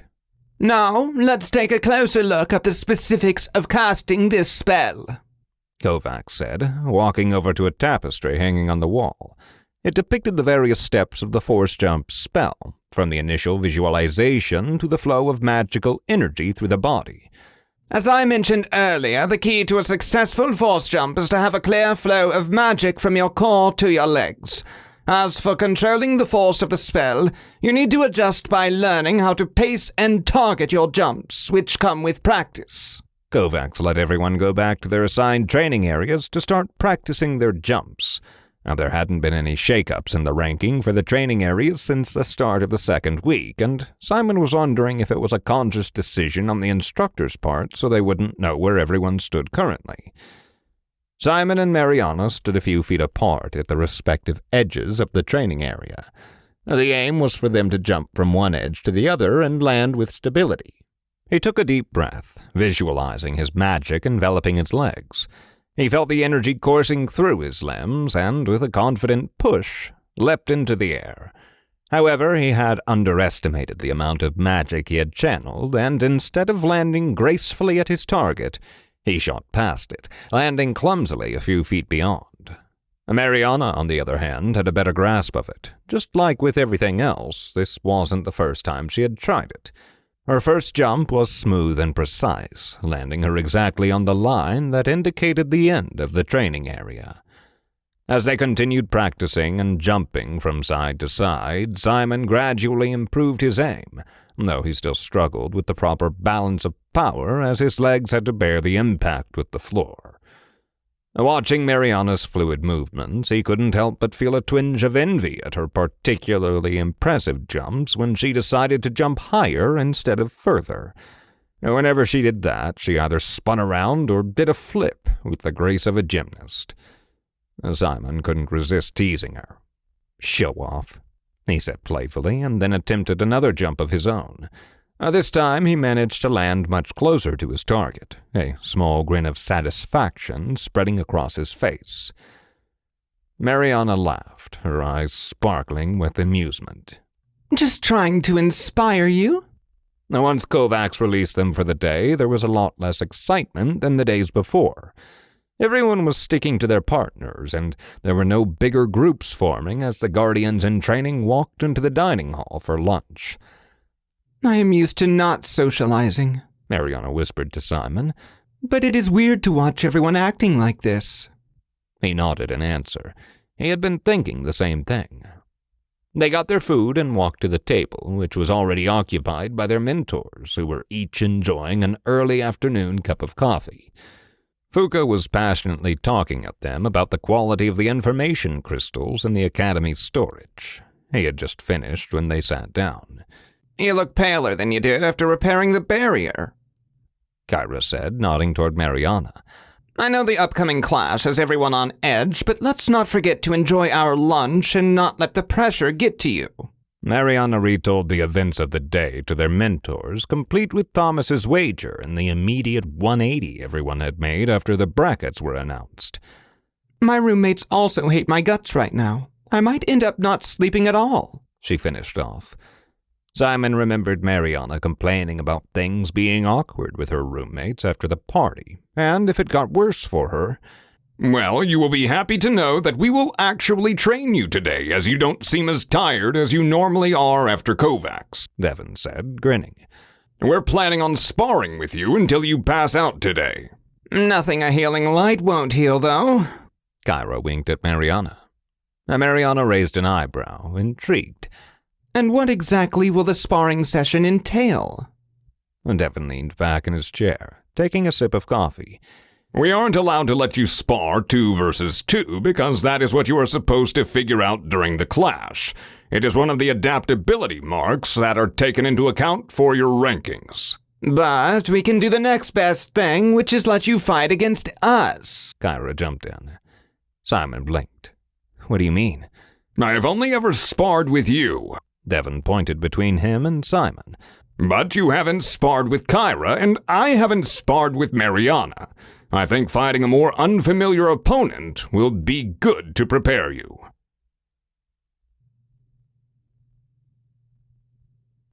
Chapter 14. Simon paced across the training area, his nerves on edge as the sun began to dip below the horizon. He felt intimidated by Kyra, even though he had warmed up to her in the past week and a half. He inhaled deeply, feeling the crackle of his magic flowing through his body. Kyra was rather bored as she walked up to him. "All right, Simon. Mariana, you better listen up too." Kyra started off. "Before every fight in the clash, you will go up to your opponents and shake their hand. You will not taunt them during this time, even though it might be tempting. Understand that you will have to work with these people for the rest of your lives." Simon nodded and shared a look with Mariana before shaking Kyra's outstretched hand. You have 2 minutes. Kyra will be focusing on her defense, and you, Simon, have to try your best to land as many strikes on her as you can. Devon instructed and pointed to his watch. Is that it? Can we start with the sparring? He had gotten impatient, and he was itching to release the pressure of the growing magic that was building up in anticipation of his fight. Sure. Kyra smiled and swung at him immediately. From the corner of his eye, he saw Devon roll his eyes.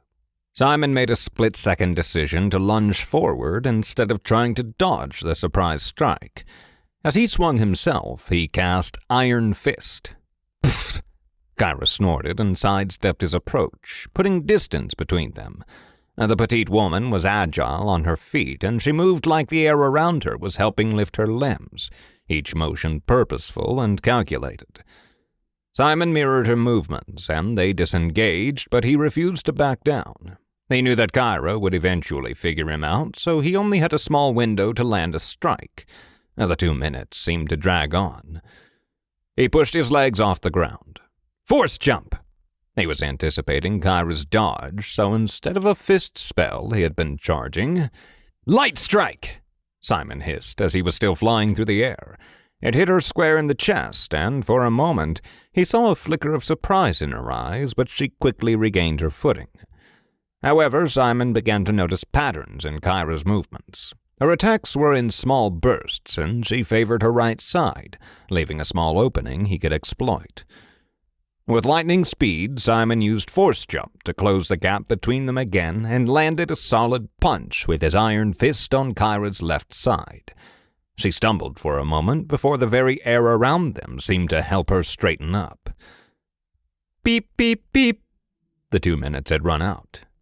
Well done. 2 strikes on me in 2 minutes, she said, smirking. Devon doesn't give you enough credit. You could have used your sword, though. It would have given you an edge. I don't know the first thing about fighting like this with a sword, Simon admitted, but I think I can punch things well enough. Kyra shared a look with Devon.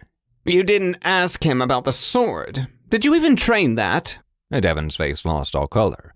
No, we didn't. I thought he knew since he chose it as his weapon and fought against Mariana with it. He looked like he knew his way around it. For a second, everyone was exchanging silent looks. No use training that now. He does punch well. Hopefully it's enough. Kyra shook her head and started moving toward Mariana, with whom she had left her Magidex and other belongings. Simon followed her to the edge of the training area and dropped to the ground next to Mariana, who was getting ready to stand up. You did well. I can barely land a hit on Kyra, too. She patted him on the shoulder and walked over to the training area where Devon was already standing. Simon and Kyra sat next to each other at the edge of the training area, just like how Devon and Mariana had been while watching their fight. Kyra used her phone to start the timer. From the start, it was clear that both Mariana and Devon had a lot of fight in them, and that the defense-only rule didn't apply to their fight. Devon's movements were quick, precise, and continuous, and Mariana had no room to catch a breath. There was no use for Simon to compare their styles to what he did, and he knew that there was a long way for him to go. Devon's not holding back, Simon whispered to Kyra, his eyes glued to the way Mariana had to abuse Step Out to dodge Devon's relentless attacks. Kyra nodded in agreement. And that's what Mariana needs right now, a real challenge to push her, she said, her gaze never leaving the fight. Mariana tried to incorporate Force Jump into her rotation, leaping around Devon in an attempt to catch him off guard. But he seemed unfazed, easily blocking her attack and responding with a frost strike that weakened her further. Gritting her teeth, she summoned her staff as she faked throwing a punch at Devon. He dove under, the staff missing the top of his skull but going through his hair. Good one, he called out to Mariana. Shame you weren't... Before he could finish, she was launching another attack at him. This time, a frost strike flew right past his ear. As the fight continued, Mariana grew more desperate, attempting to use Step Out offensively, trying to confuse Devon with her sudden shifts in position. However, Devon anticipated her moves and dodged each attack with ease. Realizing her strategy wasn't working, Mariana put distance between them, and the two started circling each other. Mariana recalled her fire staff. Force jump! She was right in front of Devon, and he was about to swing an iron fist into her stomach. Step out! She hissed and appeared right behind Devon. Shock bolt! She was bringing her hand down and was trying to reach Devon's face with the pale blue aura that emitted from her hand. Devon, however, was able to evade the spell and grab Mariana's hand before she could try to backtrack. He looked down at her, his expression a mixture of disappointment and frustration. "You're not using what Kovacs taught you, and Kyra didn't teach you this," he scolded her. "You're relying on your old habits because you're scared. You need to trust our training and adapt, Mariana." Simon glanced at Kyra, who nodded in agreement before calling out to the two in the training area. Devon's right. I know you need to trust your instincts, but right now they are not going to help you progress. As Devon released Mariana's hand, she looked down, her face flushed with embarrassment. But Simon saw how she blinked away a tear before looking up at Devon. I will use whatever I can to win the clash, even if it means shock bolting someone unconscious. Why waste my time fighting someone if I can just stun them? She argued. "Because one spell trap spell will neutralize your whole plan," Devon explained. "Go on, try to shock bolt me again and you will see for yourself." Mariana stared blankly before realizing Devon had been serious. Shock bolt, she mumbled and slowly put her hand up to Devon's face. As soon as the blue aura touched his face, it was immediately snuffed out. When will we learn that spell? Spell trap, right? Mariana asked. "It is an extension of the illusionism and mind spells specialization at the Academy in Year 3, Devon explained. "Not everyone uses it, and not everyone can use it, but whoever does, you can't rely on your opponents not knowing it. That's why you have to fight them normally, too." Simon and Kyra had been watching the exchange from afar, but suddenly Mariana turned on her heel and stormed toward the castle. Simon was about to follow her to see what was going on. Before he could, Kyra was already headed that way. Stay and train your sword skills with Devon. I will go see what's the matter with her. Kyra emerged from the academy 15 minutes later with Puka in her arms and her expression unreadable. Approaching Simon, she assured him, Mariana is changing, and she'll be back soon so we can all head to dinner together. She's pretty angry at herself for her stunt. Simon breathed a small sigh of relief, glad to know that Mariana was at least willing to join them for dinner. He continued practicing the simple sword stabs and slices Devon had taught him. Devon was a better teacher than Simon had given him credit for. Maybe he couldn't really teach the magical side of things, but when it came to the punching and swordplay, Simon was able to pick up on it from his mentor almost immediately. Simon tried to focus on the task at hand, which was controlling the swing of his magic sword and adjusting to its weight. 15 minutes later, Mariana appeared, carrying a backpack slung over her shoulder. Her face was a mix of determination and frustration.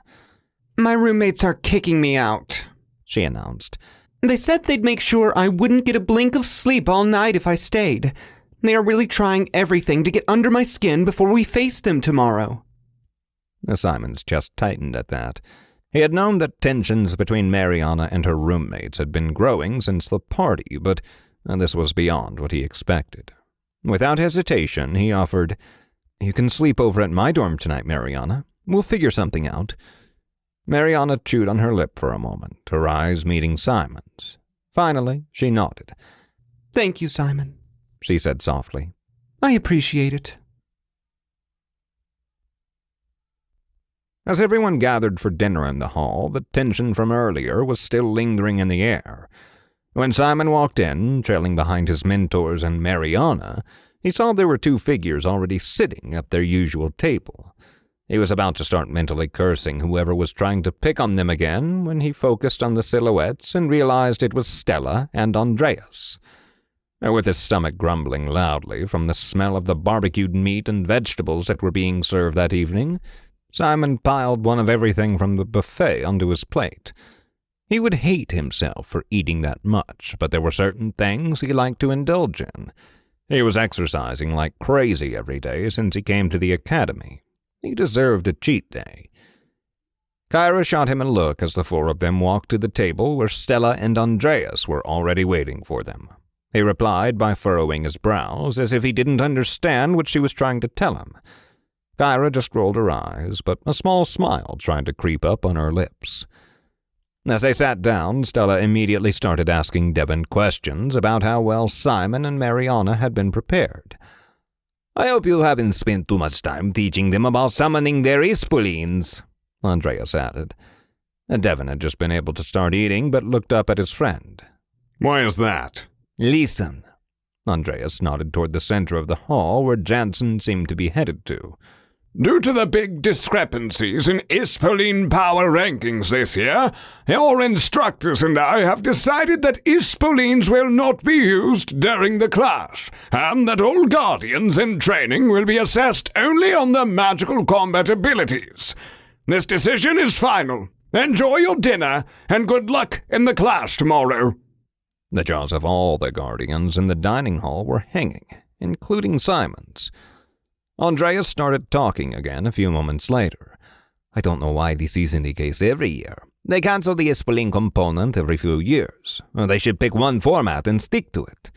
I think the precedent was set when my brother attended the academy, Mariana added while chewing on a piece of steak. They couldn't let him fight anyone just starting out without risking serious injury. I think his Ispoleen had even been fed an evolution stone. Evolution stone?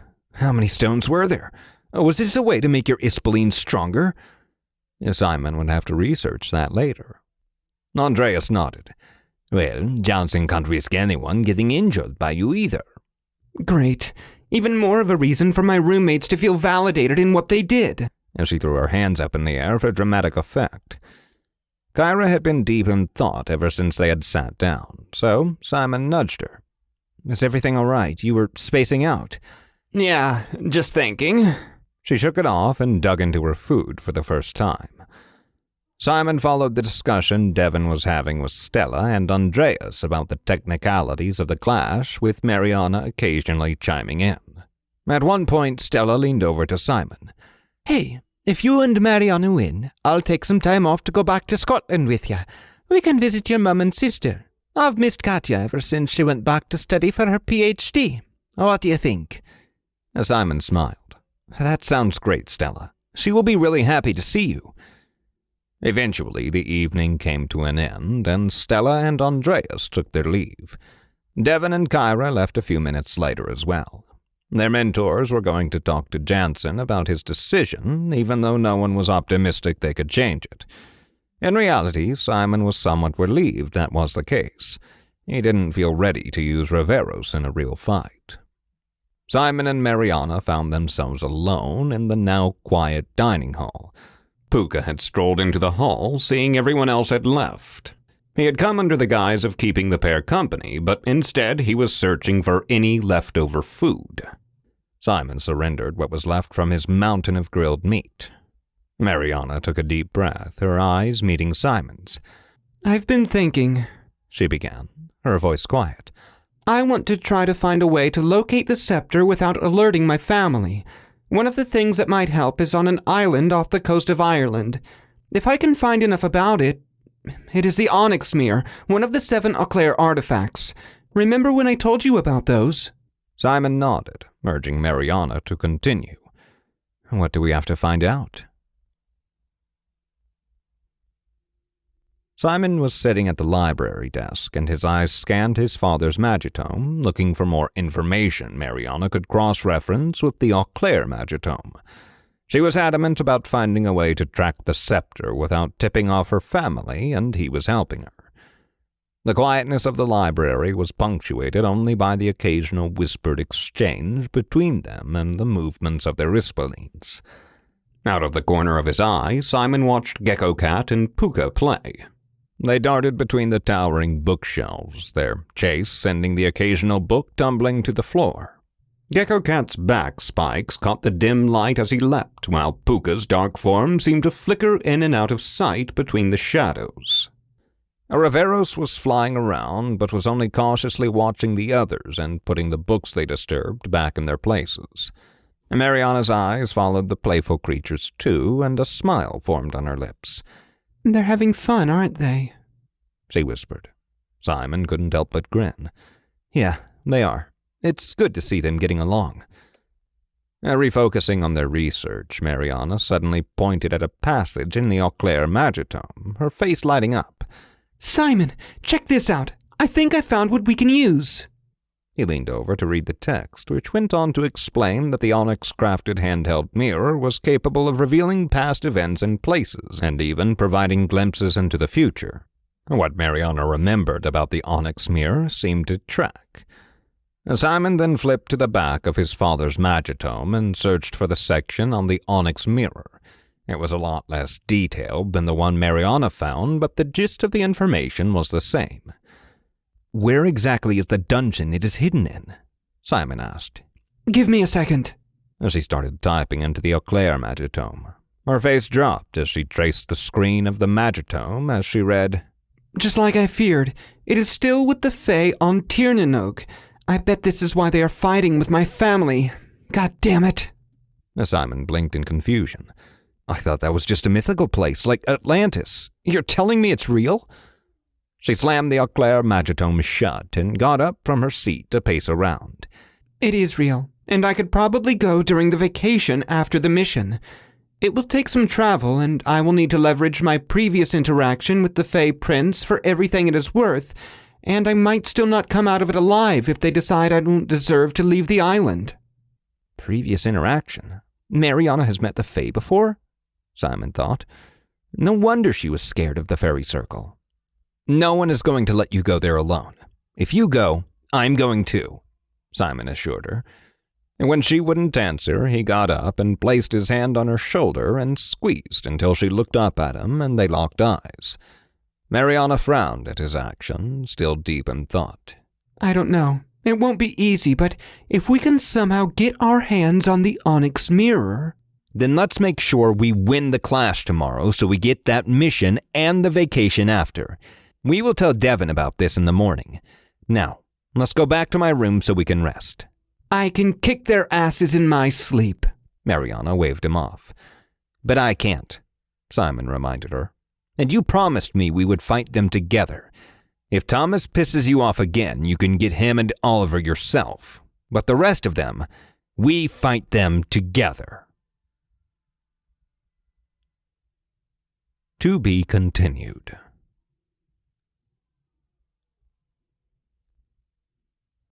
This has been the Magidex Academy, Nova Era. Written by Alix Roche. Narrated by Christian J. Gilliland.